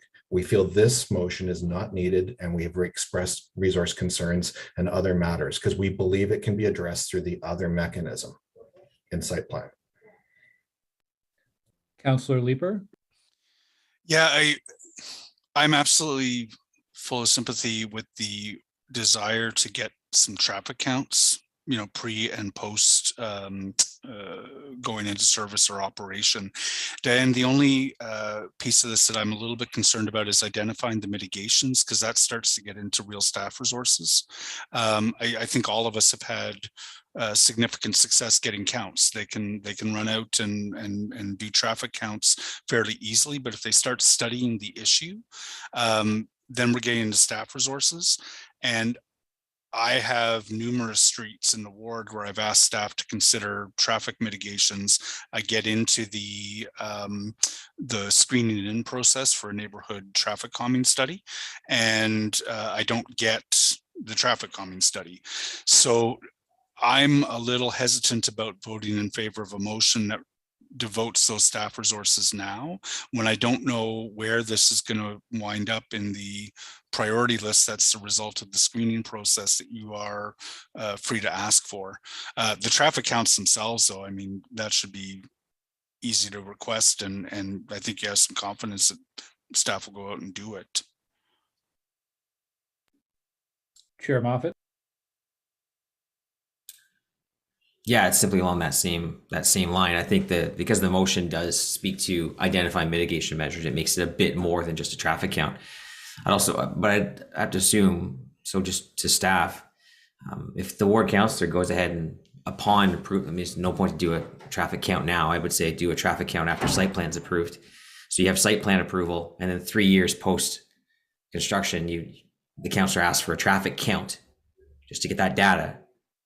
I have a hard time believing that we wouldn't be able to deliver that upon request.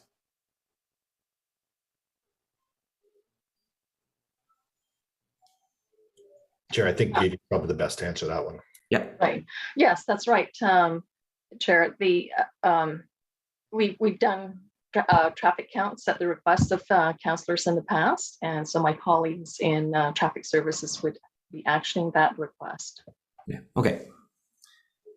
So I mean, if you could approve the motion if the motion just said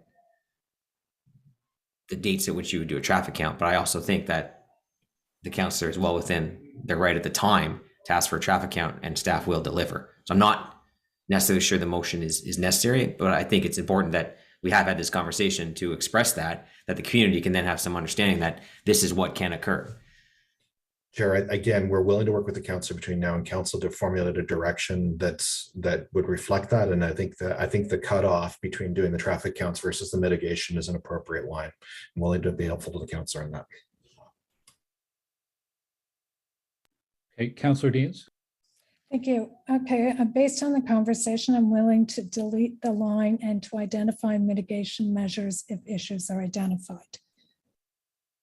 but it will give some assurance to the community that there will be counts done before and after. Okay, we've got it up on the screen. Chair, if I may request that we park this while we have a chance to consult Mr. Landry's shop, because he's not in the room and his shop is responsible for actioning this. And if we could come back to this motion after we've had a chance to talk to Mr. Landry and deal with other motions while we wait with the committee's indulgence. Okay, that's fair. So we'll pause this one for now. We'll come back to this one. The next one is the motion on intersection control in the next DC bylaw.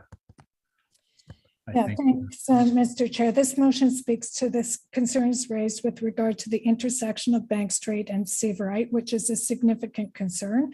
This intersection is currently unsignalized and poses a significant safety concern due to its topography and the speed at which vehicles travel on Bank Street.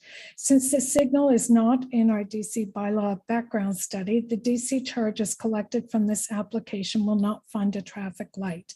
I recognize that this application alone may not trigger a warrant, but Largabathon will be regularly transporting patients with large passenger vans at this intersection, and I am deeply concerned for the safety of those patients. It is in their best interest to have this intersection signalized. This motion asks staff to look at adding this intersection in the DC background study for inclusion in the intersection signalization program. Thank you. Councillor Moffat. It's just quickly to staff, and maybe Vivi has this answered, that where is the warrant currently at this intersection? I'm sorry, I will have to look to Mr. McMahon for that answer. Patrick? Currently, the neither of the main warrants are met, and there would need to be an addition of likely a few dozen vehicles in the critical movements to warrant this. What's the percentage? The only reason I ask, I had an intersection to the DC bylaw a few years ago, Shea and Perth, and it was at 56%. Now it's up to 68%. But the benefit is that the plaza that's right next to it, that's feeding it, has the ability to fund it. So similar to what Councillor Dean's asked. So I'm just curious what the percentage is at. Okay, so the current percentage would be 34 and 24%. Okay, so it's okay, and then adding it, of course, doesn't bump anything. It still has to meet the warrants. It doesn't actually take away from any other projects, correct? That's right. Yeah, sorry, Patrick, if I may, Chair, staff agreed to this motion as it's written because it's looking at the feasibility and putting it in the queue related to development charges. While I'll reiterate, we do not believe the Largabathon project in itself creates a significant traffic issue. The councillor is right. There's a lot of activity in this area. There's a unique intersection configuration, and staff are willing to put this in the queue to be looked at amongst others. So staff do support this motion. Okay, thank you. So can we carry this motion? Carried. Thank you. Motion number, well, I shouldn't say the number because my numbers are different than what staff have. This is the exit only access at Seaverite. Oh, no, I shouldn't have jumped ahead. We'll go with the one that's on screen here. This is good, Eric. This is the mechanical penthouse height. Councillor Deans, not sure this one needs much of an introduction, pretty straightforward. Throwing me off my order, but basically the mechanical penthouse, this motion seeks to reduce the height of the mechanical penthouse, which brings the total height of the building to 28 meters. The applicant has agreed to work with staff through the site plan control process to look at ways to reduce the height of the mechanical tower, which is currently adding an additional 6 meters to the total height. Okay, does staff have any comment on this one? We have no concerns with this, Councillor. We're happy to work with the applicants to see if there's an opportunity to bring it down in height. Okay, thank you. So is this motion carried? Carried. Carried. Thank you. All right, I will let the clerk's office put the next motion up so I don't jump ahead and confuse everyone.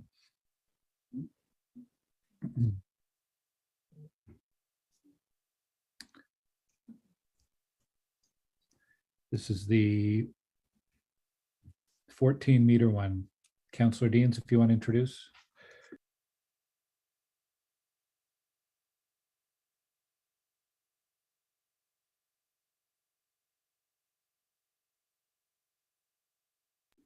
You are on mute, Councillor Deans.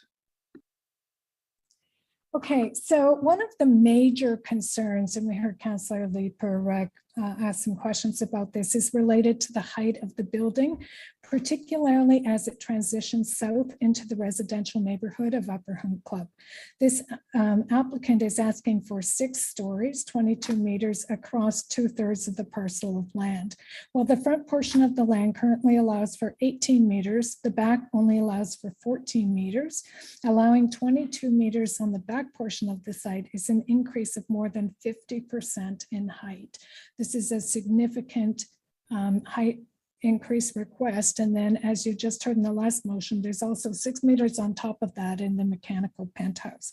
So I'm asking Planning Committee to limit the back portion, area B of the site, to the current 14 meters in height.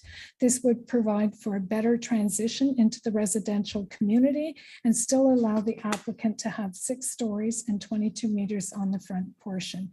Size and scale as depicted by the community's 3D modeling tells the story of the enormity of this building. Stepping it down as it approaches the residential neighborhood seems reasonable. Thank you. Okay, thank you. Can I get staff comments on this one?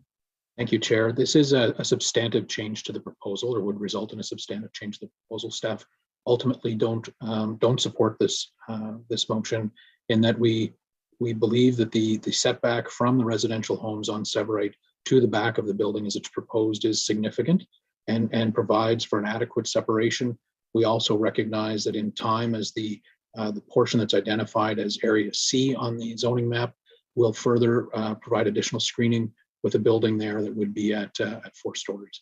So, for those reasons, Chair, staff are not supportive of this change. Okay, thank you. Any other questions or comments on this motion? Sure. Yes, Councillor Leeper.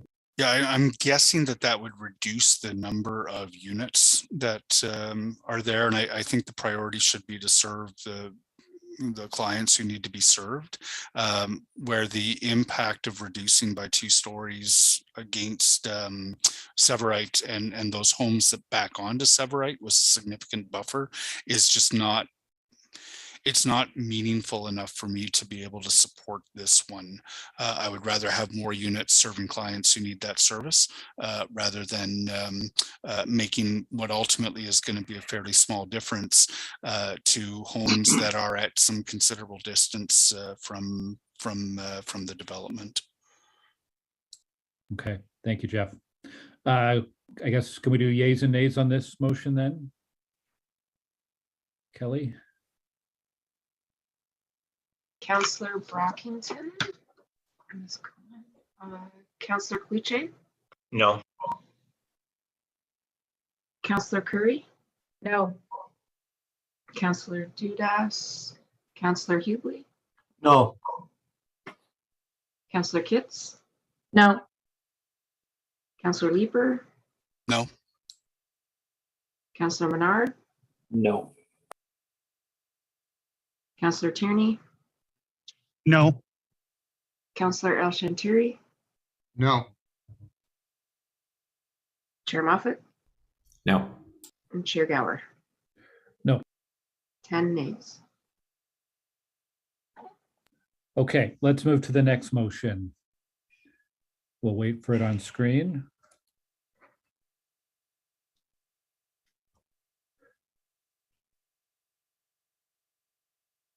Oh, yes, this was the other before and after traffic count on the north side of Hunt Club. Councillor Deans? And right, and this motion directs the pair to eliminate the next line to identify mitigation measures, as was raised in the one in. And I suppose we have to wait for Mr. Willis's feedback on both of those now. Right, so this is for the north side of Hunt Club, whereas the other was for the streets on the south side of Hunt Club, basically. Correct. Okay. And the issue, just so you know, Mr. Chair, on the north side of Hunt Club is the community of Solera perceived that what's going to happen is instead of people just doing a U-turn, especially if there's significant vehicles, they'll make the turn on Cahill and shortcut through the Solera neighborhood to come back out on Hunt Club Road. So that's the concern that they would like to see addressed through these traffic counts. Yeah, because of the median. Yeah. Mr. Willis? So Chair, to go back to the previous motion, staff are now in position to support the previous revised motion. My concern with this motion, and if council wants to do this, staff will, of course, provide support. The problem with this motion is we cannot distinguish whether any cut-through traffic has anything to do with Largobaffin or not, and therefore what mitigation would be appropriate. Whereas the other motion is more site-specific, and it is actually easier to know. So ultimately, we'll take committee's direction on this issue, but I just want to express that concern. Okay. Chair Moffat. Thanks. Now, it would be a different traffic count, right? Because you wouldn't just be able to do a traffic count. You'd have to do an origin destination study on both ends, correct? Before and after? To get useful information. I mean, a traffic count with automated counts is one thing, which we regularly do. As I said, it's very difficult to determine who is actually cutting through the traffic as opposed to background stuff from Hunt Club or traffic in the general area. I used to work in the area. I know that what the concern is but again, I don't think we can attribute it to Largobaffin without something more sophisticated, such as an OD, which I don't know how we do on the small scale. So the practicality of this second motion is troubling to us. Have we ever done an origin destination study at Hunt Club Cahill? I'm going to ask Vivi to answer if we've ever done something on the small scale. It's a lot of effort. You look through, get the license plates, and you do it at several locations. So it is more than just getting traffic count. Oh, I know, because we've done them and we proved that we had a cut through issue of 40%. We couldn't do anything to solve it, but we were able to prove that it existed. But have we done one here? Do you know? I don't recall. Okay. All right. Thanks. Councillor Deans. Mr. Chair, I understand and appreciate that on the north side of Hunt Club Road, the issues become a little bit different. But I can tell you that this community has expressed a lot of concern about this, and their perception, be it real or perceived, is that there will be an impact, and they're concerned about the residential neighborhood impacts. And so all I'm asking for is just traffic counts that would provide some information. And of course, 3 years down the road or whatever it is, by the time it's built, we can address what that information provides and maybe look at, I think one of the things, if there's a big cut through traffic issue there a number of years from now, perhaps there's an opportunity to close the access from the Solera community that is directly onto Hunt Club, which would address the issue. But having the traffic counts will be important for that community. And I think it's relatively low cost to do traffic counts. So I think it would give some comfort to the community, and I appreciate your support. Well, if we could amend that to take out that mitigation measure like we did for the previous motion. And I've agreed to that, Mr. Chair. Perfect. All right. Well, then on this motion, without the mitigation measures, just the traffic count, is this carried? Carried. Carried. There's also on this, I don't want to give a direction or a motion, but a suggestion, working with the applicant to work with it's easy with the shuttles. Shuttles, you've got to use these approved entries and exits, but also education and awareness with staff. And in some ways, this is an easier development to try to control some of that unintended traffic, because you've really almost got entirely staff vehicles or shuttles. It's not like you've got the general public. So I do think there's some opportunities for some education and advocacy there by the applicant. Okay, what's the next motion, Eric? Going through the motions, as they say.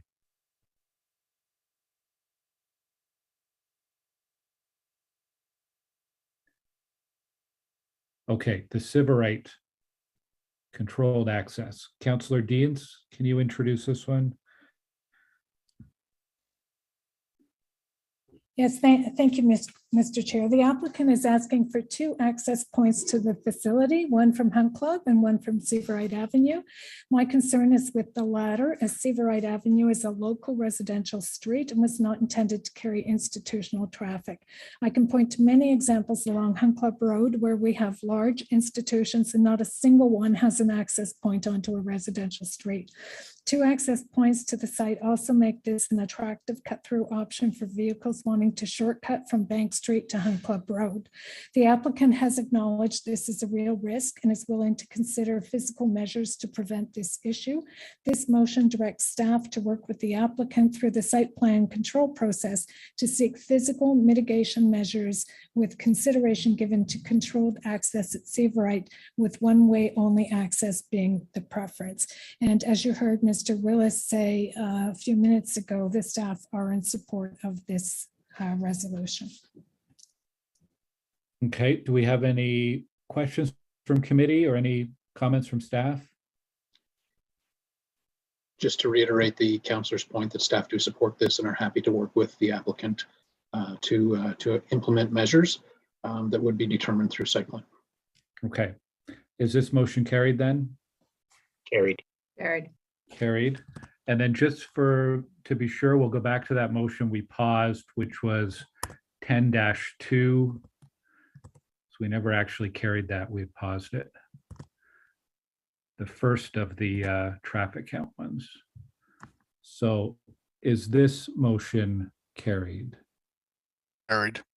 Carried. And I believe that is all of the motions. Is that correct, Kelly and Eric?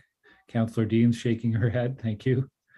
Okay, let's give an opportunity now for any committee members who want to do a wrap up on this item. Councillor Cloutier. Well, thank you, Chair, and thank you to staff and Councillor Deans and for all your good work on this file. Merci à tous pour votre travail. Thanks to the delegates for the discussion, les délégations qui sont venues nous adresser aujourd'hui. And I attended and I listened carefully in the public meeting that Councillor Deans hosted on April 26th, and of course again today. We mostly heard about traffic, and it seems that most of this file's concerns from the community is from traffic. And as councillors and as members of the planning committee, we hear that on most applications. I appreciated Councillor Leeper's comments earlier, a few hours ago, about the potential alternative as of right uses of the property, and that would have a substantial impact on traffic on surrounding streets. And I think he's absolutely correct. As an example, the car was previously used as a car lot, and I don't know if there are any traffic concerns with respect to that, but I'm fairly certain it wasn't just the local community that was test driving cars in the area. Speaking a bit as a councillor whose ward has the facilities that many of the Canadian residents from Nunavut will be attending. It's CHEO, it's the Ottawa Hospital, it's the Rehab Center, it's Rotel and Ronald McDonald House, and other services at the hospital complex. And those shuttle buses will be coming from Hunt Club and traveling through Alta Vista to attend those essential care services. We live in a big city, in a complex city.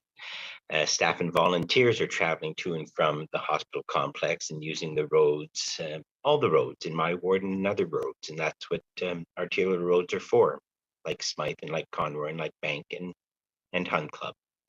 We didn't hear much today about the economic benefits that this will have in our community, the jobs that this application will create, because there is a need for healthcare service.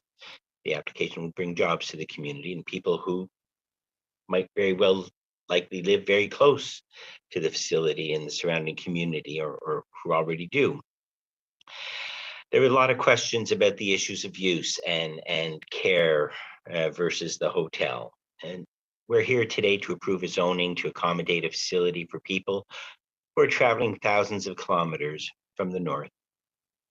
People who need medical care, people who need support, people who need that care in an environment where they're comfortable, and who are leaving their families and their home communities, and they're there to receive this care. And this application has to do with Ottawa opening their arms to people in need.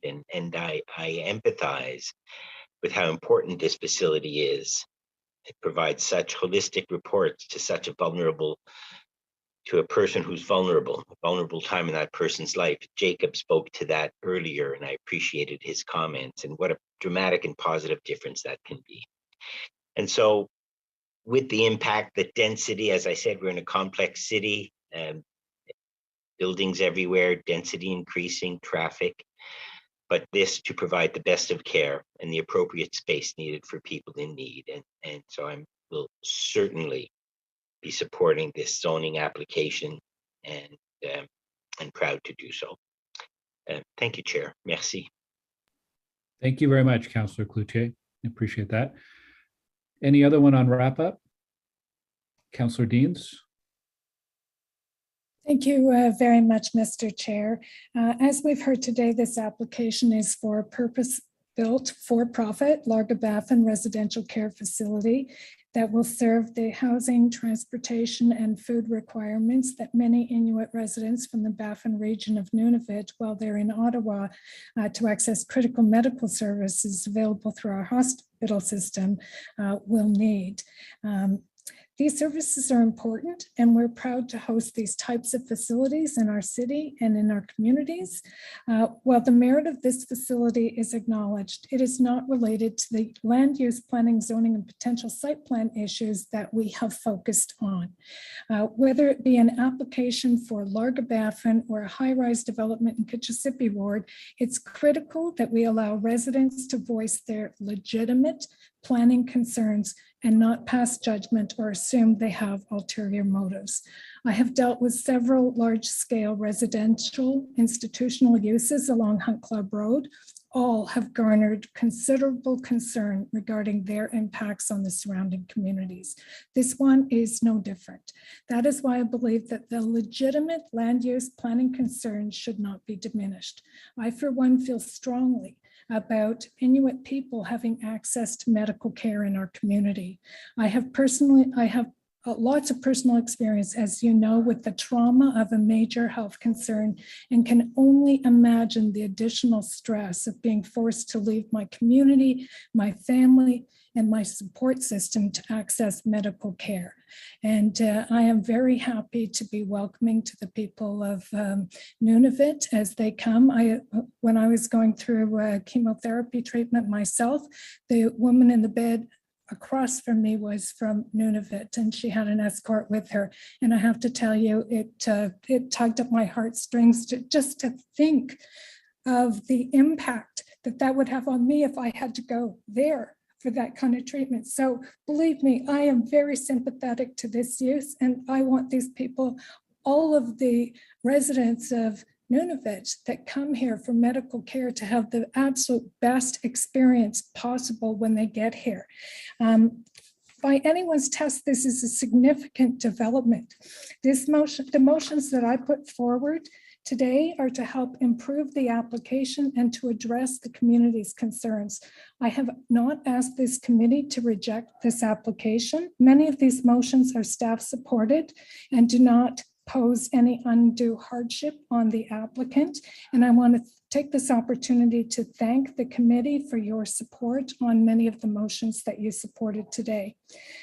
Thank you again to the delegations and to the committee members for allowing me the floor. I'm confident that we can work together to ensure the best interests of both the applicant and the community are met, and that the many people who will stay at Larga-Baffin during their time in Ottawa for medical care is positive and welcoming for all. Thank you.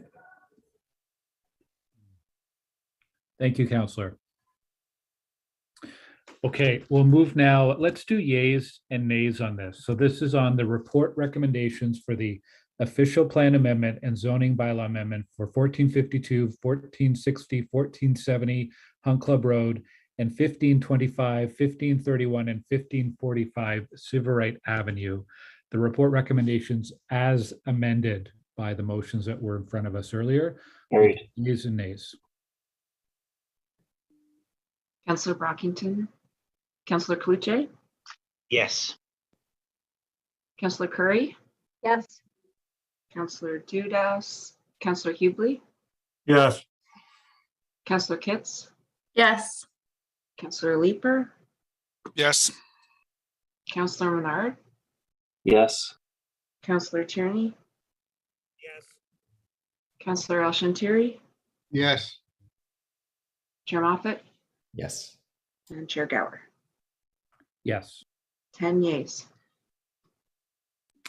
Okay, thanks everyone for the discussion on that.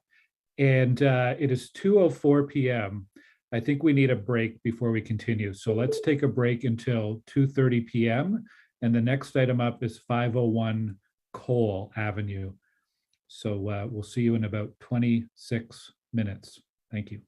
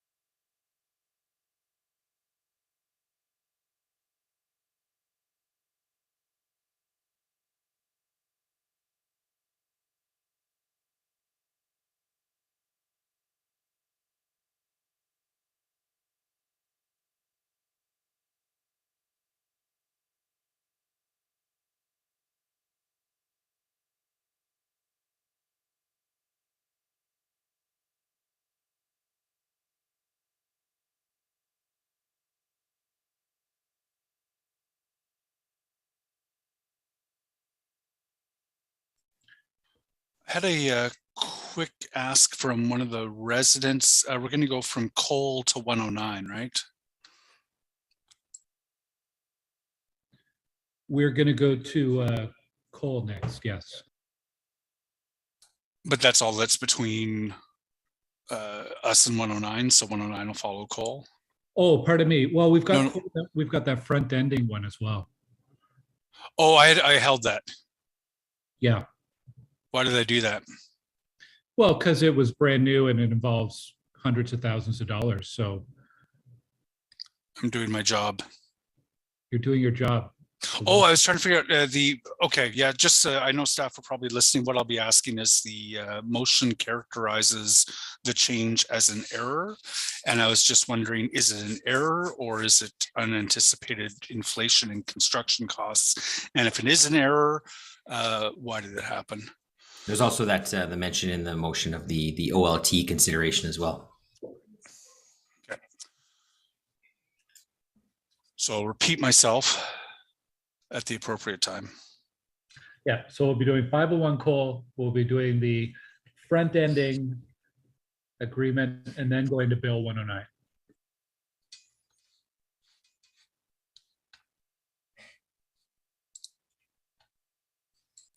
I should draft my text to Councillor Fleury so I can press send. Yeah, don't forget that. Don't forget that. Read at him. We should all text him at the same time. Imagine if I did. Imagine if I did forget. Like he would never forgive me. Mathieu. Well, I think we have quorum. Quorum is 6, right, Kelly? Okay, so let's continue then where we left off. We are on item number 17, designation of 501 Cole Avenue under Part 4 of the Ontario Heritage Act in Kitchissippi. This is coming to us from Built Heritage Subcommittee. We have staff here who can answer questions. I think we can skip the presentation in the interest of time. Leslie Collins is here and we'll be able to answer any questions. We also have the applicant here, which is the main reason why we held this, because the applicant wishes to speak. That's Murray Chown. I just want to make sure Murray is back with us before. Oh, there he is on my screen. Hi, Murray. I'm here, Chair Gower. Thank you. So the floor is yours, Murray, to address the committee on this item. So thank you, Chair Gower, members of the committee. Chair Gower, you'll recall that this item was before Built Heritage Committee on Monday. It feels like it was an eternity ago, but it's been a long day. And we've got a long way to go before you're done.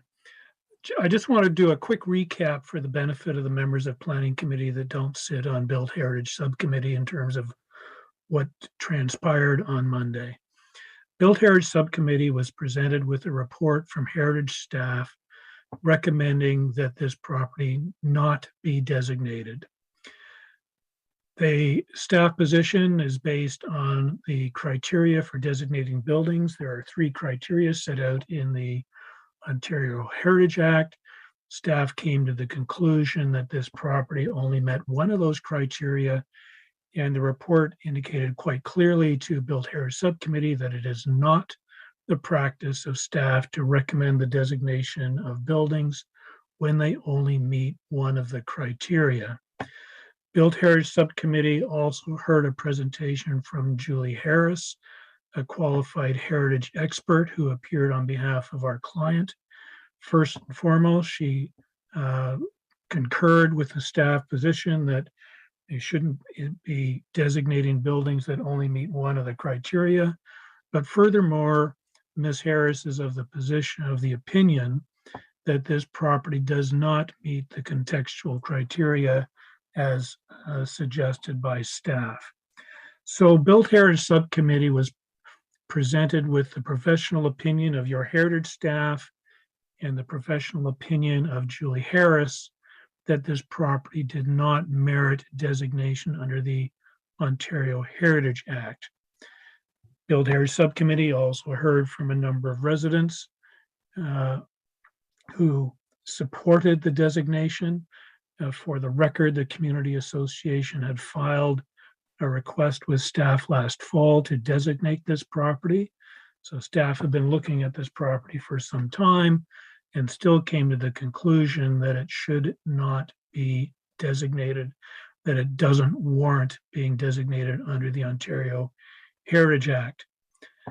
Built Heritage Subcommittee, on the urging of the ward councillor and the community associations, or community representatives, amended the staff recommendation to actually designate the building as a heritage property under the Ontario Heritage Act. So what you have before you this afternoon is a recommendation from Built Heritage Subcommittee to designate.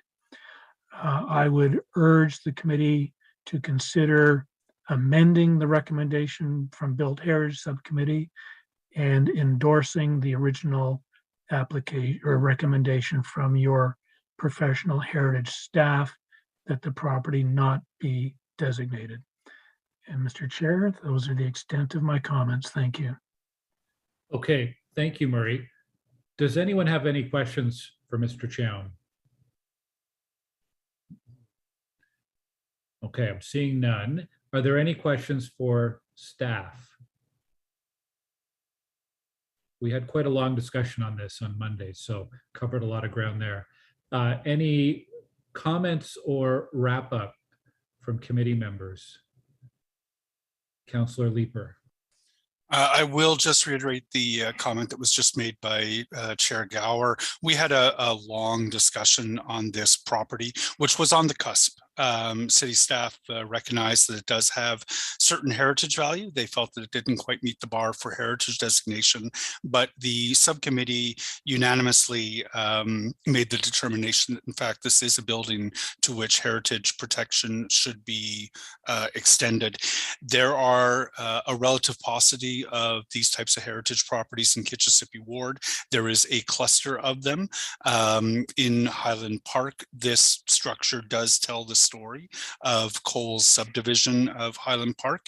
A lot of these buildings are starting to be torn down, and if we're going to preserve one, this is the most likely candidate, since it is immediately adjacent to the Cobblestone House, which this committee designated with heritage protection in the last term of council.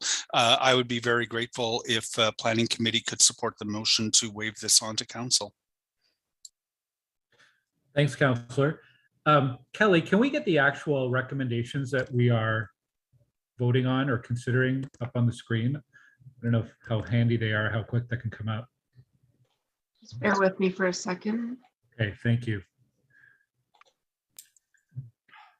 I know I was swayed by Councillor Leeper's arguments and the committee members' arguments at committee on Monday. And I think it was a unanimous vote in the end by committee, was it, Jeff? Yeah. It was unanimous, for which again I'm grateful. I think that reflects the importance that the community puts on this particular home. Okay, we'll see. Let the record show I was not present, so I'm still a bit of a wild card on this whole thing. So we'll see how this goes. This is true. Chair, I'm just pulling up the report. If I'll have a moment, please. Yeah, I just want everyone to be clear here on committee and watching at home what's in front of us.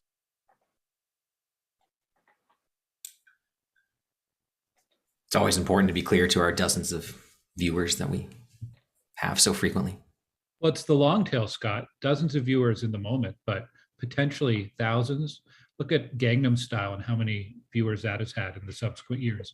It's true. It's true. We could be the Justin Bieber of committee meetings. Okay, here's the report recommendations in front of us. That the Built Heritage Subcommittee recommend that Planning Committee recommend that Council issue a notice of intention to designate 501 Cole Avenue under Part 4 of the Ontario Heritage Act according to the Statement of Cultural Heritage Value attached as Document 4, and direct staff to undertake further analysis of properties in Ward 15 listed on the city's Heritage Register to establish a proactive approach for designation under Part 4 of the Ontario Heritage Act. So we've got two recommendations in front of us. Are the recommendations carried? Carried. Carried. Carried. Thank you.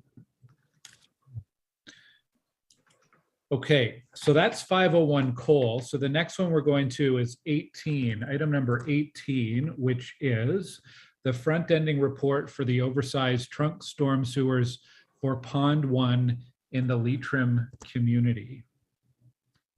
Now we held this, at least 2 members had their hands up for questions. So we could go right to questions for staff. Councillor Leeper is up first. I apologize, my mouth is full. So I did ask that this one be held. The motion characterizes the differential in pricing as an error in the original report. I'm just wondering, was it an error or have there been unanticipated construction inflation costs? Or was it actually an error? And if it was an error, what was the nature of that error and how will it be prevented from happening again? Chair, through you. So to answer the councilor's question, yes, it was an error. It was not a inflationary cost increase. The error was the staff at the time just misquoted the wrong number. The pipe segment had a list of item numbers, and it included pipes on both the east and west side of bank. I think the staff at the time was trying to add in the east side of bank into the entire project list and misquoted the gross capital cost where it should have been the net capital cost, because the developer pays their local share of the service. So the purpose of this report is just to correct that error. And it has been vetted by legal and finance as well as the applicant, who all concurs with the recommendation. And that's what we'll try to do in the future to prevent it, is to run it by finance a little bit earlier. Thank you. I mean, who among us has not misquoted a gross versus net capital cost? I appreciate the reply. Thank you. Thank you. Councillor Menard. Thank you very much, Chair. My understanding with these sorts of front-ending deals is that the developer executes the infrastructure work and then bills it for us afterwards. And in my conversations with staff and our office's conversations with staff, we've heard that that typically ends up being a higher figure than had we, I guess, taken the work on ourselves. Can staff just elaborate on what I've just said? Just I'm looking for just a deeper understanding of, front-ending agreements as an option right now, and whether we'd be likely to pay less than the $14 million plus applicable taxes if the work was procured directly. So I'll start with that. So, Chair, if I may, that is sort of a broad characterization that I don't think is necessarily a fair characterization for every case, and every project may be somewhat different. We do review costs to ensure that we're getting good value for money. There are provisions within the front-ending agreement policy to require the proponent to follow the principles of our procurement process so that there is a competition process happening. And so, I think it may be something that's easy to point to, but harder to actually to specifically confirm that that's the case. These projects are in this case complicated, and go through a tender process for construction. The development industry may have an opposite perspective where they think they can deliver projects more affordably than we can. And so, I appreciate the dynamic. In this case, it is also, I think, worth noting that this is a special area charge. So it's the projects, the area that's collecting these funds is the area that's, the funds are being collected specifically to this area to specifically fund these projects. It's not coming out of the citywide development charge. Okay, that was my next follow-up, was just the DC, the relationship to DCs. So it's a local area DC, or is this just DCs at large? So typically with any stormwater project, they're almost exclusively area-specific charges rather than the citywide collection. Okay, thank you very much, Chair. I'm interested in a broader philosophical discussion in the future on front-ending agreements versus the city procurement, not that something we can have today. So Oh, I don't know if Steve wants to jump in. Just to provide the council some information. So we are actually scoping the work plan for the next term of council and the development charges renewal, which needs to be done in 2024. And if the council wants to talk to me offline, I'm more than happy to talk about some of those questions, because it's a good chance to ask some policy questions. Okay, thank you very much. Good. Okay, thank you. Kelly, can we get the report recommendations up on the screen?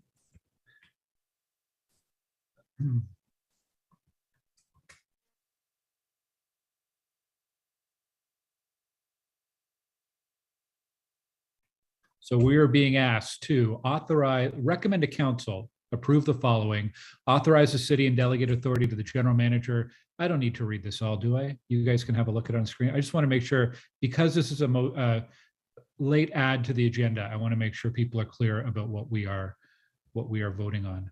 2 recommendations to council. Are these recommendations carried? Carried. Carried. Thank you. Okay, so that is it for development review. I'm going to pass the torch to Co-Chair Moffat to take us through the policy items that we held. Scott. Well, hello. Welcome back.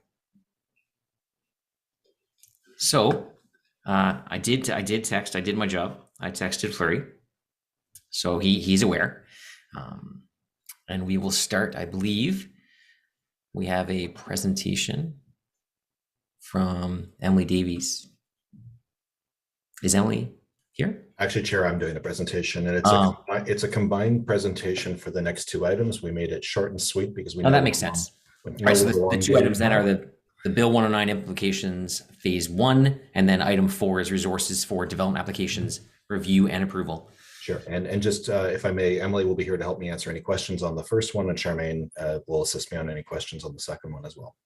So if the clerk's office is able to put the presentation up, as I said, I'm trying to keep this short and sweet. I know you've had a long day. It's actually only 2:47, so it's not really that long at all. I usually share 10-hour meetings, so okay. Take all the time you want there, Steve. Okay, thank you so much. So next slide, please. So we call this Bill 109 high-level highlights, and I think probably it's appropriate to say it's no longer Bill 109. This is law in Ontario now. It was passed very quickly before the provincial election, and the provincial government made some pretty substantial changes to the Planning Act Ontario that will change the process and the way we do business. The major areas of change in this legislation, and you'll recall this comes out of the Housing Affordability Task Force. It's a first set of recommendations the province dealt with from that task force. The substantial change to the site plan control process in Ontario, and that is now fully a delegated authority decision-making function by staff in every municipality in Ontario. So this does take council out of a decision-making role in site plan approvals. Very similar now to a building code approval. I think it's the best analogy of what we're getting closer to. There are timeline changes to site plan control and zoning bylaw amendments. Site plan amendments now site plan control is now a 60-day approval or 8-week period. And the zoning bylaw timelines are 90 days.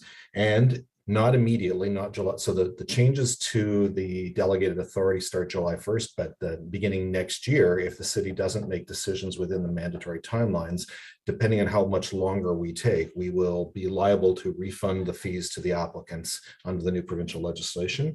There are some changes to appeal rights, and Mr. Mark and others can assist in any deep questions on that. And there are also some ministerial powers related to the timelines related to an official plan. The minister can suspend the timelines on approval of official plan and refer certain parts of it or all of it to the Ontario Land Tribunal for a decision. Next slide. So this is a big re-engineering of the planning process in our organization. It's not going to happen in one tranche. Staff have taken a close look at this and broken it into 4 tranches, I should say, to manage to bring the changes through in a manageable way. As I said, there are certain provisions that take effect in just over a week. And so we do need to change our site plan control bylaw and the delegation of authority bylaw to be compliant with the new legislation. That's the immediate changes before you today.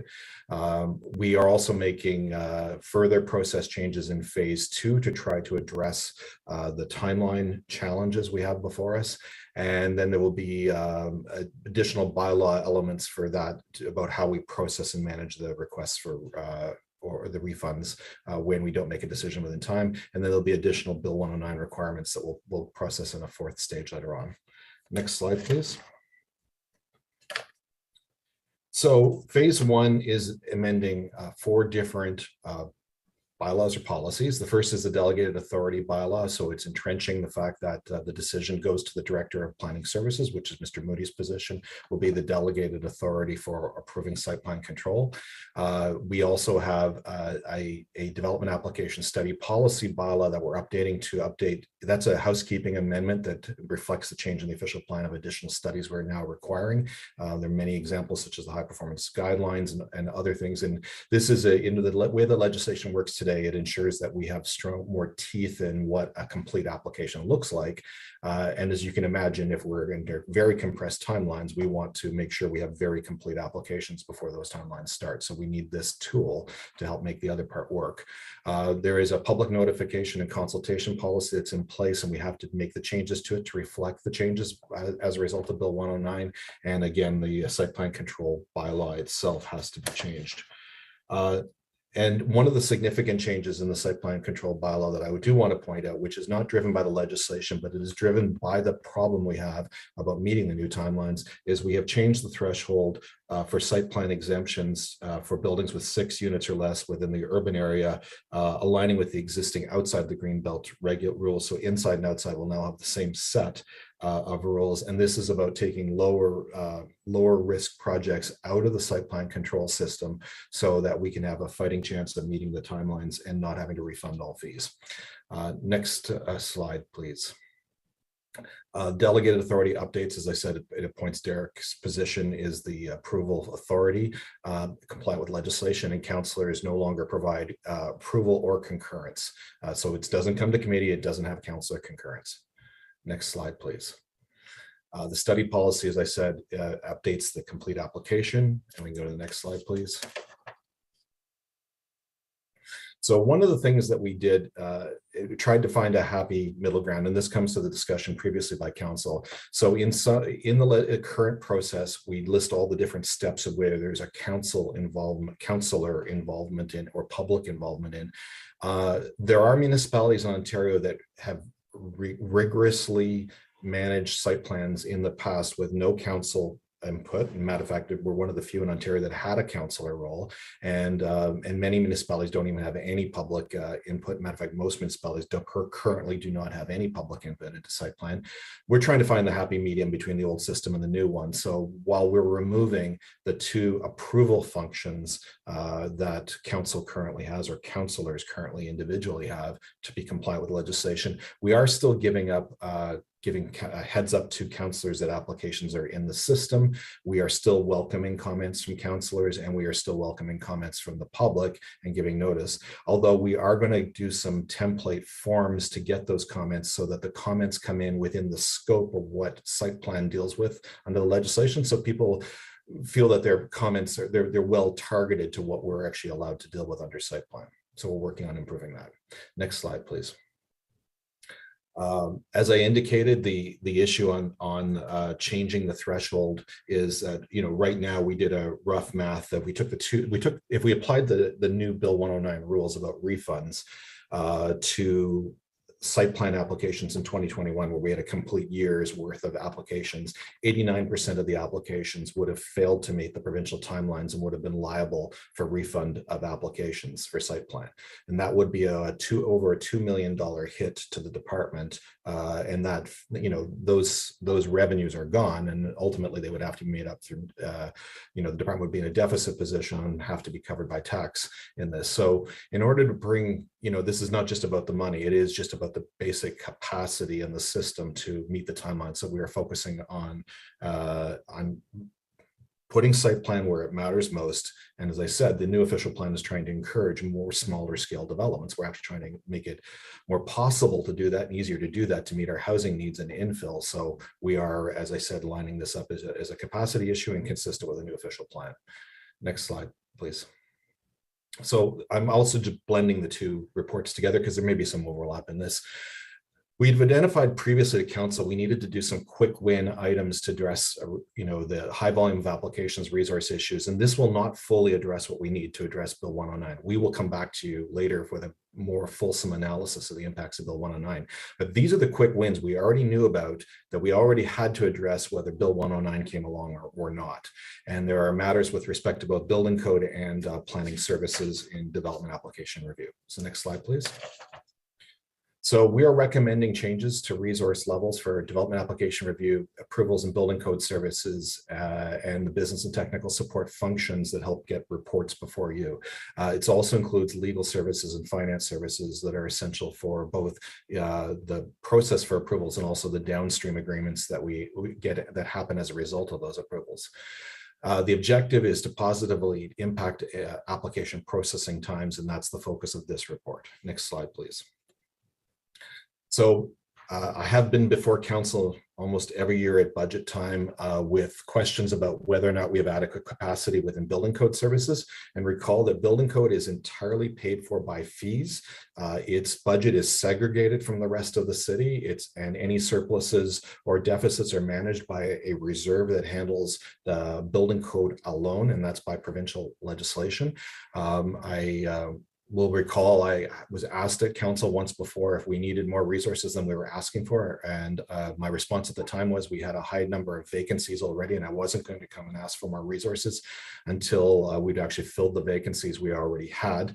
I want to give Mr. Buck, our chief building official, and his management team a lot of credit. We've had a lot of success in the last year filling those vacancies, but the application count continues to go up considerably, and the group is stressed on capacity to deliver both the permit approvals and inspections and address issues that come as a result of construction. So we are seeking additional resources, and this chart shows we've had a stable, steady increase for several years, and then the last year we've had a major jump in the number of applications.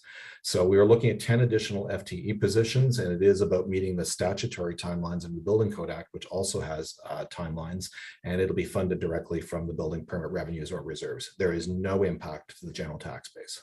Next slide, please. In planning services, we've discussed this at planning committee a number of times. We've had a steady increase in the number of applications, and it's not just the last 2 or 3 boom years. It's been steady really in the last decade, and it's a mix of both minor applications and major applications, and the complexity of applications has gone up a lot, and more infill will mean more complex applications. But our staffing levels have stayed the same with some minor adjustments over the years, but very minor adjustments, and we do need additional resources. Next slide, please. This report converts 11 existing temporary positions that council previously approved. We did that as a part of a cost control exercise at the beginning of COVID because we were uncertain where our financial position would be. So council had just approved those 11 positions. We made them temporary as opposed to permanent. We now think it's appropriate to make them permanent. And that addresses the turnover in staff we get, because people who get hired in temporary positions will look to go to the first permanent position they can. So it's created a lot of instability in staffing levels in the department, and applicants, counselors, the public get frustrated, and we change staff on a file too frequently. So we're trying to add more stability to the system. We have 4 positions that exist within the system that we want to reclassify to a higher level, and that has a very minor budgetary impact. And what it means is we think we need more senior people handling those types of applications, and it's outlined in the report.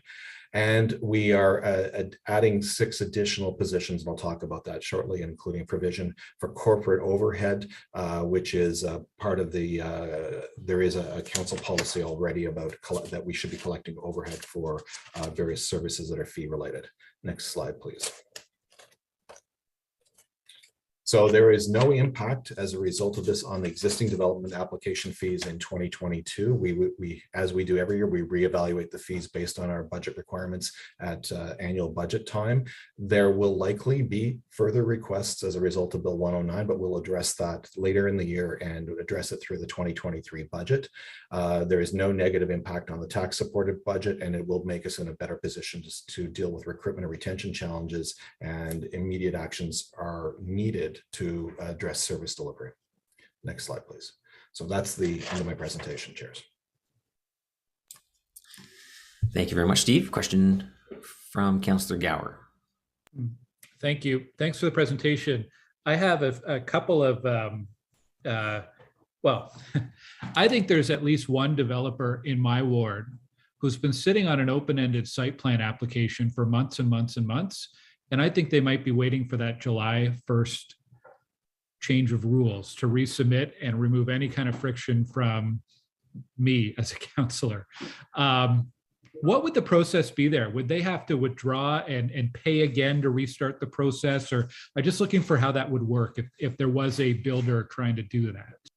Mr. Markin, correct me if I'm wrong. My understanding of the legislation is if you're in the system now, you follow the rules in place right now. But if you withdraw and resubmit a full brand new application, you can benefit from the new legislation. And Mr. Mark is nodding that I've got that right. Okay, thank you. The other thing I was curious about, take this morning as an example, but it happens often on planning committee. As committee, we often give directions or conditions to staff to include in site plan. Are we still going to be able to do that post July 1st, or will there be anything that we should be watching for as we go forward at this committee? So chairs, I think it's still within bounds for committee to give us direction for matters to consider during site plan approval. That will be what we do. There's also, I think in fairness, I may be jumping the gun, but Councillor Fleury has a direction that he's requesting about what he sees as repetitive issues that have been raised in his ward. And he has a staff supported direction of motion before you that has us go back and look at those things that he has typically provided comments on a repetitive basis to us to see if we can embed some of those ideas either as zoning standards or in the urban design guidelines. And I actually put the offer out to any other councillor that if you're seeing repetitive issues that you would normally comment on the same thing over and over again, like reach out to staff. We'll take a look at those and see what those, as I said, we have a zoning bylaw review process. We will have new urban design guidelines in the next couple of years, and maybe some of these things can be built into that. Specifically, Councillor Fleury, I give him credit. He gave me a very specific list of about 12 items. So sorry, Council, I don't mean to jump the gun on that, but I want to say that it's helpful that we got this because we're going to have to change our business processes. And this may be where we seek information through other means. Right. So it's not that we can't have input, and we can still have very meaningful input. It's just that piece of the process around concurrence and bringing a site plan decision to committee that's really the change. The last question I had was about any kind of public engagement or awareness activities. For example, will the planning process information on the city's website, will that be updated before July 1st? Are there any plans to do outreach to community associations so they're aware of this? Because I think it's, as much as we are focused in, I think it will still come as a surprise for a lot of people who are engaged in the planning process in the community. So if Ms. Forgey's on the call, she's a good person to answer that question. Thank you, Chair. Yes, we will update the website, and I will put out something to the community associations to advise them to look at the report and also to update the website, and if they have any questions or concerns. But this is, as Emily can speak to, this is phase one. This is the beginning of the things that are urgent that have to be done. There'll be much more dialogue and conversation as we get into phase two. Okay, thank you. I've been trying to talk about it as well, to community meetings and my regular updates. I feel like people's eyes glaze over whenever I start to talk about delegated authority and site plan process, but I do think it's something we're gonna have to keep, keeping front and center for people in our community so they understand. Thank you to staff for all of your work and updates on this. Keeping with the theme of awareness and public engagement, I lacked awareness in going to the public delegates on this file. I'm still getting used to this whole chairing committee thing. I'm still new. So just give me a few months. I'll get the hang of it. Cheryl Parrott. Motion to change chairs. Motion denied. You've tried that before. I don't know why you keep doing that. I'll never accept it. I'll succeed one of these days, Scott. Yeah, maybe November 15th. Okay, I'm ready to go if you're ready for me. I am now. Sorry for my my neglectfulness. No problem. So good afternoon. I'm Cheryl Parrott with the Hindenburg Community Association, and I've been working on a project of construction horror stories in Hindenburg. So what we're concerned about is that site plan will only apply to developments with higher number of units. And the issues this may create, and that's specifically in 3 areas that we've come across. Drainage, garbage, and a concern about perhaps no pre-construction meetings. So drainage, we have 2 infill developments that were not subject to site plan because they were under the threshold, and they've created drainage issues for the abutting properties. In one, the neighbor now has a stream running through his basement when he never had one before. The other one has his yard flooded since a new infill was built behind him, and his own building is an infill just built a few years earlier. So we understand you're working on a bylaw to deal with drainage issues from infill developments that are not subject to site plan. As we heard in that presentation, it seems that where most of the issues of drainage come from are ones that do not meet the threshold for site plan. However, if I remember correctly, that bylaw would not be coming forward for another year or 2. And so we've got this huge gap where now we'll have a lot of buildings not subject to site plan, especially in our community. And we're concerned that there'll be a lot more drainage issues and much more work for city staff, councillors, and the residents in trying to deal with this after the fact. So more rigorous plans, examinations, and inspections during construction is needed to reduce these issues. So we hope you can put some resources towards this to reduce the incredible workload for everyone when these issues arise. Mr. Buck and Mr. Allen came for a walkabout to talk about some of these issues. Garbage is another area that we've often tried to have input at site plan. So even a 6-unit building will have enough garbage. And when you store it all in the rear yard in an enclosure that vents the smell to the abutting neighbors, it creates problems. So through site plan, we've been able to have a little bit of input on that and make some modifications that have been beneficial. But just telling a developer or owner that garbage shouldn't smell has not been successful in making it not smell. So please ensure all venting is directed away from neighbors and towards the subject property. Then smells will be taken care of much more quickly if the tenants have to smell it. We're also concerned about placement for pickup of garbage. So for 6 units, it won't fit in a 1.2 meter or less walkway. That is the required minimum, or 0.6 meter. So please pay attention to where this goes when staff are looking at this. Again, we've been able to have some input through site plan, which now we won't have because these buildings won't need site plan. Pre-construction meetings, our counselor has asked for this during site plan, and it's been extremely helpful at decreasing problems during construction. So if there's any way to require or at a minimum strongly suggest this to developers, that would be extremely helpful and would reduce calls to the city and your workload.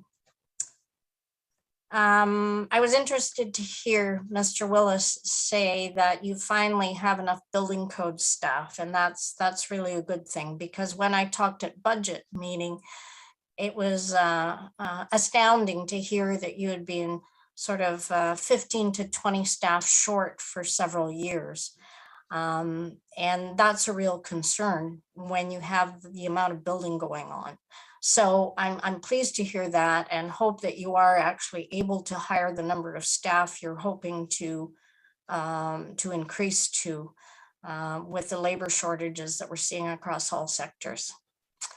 So that's my comments. Thank you. Thank you so much. Question for you from Councillor Leeper. Thank you very much, Chair. Thank you, Cheryl. I don't have a ton for you here. I am also concerned about the reduction in threshold from 4 stories to 6, because site plan, a lot of the buildings that we have issues with are things like fourplexes, where we have garbage issues and we have drainage issues. Just to make sure we're being precise, though, the drainage issues that we have, I feel as though I'm back to those first few years after I got elected, when the drainage plans were being inadequately looked at. Is the problem that the plans are inadequate, or that the enforcement of what they're supposed to build according to the permit are inadequate? I think it's both. On the units, less than 4 units, they don't have to be examined under site plan, and there seems to be less rigor there, because we heard from the people working on the bylaw, the drainage bylaw, that it seems to be the ones not subject to site plan, and perhaps under site plan they require more drainage studies. I'm not quite sure what the issue is, but what we've seen, it is on ones that are not subject to site plan. And yes, sometimes it's a grading issue, and sometimes it seems not to be a grading issue. But anyway, that whole process, whatever the problem is, it takes a year or 2 of nagging everyone to get a possibility of a solution. Yeah. Which is just not appropriate for neighbors to have to put up with. And the option of just going and suing the neighbor isn't helpful. So we had one where a new inspector came out and said, I can see the drainage is, or the slope is wrong. No wonder. But we still haven't heard, that was a few months ago, will the solution ever happen? It's it doesn't seem to be a regulatory problem so much as it is a resource problem for some of these. And you and I are, like, obviously tearing our hair out about the length of time it's taken to get some of these fixed. Cheryl, I appreciate the input as always, and I'll be asking Mr. Willis about these. Thank you. Thank you. Thank you. I believe Councillor Gower also for Cheryl. Yes, really quickly, not a question, but 2 thank you, Cheryl. 1 for your patience.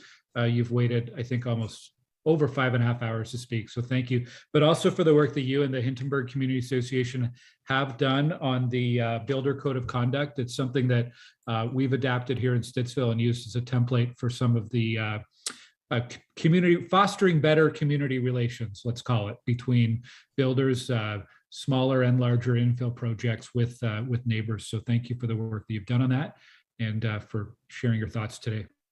Thank you. Great. Thank you, Cheryl, for your time here today. All right, so back to my list. I had Councillor Fleury, and then Leaper, and then Councillor Menard. So Councillor Fleury, you're up first. Monsieur le Président, I do have a direction who I believe either yourself or Councillor Gower will move. Wonder if the clerk could put that on the screen.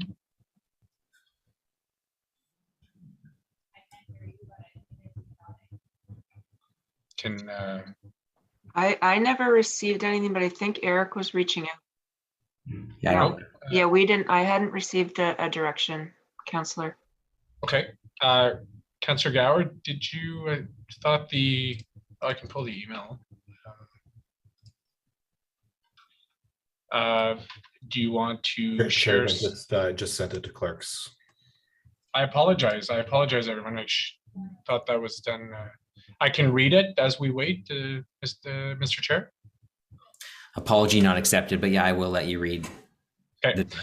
That staff in planning, real estate, and economic development review a list of standardized site plan issues raised repetitively from the councilor's review of files in the special Sandy Hill site plan control area to see if they can be addressed as standard site plan conditions and or as elements in the low and mid-rise urban guideline updates in the department's work plan during the second phase of implementing site plan process changes as a result of Bill 109.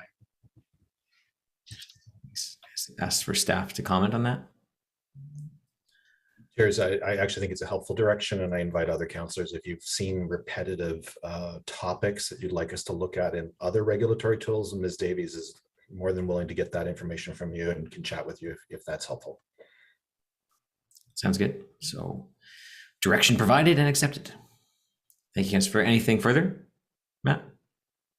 Just making sure Kelly is good. So Kelly, if you need something from me, please reach out. I do think, as Mr. Willis. Mr. Will, he did send it to me, so we're good. Thank you. Kelly's always good. She's the best. Councillor Leeper.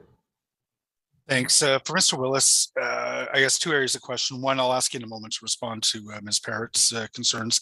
But one of the things I'm not sure it's well known right now, we are requiring of infills we are starting to require engineer approved shoring plans for the excavation. I've had just a nightmare past couple of years, and we're keeping your building inspectors extremely busy with emergency situations on shoring problems. Is that a function of site plan, or what is your mechanism by which you're imposing those? So chairs, I thank Ms. Parrott. We have a regular dialogue, and we talk directly through email many times, and she brings issues to our concerns. And I did ask Mr. Buck and his team to meet with them and go to site tour directly to see some of these live issues on the ground. Right now, when you apply for a building permit, you are required to submit grading plans, and those grading plans are to address drainage issues. There are problems with respect to our ability to enforce compliance with the submitted grading plans and shoring plans. Shoring plans is a bit more straightforward. We didn't always consistently require engineered stamped shoring plans in the past. That is now a requirement in infill development from building code services when they're in close proximity to the property line. That's now new. In the last several months, we've imposed that as a new condition, which will hopefully address concerns in Councillor Leeper's ward, and Councillor Moffat has a particularly ugly one in his ward as well. It's in the same category. We're trying to, again, enforce that with stamped engineered drawings. As it relates to drainage, there are some tools in the Building Code Act, but the enforcement powers under the Act are not great. And that's why I'm talking to Mr. Rogers and the infrastructure planning team in Infrastructure and Water Services Department about the drainage bylaw concept. And we are looking at the possibility of another layer that would give us some enforcement tools. Because as I said, the people are submitting the plans. It's just a question whether the people are building to the plans or not. So that's the issue we frequently run into. Okay. And I guess it's in answer to my question today about whether or not we should be resisting or not the shift from the threshold from 4 units to 6. It doesn't sound like the shifting of that threshold will have much of an effect on the issues that we've been having with drainage. Yeah, Chair, it's my opinion, first of all, units below 4 are currently not subject to this, and we have drainage issues on some of those infill sites as well. It's a function of infill. So site plan isn't the best tool to use to try to resolve this. So we're looking at the alternative tools, and it's very much top of mind because as we do more infill, we're going to need more mechanisms to deal with this and the resources on the inspection side to address this. And that's why I'm asking for more staffing support and building code services today. That's helpful. Okay. Thank you, Chair. I say that as a courtesy. Thank you, Chair, but. No, I know. It's just formal. It's just the formality. I fully understand it. I know there's no respect between the two of us. Councillor Menard. Thank you very much, Chair. So thank you for the report. A few just questions I wanted to zone in on. It seems to me that one of the most obvious paths to, I guess, maintain some of the oversight that councillors and the public have, I think it's important oversight, on planning applications is the deemed completion definition. That when something is deemed complete, that's when the trigger for the clock starts. So how, needlessly delaying an application, how far can we go with that to make sure councillors and communities have input prior to that deemed completion point? Ask Mr. Mark to take that question because it is very much a legal question. Yes, thank you, Mr. Chair. the city, one of the reports in front of you is to establish the studies and reports that the city can require to be submitted with an application. For zoning, and not that it's relevant to today's proceedings, but official plan and subdivisions, there's actually a very wide scope to require studies because there's a wide variety of items that can be dealt with under official plan amendments, zoning, and plans of subdivision. The scope of site plan is much more limited. The Planning Act is prescriptive as to the conditions that can be imposed for site plan. And the risk that one runs if one asks for studies that push the envelope too far, Mr. Chair, is that that request can be appealed to the Ontario Land Tribunal. And if an applicant is successful in their appeal and a study is found not to have been required, the decision is retroactive to the submission date. And while the Ontario Land Tribunal is actually getting very good, certainly with 1 and 2 day hearings, getting them rapidly scheduled, rapidly 4 months, that's going to eat up the whole 120 days. And so if an applicant challenges a study, a requirement for a study, and if the applicant is successful, it will be deemed complete retroactive to when they submitted it. And I am certain that in almost every case, 120 days will have passed, so they'll also get all their fees back. And so there is a risk, particularly with site plans, in being aggressive with respect to study requirements. Proper studies should be required, and proper decisions should be made on deemed completeness, but aggressiveness may be penalized, Mr. Chair. Okay, thank you for that clarification. It does sound like that's a risk writ large, not just the process I'm kind of talking about, but in all of this, that sounds like it's a risk to the municipality. Because I know in the report, staff say they will explore the prioritization of review, streamlining of all parts of the process, and a potential shift towards pre-consult as the main tool to deeming applications complete. So that pre-consultation, that pre-consult has been a useful tool in my view. It creates less fights and usually results in better outcomes for the development and the community. So I hope that statement in the report is something we do because my experience is those usually end up in better end states. I wanted to ask as well about the commitment in the report to council that there will be a role for the public and councillors as part of the process. In the commitment, we say that we're going to keep that public notification, the heads up, and the notice of decision. And it says it qualifies it with saying at this time. And I guess what we're saying is you're going to look at the value of staff time invested into these consultation components that are in and above that of the Planning Act requirements. And so it's good to hear that this part will be maintained in some aspect, but despite the sort of foreshadowing there that the city may change its mind down the road, I just wanted to, talk about, I guess, the value of public consultation and councillor input as part of the process in this case. It is very important to our community associations that city staff ensure that community organizations, so community associations, are contacted by the assigned file lead when there is an application. It sounds like that's going to continue to happen. Can you just confirm that's the intent right now, is the file lead would contact the community association and the councillor?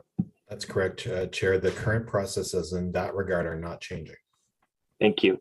And it does say proponents, so the application proponents will be encouraged to contact the ward councillor prior to application submission. That's a necessary condition. But can I just add, Mr. Willis, that can I urge you to require proponents, or at least advise them to contact community organizations as well, so that it's not just going to the councillor. There's sometimes hundreds and hundreds of emails a day, and so it's helpful to have community organizations, the proponents be encouraged to contact community organizations as well. Is that something we can include in that kind of direction? So, Chairs, I don't think a direction is needed. It's current business practice in the department to strongly encourage. We can't require it, but we strongly encourage. And actually, in the recent updated guide to being a good neighbor and doing a development project, we put that right up front. I mean, I agree with the councillor. Early dialogue with the community by development proponents makes the process work so much better. And frankly, before they spend an enormous amount of money submitting application studies to us, it's good that they try to deal with these issues up front so that they're not redoing work. So it's in their interest to do it. So I don't think a direction is needed. The department strongly supports people doing that work. I used the wrong word. I didn't mean an actual direction. I just meant the direction the report is heading in, not a formal direction. So no, I appreciate that. I think that the point is that what the province is trying to avoid is too much time taken and not having development happen fast enough.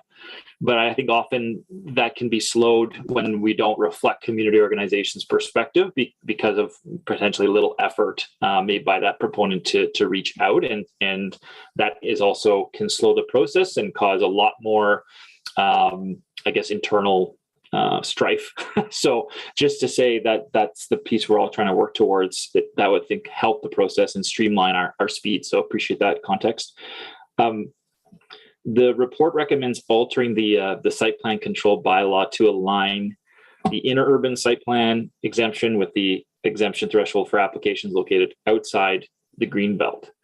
And this is our own recommendation, right? So the bylaw would permit buildings with 4, 5, 6 units to be exempt from site plan control. I guess the issue that arises with this is oftentimes SPCAs for buildings with 4 to 6 units are often where they're most needed. So the smaller builds, typically abutting and within other sensitive neighborhood contexts, often most likely to need the larger consideration and aspects like we heard about from the delegation on waste management and landscaping and tree preservation. Those smaller builds are usually, more likely to be executed by smaller developers as well, and some of the less experienced than some of the bigger players. And so just, I guess the question about it is how much of a change is this going to be? It seems to me that, if, as an example, the exemption that we're saying would exist now would have reduced the site plan control applications that staff need to review in 2020 by 7. I think that's our calculation, right? So that would be $139,000 in fee revenue, assuming the standard fee of about 20,000, just under 20,000. So just with that example, provided by staff, we would see 7 fewer SPCAs in a year and a loss of 139,000. But is 139,000 or 140,000 not enough for an FTE that could review those 7 SPCAs under a new streamlined process that we're putting in place within the year? Is that not something we would want to see happen, given the importance of these smaller site plan control applications? Sure. There are parts of what Councillor Menard is raising that I go through my head as well. I ask myself some of the same questions, and the reality is we have to hack a problem that I, to be frank to committee, don't know how we're going to hack. When we look at the current situation of 88.5% of the 2021 applications would not meet the provincial deadlines, and we'd be refunding $2.4 million in fees. I don't know how we do this without starting to cut some things out of the site plan control process. Staff had previously suggested, and council didn't accept it at an earlier date, I think back in 2019, that we changed the thresholds to make them to do this. This is one we thought was an easy one to revisit. You know, in the dialogue I had with Councillor Leeper, a lot of the issues that are raised are issues that site plan might not even be the best tool to solve those problems. We have to look to other tools to address them because the concerns are real, but we just don't have the capacity to upsize the department without a significant change in investment in staffing. I mean, we'll come back with some changes, but we may also be recommending other site plan changes.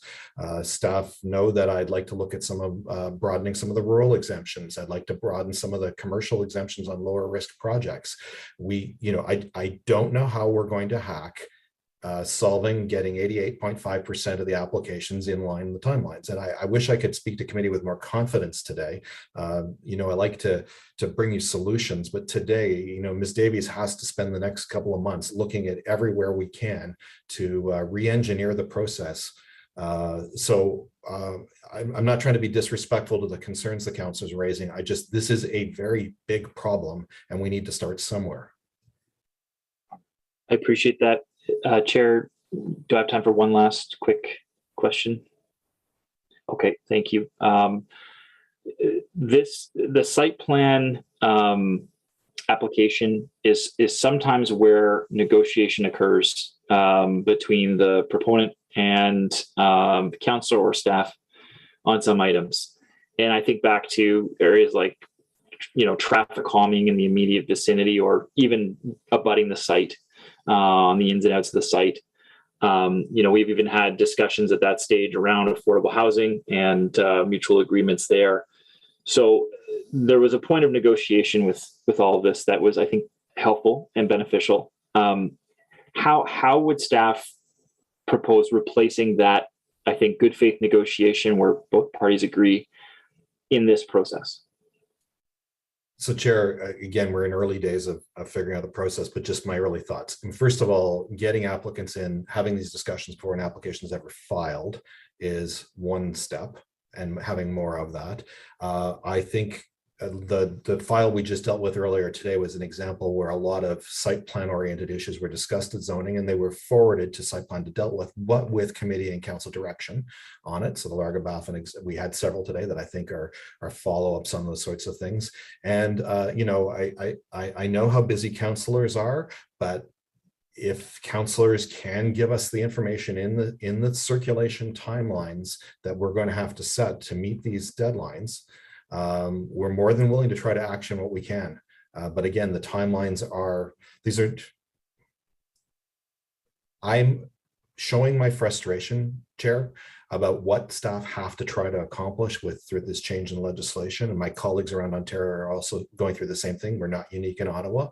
We're all sharing ideas amongst each other. We are frustrated with what we've got in front of us, but we're willing to work with councillors, but the law is the law.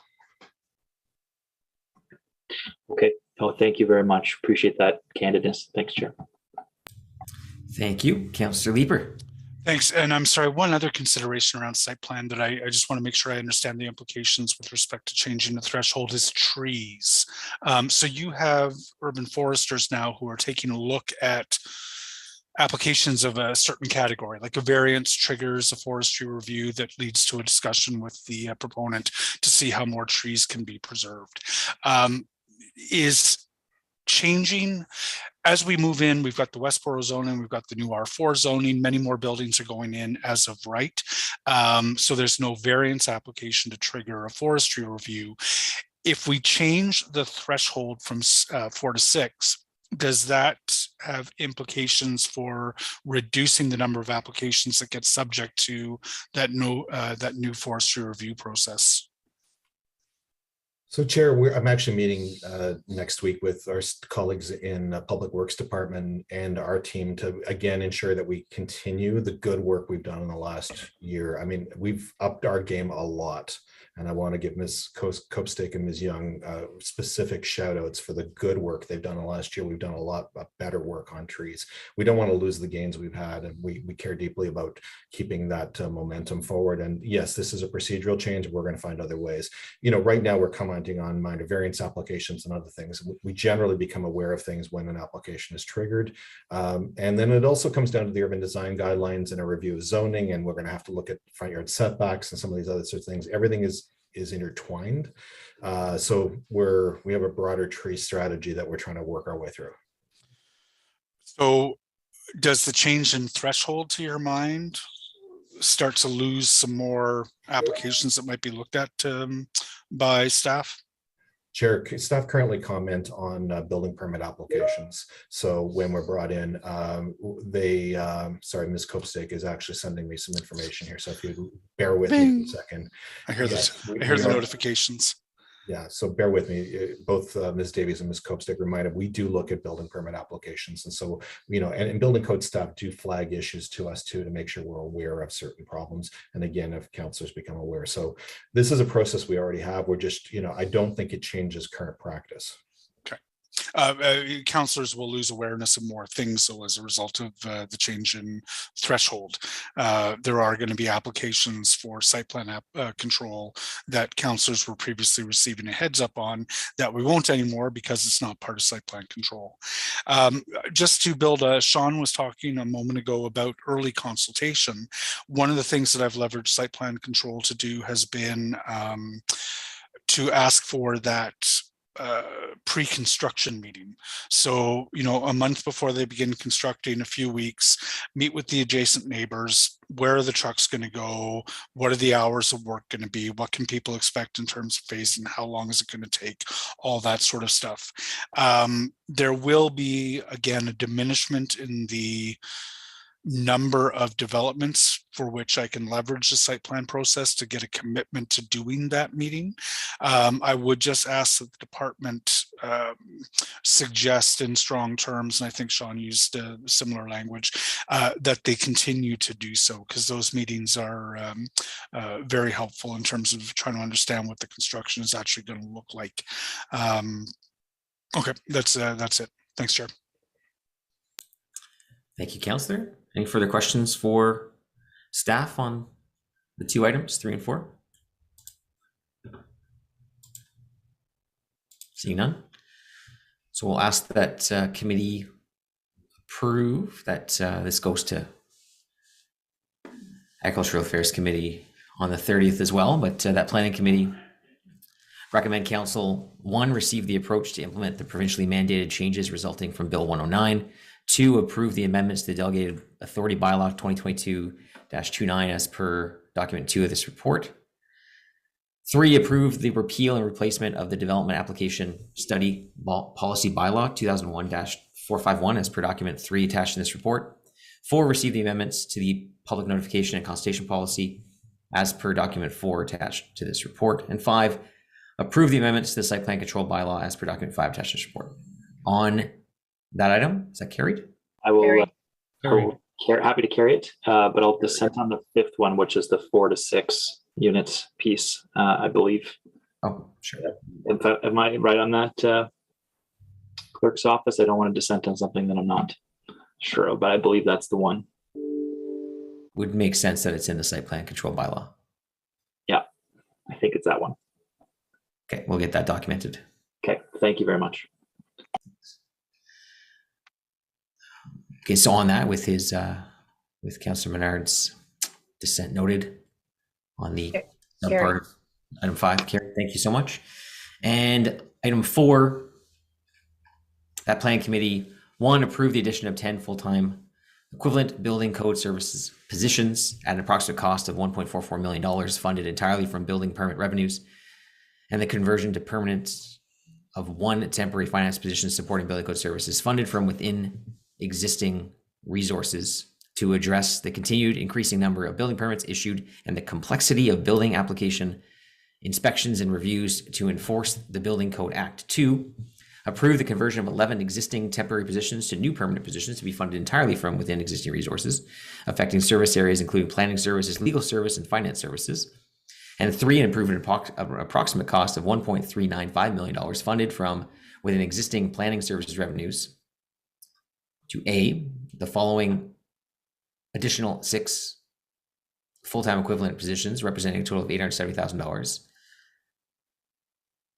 1, the addition of 2 permanent co-op student positions in planning services. 2, the revision of the classification of 4 existing permanent positions to higher levels in planning services.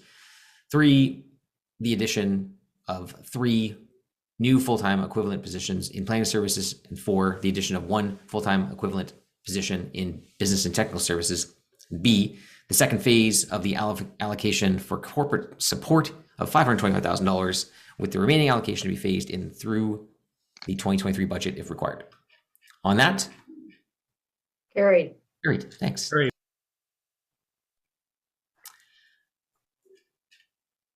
What else do we hold? Remind me, it's been so long. We carried number 6. Amendments to the bylaw. So on to number 6, zoning implementation report. And we have David Wise and Carol Ruddy. No delegations on this one. I actually checked that, so I didn't screw that up again. David, hello. Hello, Mr. Chair, councillors. This is with respect to item number 6, the zoning implementation report to implement the new official plan. So I have a presentation to walk you through. We'll try and make it as abridged as possible as we go along. Do have a lot of meat to cover. So I'll just kick right in and just move along. Before I begin, I just wanted to acknowledge that I do have Carol Ruddy along with me, and also Tim Moorman, as well as the senior planner, also did an excellent job in terms of helping me prepare this report as a real team effort to get to this point and a really good launch point. So thanks very much to both Carol and Tim. Moving on to just the first slide, please. So what I'd like to do is just do a quick refresh in terms of the challenge that we have with respect to the new official plan. We need to implement a plan going forward and implement the zoning to make sure that we've got the capacity for what the new official plan projects us out of. We've got over 400,000 new residents. They're going to be coming into Ottawa over the next 25 years, and they're going to be looking for the housing that is necessary for them to accommodate that. So we've got a big push and a big pressure along with that. But we also have a significant number of employment that we're going to need to make sure that those people have the jobs that they need. And we need to make sure that we're identifying the land that's there, and also for those employment prospects in place. So when we talk about the zoning bylaw implementing these things, we have a lot of different pieces and moving targets that we've got to move forward with. Now, the next slide also, in terms of the challenge ahead of us, next slide, please, Tim, is the official plan also set out a new transect strategy. So rather than looking at the city as more of a uniform envelope, particularly the residential areas, the existing official plan considers that just general urban area with up to 4 stories low rise. The new official plan does break that down and looks at different character areas. So an inner urban residential neighborhood is not the same as an outer suburban neighborhood. So that's something the zoning also has to reflect. Next slide, please. And then within neighborhoods itself, the new official plan provides that extra fine-grained direction between what's inside a neighborhood and then what's on the edge of a neighborhood, and how policy and how zoning should in turn react to those things as well. Next slide, please. And then finally, the new official plan provides that direction for 15-minute cities to evolve our neighborhoods across this city gradually towards an expectation where communities and residents should be able to achieve the majority of their personal services and immediate needs within a 15-minute walk from their home. The expectation is not that all neighborhoods will get to that point within 25 years, but certainly we want to see them starting to progress along on that approach. Next slide. So as we put it all together and we look at what we need to do, it's the zoning bylaw really comes into play as the next step of this whole big piece. That is the document that is available to council to regulate development. And it's a legalistic black and white document with very little room for interpretation. And it does provide that primary instrument by which council can implement the official plan and the intents that you've laid forth. Next slide, please. The zoning bylaw is going to have 3 main objectives. Efficient. We want a bylaw that's going to be clearly written, concise, and understandable by everyone. I've made the quip before that the current bylaw really requires a team of PhDs to be able to understand. And the reason for that is because it is an amalgamation of a number of former municipalities that all came together back in the 2000s. And much of those zoning regulations carried forward into the existing document that we have today, and then have been layered on top of by successive plans, regulations, and amendments over the top to make a very unwieldy document, over 4,000 exceptions, and a huge number of zones. We'll get into a little bit more detail about that later. We also want a document that is also going to be much more effective in carrying out council's will and in carrying out the intent of the official plan, and really reduce the number of issues where it's not clear what the direction is of the neighborhood, and match those directions much more consistently to where the official plan wants the city to go, but also where the neighborhood is right now. So more of a pairing and more of a transition so we can get to where we need to be. We also want the zoning bylaw to be an equitable document. We want the document to provide diversity in housing and in choice, to provide permissive opportunity and reduce barriers for both housing and economic development as well, to allow that entrepreneurial spirit that's within Ottawa a greater opportunity to flourish rather than running into some of the regulatory barriers that we see today. Next slide, please. So when we talk about an efficient bylaw, we're really talking about really improving the clarity and ease of use for industry and the public. It should be that anyone should be able to open up the zoning bylaw and understand what they can or cannot do with their own property. Same thing, a community should understand what is the likelihood and what are the frames of reference for how development is going to happen within their block to a reasonable degree of comfort.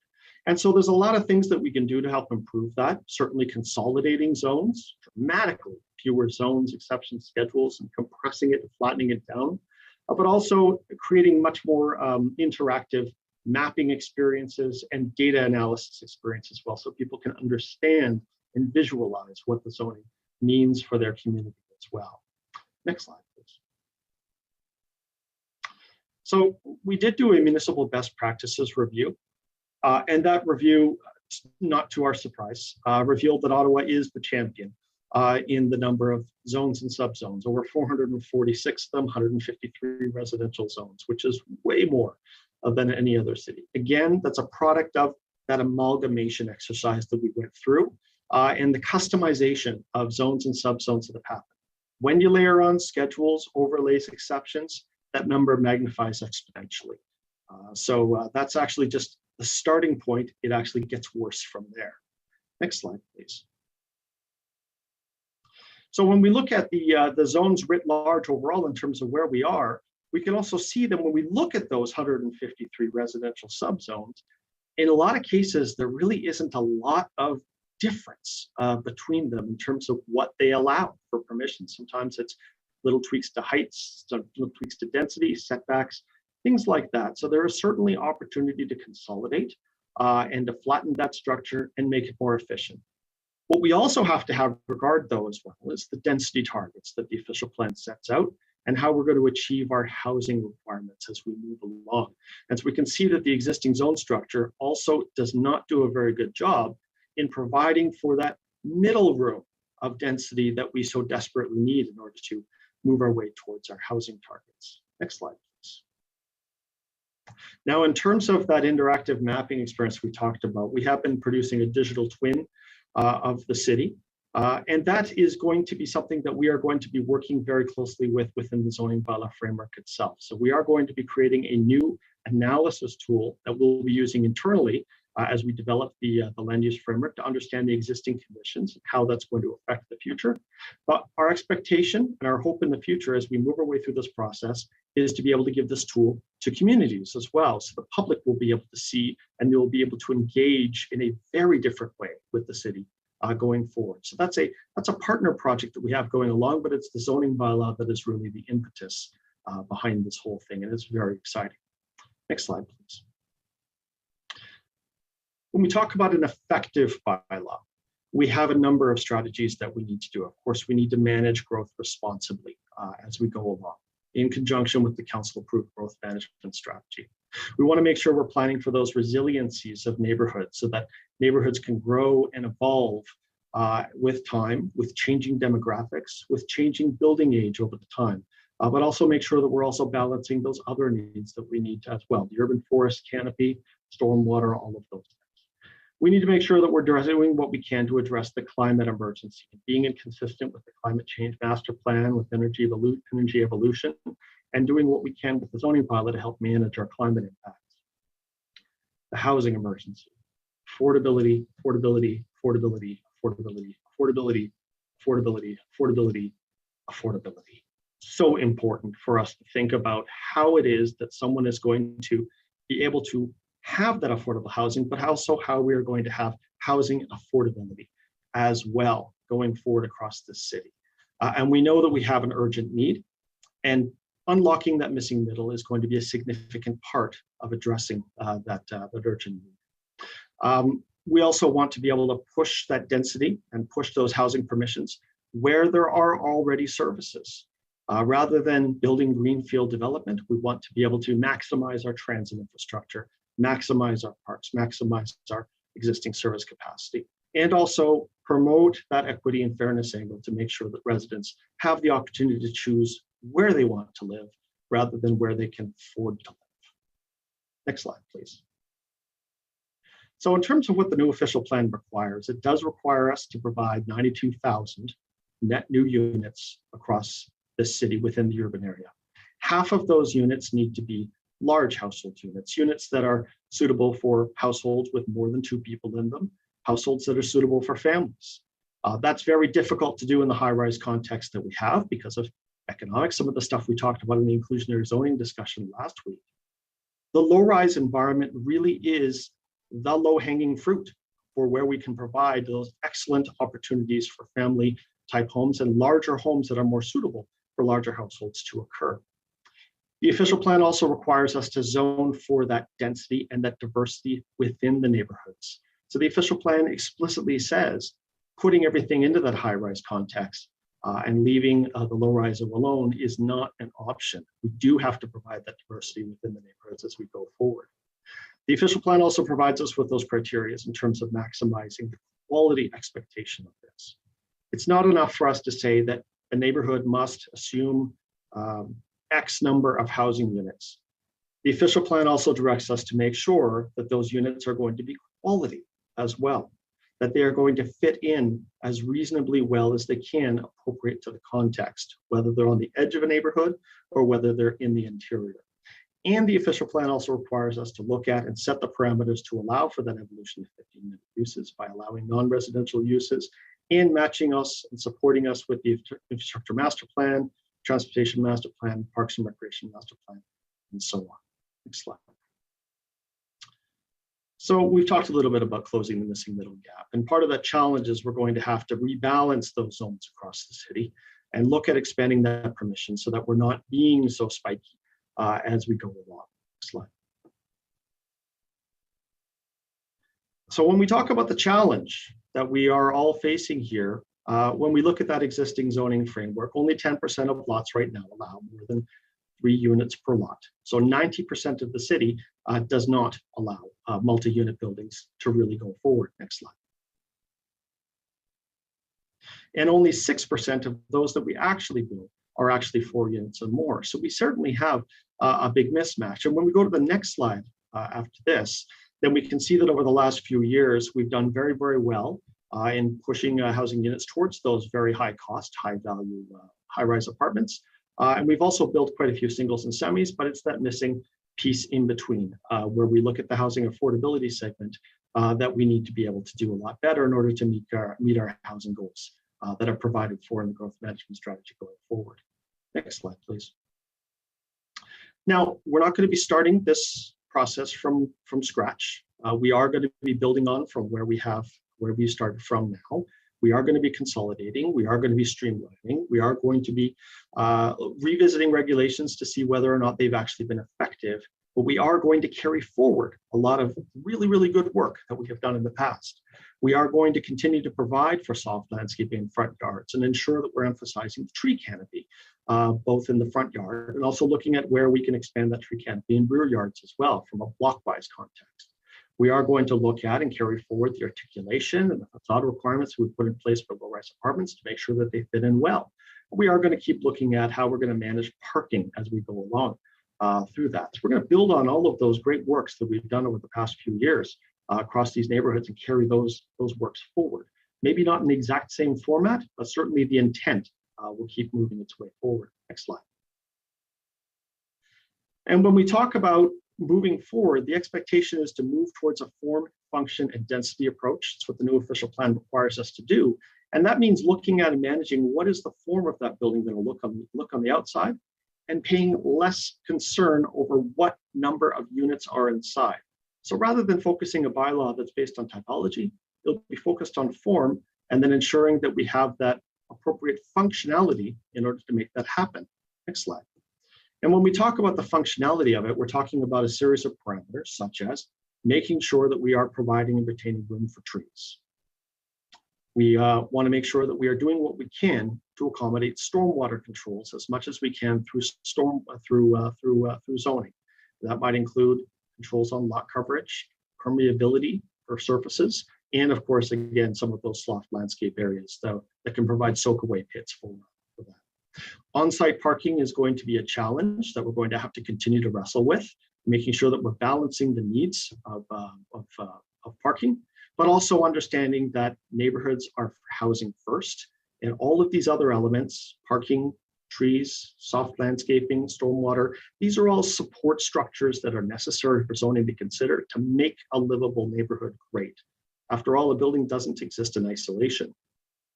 It is part of a block, and that block also needs to function well.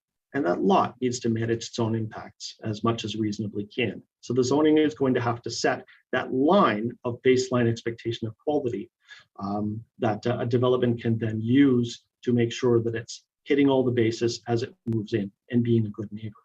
Next slide, please. So the overall approach that we do intend to follow across the city is summarized in this slide, which is really that we are going to be looking at using that evolving overlay from the official plan to provide us with the guidance for where we are going to be more aggressive with the changes to form, height, density. That will mainly be concentrated more towards the edges of neighborhoods.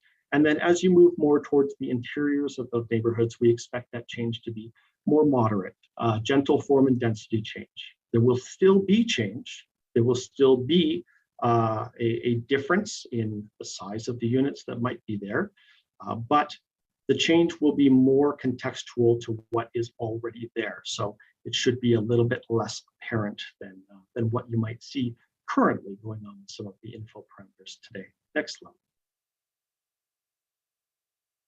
And then finally, an equitable bylaw. We want to make sure that we are looking at how we are treating equity and fairness in land use regulations. And understanding as we craft these regulations, who is affected and how they're affected by these things, and make sure that we're providing for that fairness. A big thing, a part of that, is to spread that opportunity for housing, diversity and opportunity across neighborhoods, so that residents have the ability to age in place within their communities without necessarily having to move out and move somewhere else when they need to downsize their home. And so that the children that we have today can also have the opportunity to live in those neighborhoods that they grew up in, which is something that is unfortunately not always available as we go through today. And then we also want to, as we go through this, is understand and appreciate that as we go through a zoning bylaw process like this, we are going to be affecting people's homes. We're going to be affecting their livelihoods. We're going to be affecting the things that they hold most dear and affecting things that might be affecting their family. And so we want to approach this with a lot of empathy, a lot of care, and design a public engagement process that is going to reach out to as many people as possible, but touch in not just people who live there now, but also takes into account the people who might be the future residents of that neighborhood, and also those whose voices we don't necessarily always hear from through a zoning process such as this. We plan to expand from the official plan process and elaborate on that. Next slide, please. So just in terms of that engagement objectives, we want to ensure that we're outreaching to all communities and demographics. We want to be as open and transparent as we can. The zoning is a very technical exercise. Again, the opportunity is not to revisit the vision and directions of the official plan process. This is much more of a how are we going to implement this process. But at the same time, there is still that opportunity to engage with communities and understand how we are going to move these policies and these intents forward from the official plan and put them into the ground and throughout these neighborhoods as we go forward. We are going to be releasing, as we heard, reports as we go through, and we'll also be touching in and putting in milestone reports and coming back to council on a regular basis to give you an update on where we're at with this process as we move forward. Next slide, please. So in terms of some of those engagement milestones, we do intend to release a series of discussion papers over the summer that will touch on neighborhood zoning, that will touch on equity and diversity, that will touch on trees and climate change and how zoning proposes to approach each of these significant issues. And we'll be looking for feedback and consultation through that. Most of the time through the rest of the summer, we're going to have our heads down writing at our desks while the election process unfolds. And then we'll be coming back and moving forward as we go in the future. We are going to be looking at releasing a draft one of that initial, very preliminary for discussion zoning map and zoning text in Q3 2023 for public discussion. And then as we go forward along with that process, we'll be doing regular updates and another draft second two in Q3 2024 for further discussion. And then we hope to have this wrapped up Q2 2025 with a final draft submitted back to Planning Committee for adoption and moving it through under a new zoning regime.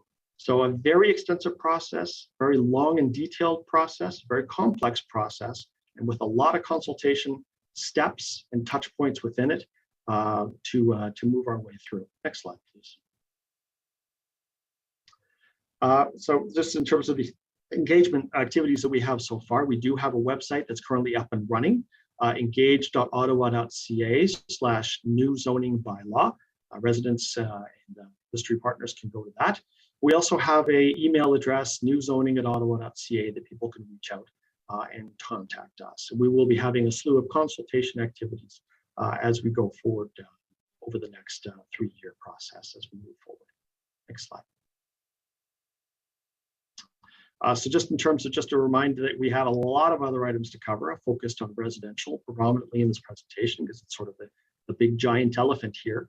But of course, we have to deal with industrial, we have to deal with environmental, we have to deal with our rural and agricultural opportunities and looking at how our villages can maximize their economic opportunities as well. So we have a lot of material to cover as we go through, and we'll be taking those things in a stepwise systematic approach as we move our way through this process. Next slide.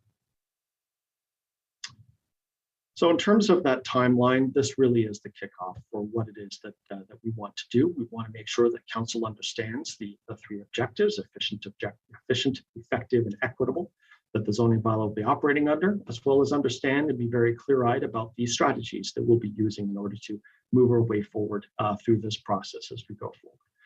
As I said, we are going to be releasing some discussion papers and really focusing in on that quality piece over the next year in conjunction with our friends at Urban Design and the low-rise design guidelines to really understand how it is that we are going to design that form and design those zoning to achieve the quality objectives that council expects and that the community associations are also going to expect for how infill is going to land in their neighborhoods. Then we will be able to move forward with the community consultations and the on-the-ground drawing of the lines to indicate where those zoning changes are going to go and how we're going to make sure that we're accommodating the number of units that we need to accommodate over the time frame that we have, and then working our way through the project. Next slide, please. So with that, I'm going to wrap that up, and I'm more than happy to answer any questions that you might have. Thank you. Thank you so much, David. We obviously will have questions for you, and we do have already from Councillor Leeper and Councillor Gower. Go ahead, Jeffrey.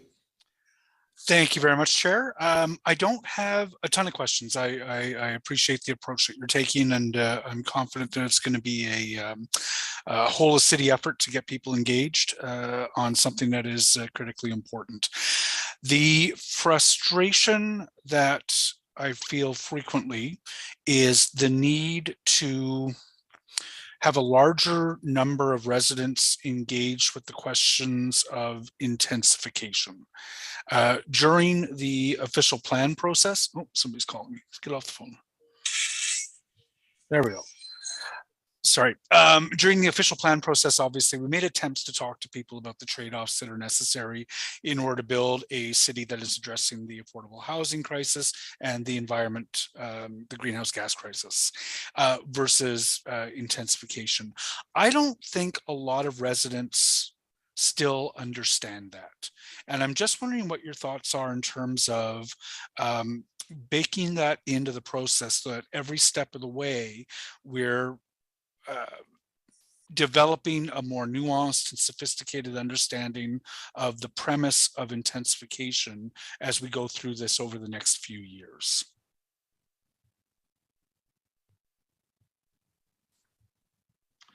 Yeah, thank you very much, Councillor. I think that that is actually going to be, one thing that we do notice that people don't really tend to pay attention to the zoning bylaw until something happens right beside them. And then they look up and they realize that. So that is going to be part of our communication strategy going forward. That's part of why we want to start rolling out those discussion papers and really making sure that as we go forward, that we're understanding and making clear the why of why we need to do this. Density is not the goal.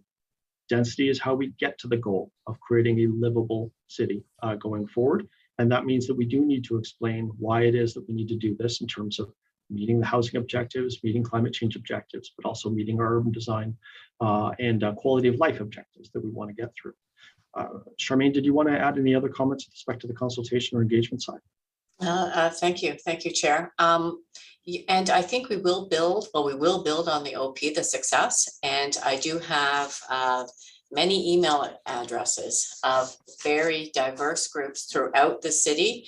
And it's time to start engaging them on the next phase. They were all throughout the process. They were saying, well, wait till we get to this phase of for a lot of their concerns. And so now it's time to, when we're getting ready now, and with the discussion paper saying it's time now. So a lot of the questions we're telling them to put on hold for not only the zoning implementation, but the TMP as well. And so now it's time that these are the new plans being developed and to get engaged. So yes, Councillor, I'll take your point. And at any consultation, the beginning of the slide will be why we're doing that. And as we know, it takes 7 times to say the same message for people to, for us to understand from a human behavior. And so we'll ensure that the why and what intensification is, and it is the outcome of how, as David said, of why we want to have, like we want to be the most livable mid-sized city. And this is what we have to do. So thank you, Councillor. And the only other question I have is around the numbers. So we have intensification targets that we need to meet in order to meet our quality of life objectives, to David's excellent point on that. I think, I'm increasingly sympathetic to those who would assert that the numbers have changed even since the official plan. Population numbers, affordability numbers. I know that we've baked our growth numbers into the official plan. Are those the numbers we have to work with, or are we nimble enough to recognize updated numbers, more sophisticated numbers, numbers that reflect a new reality, even in however many years it's been since we did the growth management strategy, 2, going on 3, going on 4 by the time we're done this? I think we have to be careful about that, Councillor. We do have the growth management strategy, which forms the underpinning behind of course, the official plan and the council approved documentation. But that also, the growth projections numbers are also based upon the population needs that we have. We account for the migration pressures that we do have. We have seen a significant influx of migration pressures in Ottawa. We continue to expect that we will continue to see migration pressures across Ottawa.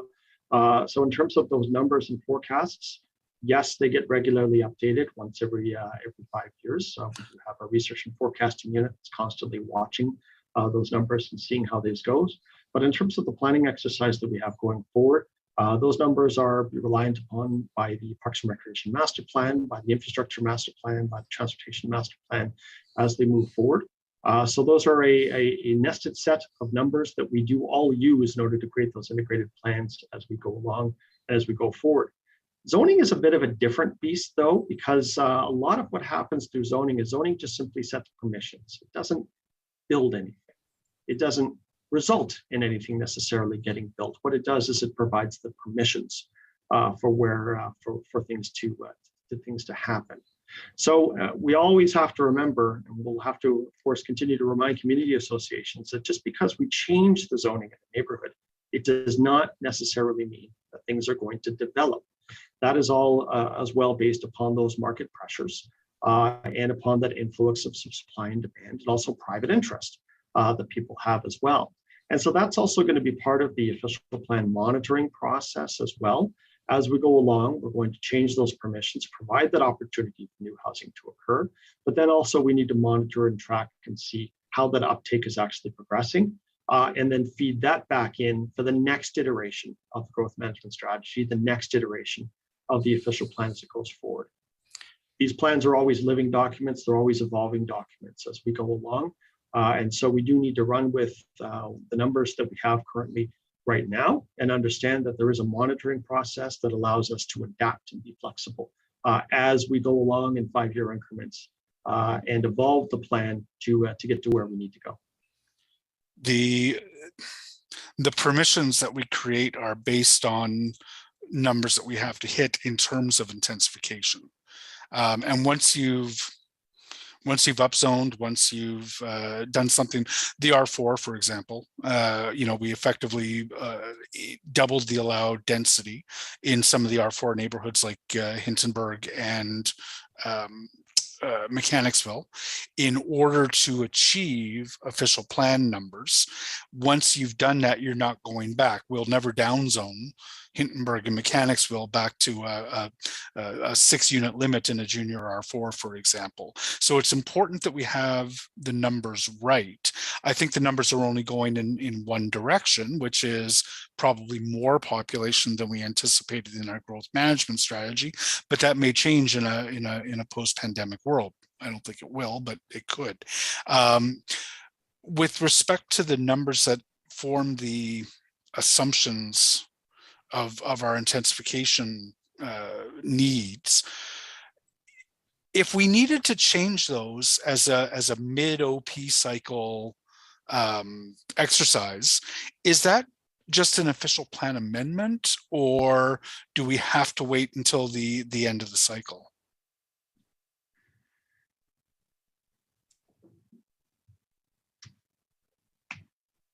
I think that, and I'm just trying to understand, Mr. Chair, where Councillor Leeper's question is with respect to that. I think one of the things that we are recognizing is that there has been a shift in travel patterns, and that is why the transportation master plan has been deferred a bit to make sure that we're understanding what those new travel patterns might be. There certainly continues to be a change in employment patterns as well, particularly because we do have such a significant government sector in town. We're still awaiting to understand what the federal government is going to do with respect to their return to work place. With respect to our neighborhoods, the migrations that we have in terms of the population moving through, that is something that there is much less instability in terms of those population pressures and the movement forward in terms of the number of housing units that we're going to need. So as much as there might still be some instability with respect to some of those employment and travel patterns, less concern with respect to the housing pressures that we have. Now, with respect to that, though, there is the opportunity as part of that OP monitoring process as we go forward, that there's always a 5-year comprehensive review process that is a part of that official plan process that goes through, where we do look at those numbers and we do look at that OP monitoring process and see, are they matching up with our expectations in terms of where we thought they were going to be. That process can happen earlier if the monitoring process does show that there's a significant deviation in those trends. Thus far, I'm not convinced that we're seeing anything that would necessarily cause us to reopen the growth management strategy and the numbers that are within that at this time. I just wonder, even at the end of the OP cycle, we were hearing from stakeholders that in fact our numbers were not aggressive enough based on some of the most recent demographic work that had been done. And that was at the close of the OP process. 3 years from now, when we go to introduce a new comprehensive zoning bylaw, there's going to be assertions on the part of some stakeholders that in fact we're not being aggressive enough with intensification, and that all that R3 that we're doing, according to Westboro rules, inside the Greenbelt or inside the interurban transect, actually needs to have significantly more R4 built around it. And then there are going to be those who are going to argue that in fact the population numbers were wrong and we're being far too aggressive on intensification, and all those R2 upzonings to R3 should actually stay at R2. And I just want to make sure in a few years that we're working with a commonly assumed numerical foundation for this exercise that has been fairly rigorous, and that we have the ability to put into place into our official plan if we've seen significant change. I don't want to be obtuse about this, but it's a concern of mine that 3 years from now, the numbers may be very different from what we had in the GMS. Cheers. Maybe I can tackle this one. I mean, we're watching this closely. We're hearing the province has concerns about you've seen with the Housing Affordability Task Force, the publishing, there was a brand new report the CMHC issued recently about the gap in housing in Ontario. Actually, it was just released today. We're watching all this very carefully, and as David said, we have a monitoring program. We monitor every single year, and if the lines start deviating between real and predicted and actual, we'll be back to council with recommendations on strategies. Province is also still the approval authority, and if they feel there's something they need to do, we'll hear from them, I'm sure, when they approve the new official plan. Council did adopt a monitoring requirement for us, and that's our check-in opportunity with council. And if, as I said, if the lines between predicted and actual start deviating, well, there is a process to deal with that. Okay, great. Thank you very much, sir. Thank you, everyone. Thank you, Councillor Gower. Thank you. Thank you, David, for the overview. I guess I have a few comments and a couple of questions too. A suggestion to planning committee members or anyone who's interested in zoning, there's a document 1 attached to this report. It is zoning best practices review that staff conducted with the help of an outside firm. I haven't finished reading it, but I started, and it's a really, really interesting look at zoning and different approaches. Because I met with you, David, I think 3 weeks ago with you and the rest of the team on this. And my question was, where do you even start on consolidating a zoning bylaw and updating a zoning bylaw and meeting all of the goals that you have set out and presented in front of us today? And I think that background document does a really good job at, well, it helped me understand, how do you approach these difficult issues? I wonder sometimes if we're asking too much of a zoning bylaw. There's a lot packed into what we're looking for, but anyways, I guess that'll be part of the discussion in the next few years. I did want to ask about the OP, because the new OP has not been approved by the province yet. Is there a point where that delay puts our work plan into jeopardy? It does seem like a lot of it can happen even without that approval. But if the OP is not approved by this fall or by this spring, is there a point where the work would really get bogged down and have to pause?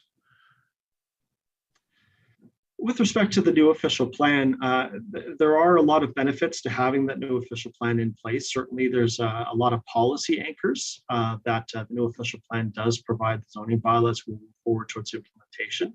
At the same time as well, the current and existing official plan does also provide quite a bit of anchor points as well in terms of where we need to go. So there is an awful lot of work that we can do under the existing official plan structure as we go forward. The new official plan does nothing but help in terms of providing additional reinforcing language for the urban tree canopy, for some of the targets with respect to transportation and mobility, for some of the targets with respect to ensuring that we're providing for livable neighborhoods on a block-wise basis. So those are extras that certainly help our progress as we go forward. As Steve mentioned, Mr. Chair, we are still waiting for that provincial approval to work its way through the system. Of course, it was held up for quite a while there by the province through the election process. We're hoping to have that resolved in the next few months.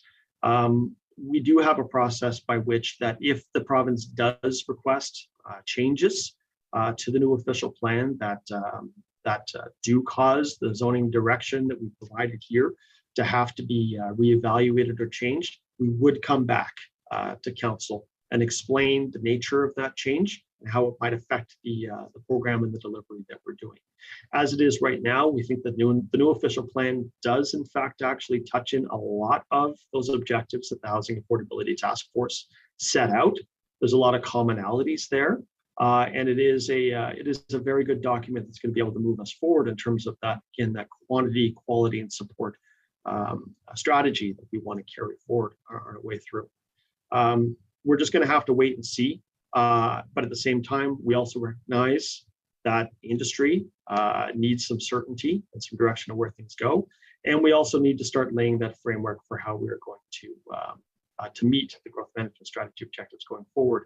So city staff are certainly going to do what we can to get as much work as done as we can behind the scenes while we wait for that official plan process to unfold. Okay, thanks very much. That's a very important project and complex project. So thanks for your engagement with council and looking forward to the next steps. Thanks, Chair. Thank you, Councillor Curry. Thank you. I don't want to keep people here too much longer, but I will say that all of this happened in so many of these discussions much before my time. But the community associations, whenever I meet with them, one of the things they refer to a lot, and maybe it's because I'm new, I'm not sure where you get the detail of this, but when they talk about 15-minute neighborhoods, they always talk about their lack of understanding of how it applies to existing neighborhoods where that just really couldn't be the case. And how does the city go about making 15-minute neighborhoods when those neighborhoods are really not 15-minute neighborhoods? And the other they always ask about is, what does that mean that you'd be able to walk to all the services you may need? Or is there a list of what does that include that you should be able to walk to within 15-minute walk? And then the last part is the parts of Canada North that are still somewhat rural. People ask, the 15-minute neighbors can't possibly apply to us, because 15 minutes walk would take you to another farm field. So how do you, where does that all come about that there's real clarity on what that really means? Yeah, thank you for the question, Chairs. There was a 15-minute study that was produced as part of the official plan process. And we can link to it and send you the link, Councillor, for that. That also, what it does is it provides a very analytical review of the services and the supports that are available within neighborhoods all the way across the city, and then provides a ranking methodology for how well that neighborhood is being served with respect to access to those necessary services and uses.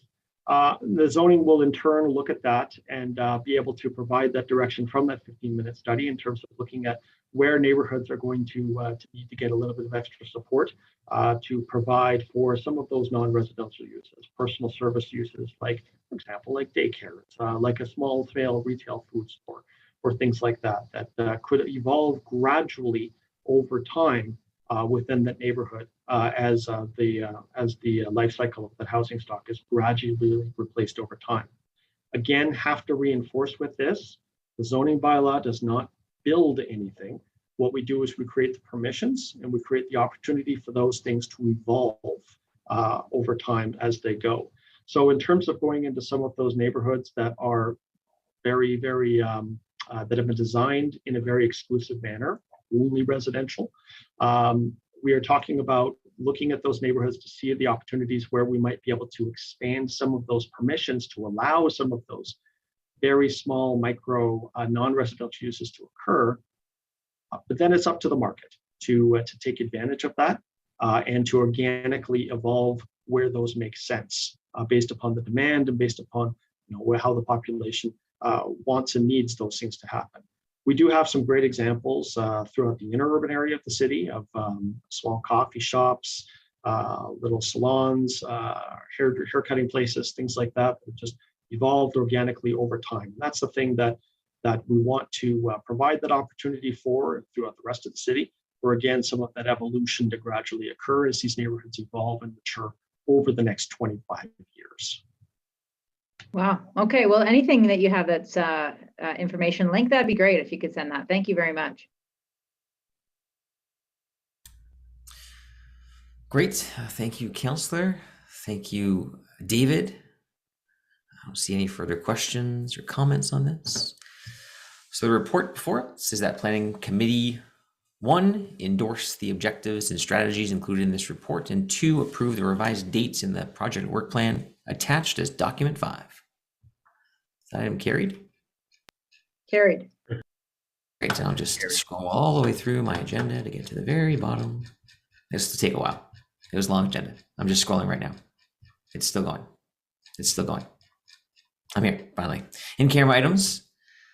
There are none. Notice of motion. Anyone? Notices? None. Inquiries? None. Other business? Never is. Adjournments? Carried. Good stuff. Our next meeting, as we know from the deferrals that we did 7 hours ago, is Thursday, July 7th, 2022. But don't forget, on Monday, there's a joint meeting of Agriculture, Rural Affairs and Environment Committee coming up. Yay. It's all a part of my never-ending quest to make all committees joint at some point. I explained that before, and this is the next episode in that series. Still got a few months left to figure it all out. Looking at you, Audit Committee. We're going to find a way to get you with environment. Audit will resist. No. We'll find a way, Audit. We'll find a way. IT too. IT, what can I do? I was just thinking IT and audit. IT and ERAC, get me better internet. Catherine's on board. Our broadband approaches. We should have a joint meeting on that. Good stuff. We've adjourned, so like you guys don't have to stay. I will talk to Valerie. Let's make that happen. Joint IT, and then audit should be there watching how that goes. And we should host it in the rural area with our rural internet. Audit. The meeting. Great meeting. Who would not be at that meeting? Exciting. Scintillating. We used to host ERAC meetings in the rural area. They were phenomenal. They were exciting. People got pissed off though because they had to drive all the way across the city to get to an item that they're upset about, and they got more mad because they had to drive across the city for it. That's why we stopped doing it. But hey, good times. It's all on Zoom now. It is. It is, even though many people out here can't actually tune in. But forever encapsulated on YouTube. For when they finally do have internet in 16 years, they can go back and watch all these videos and these committee meetings as to what they missed back when they didn't have access to good internet. So that's why there's a 42-story tower in Navan. I've still got 4 minutes to kill before OCH starts, so I don't mind keep talking here, but I should probably log on to OCH. All right. See you later. Thank you very much, and Glenn, that was a really well-chaired meeting, and I certainly wouldn't try to replace you as chair, Scott. No, and why should you? I'll rule you out of order. I think you're doing a great Go job.